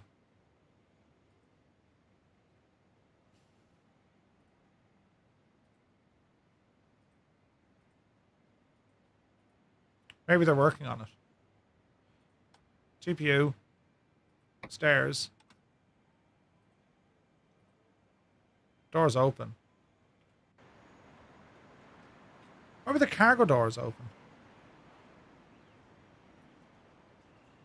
Here come our stairs.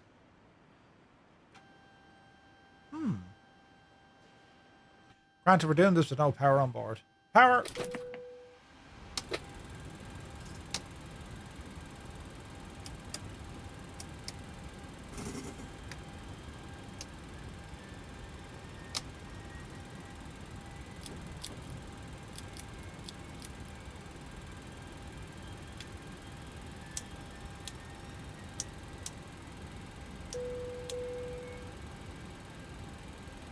Okay.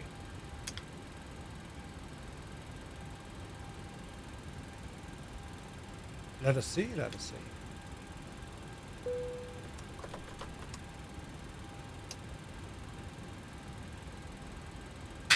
Excellent.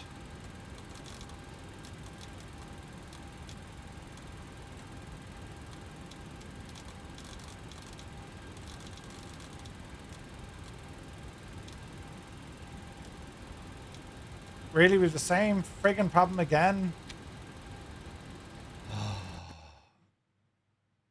Graphics, joystick. It is this one.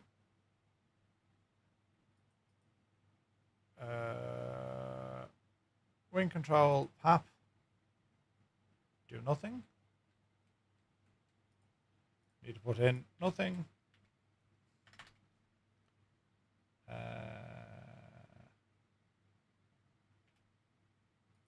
Do nothing. Do nothing.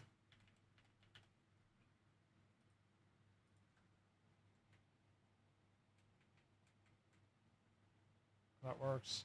That works. And that works. All right, they work. It's 10 to. Come on, Naughty. Right, let's have a look.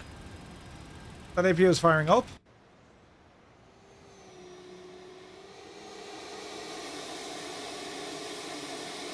Sounds are good. Yeah, I think visually this is a little bit cleaner than Zebo, isn't it?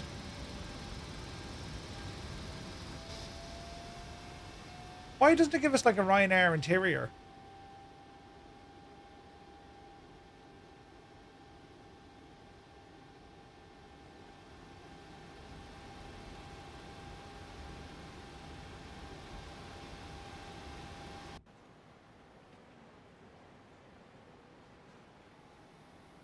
So just to explain, the level up fleet, which is also free, it gives you all the variants. Like it gives you a 737, 6, 7, 8, and 900, I think.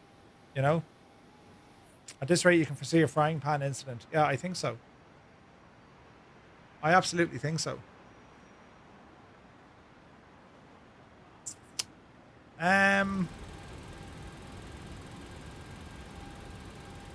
To be honest, I'll probably just use the Zebo mod. You know? Master caution. Yeah, I need to go and pick up the wife. She's going to kill me. Lads, I'll be back in a bit. I don't know if we're all dossing for the rest of the afternoon. I might stay. Well, I'm going to end this stream and then I might go live again straight away when I'm back. Give us like 20 minutes, or I'll shag off and I'll come back later on. Yeah, right. We might do a little bit more jiggery pokery on this. All right. So I'll be back in a little bit. I'm either going to be back in 20 minutes. If not, I'll be back later on this evening when we're doing our flight. So I'm after knocking that over. We'll see you in the future, right? Good luck to you.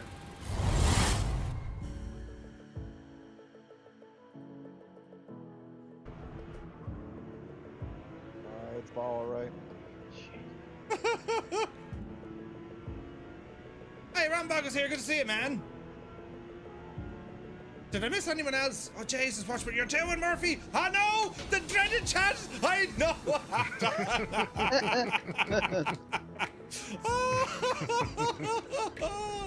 See what happens? Did you see it? Collider is here. Microsoft, it's Murph. Someone clip this, if you can. Do you hear the sounds? I've been blaming aircraft developers.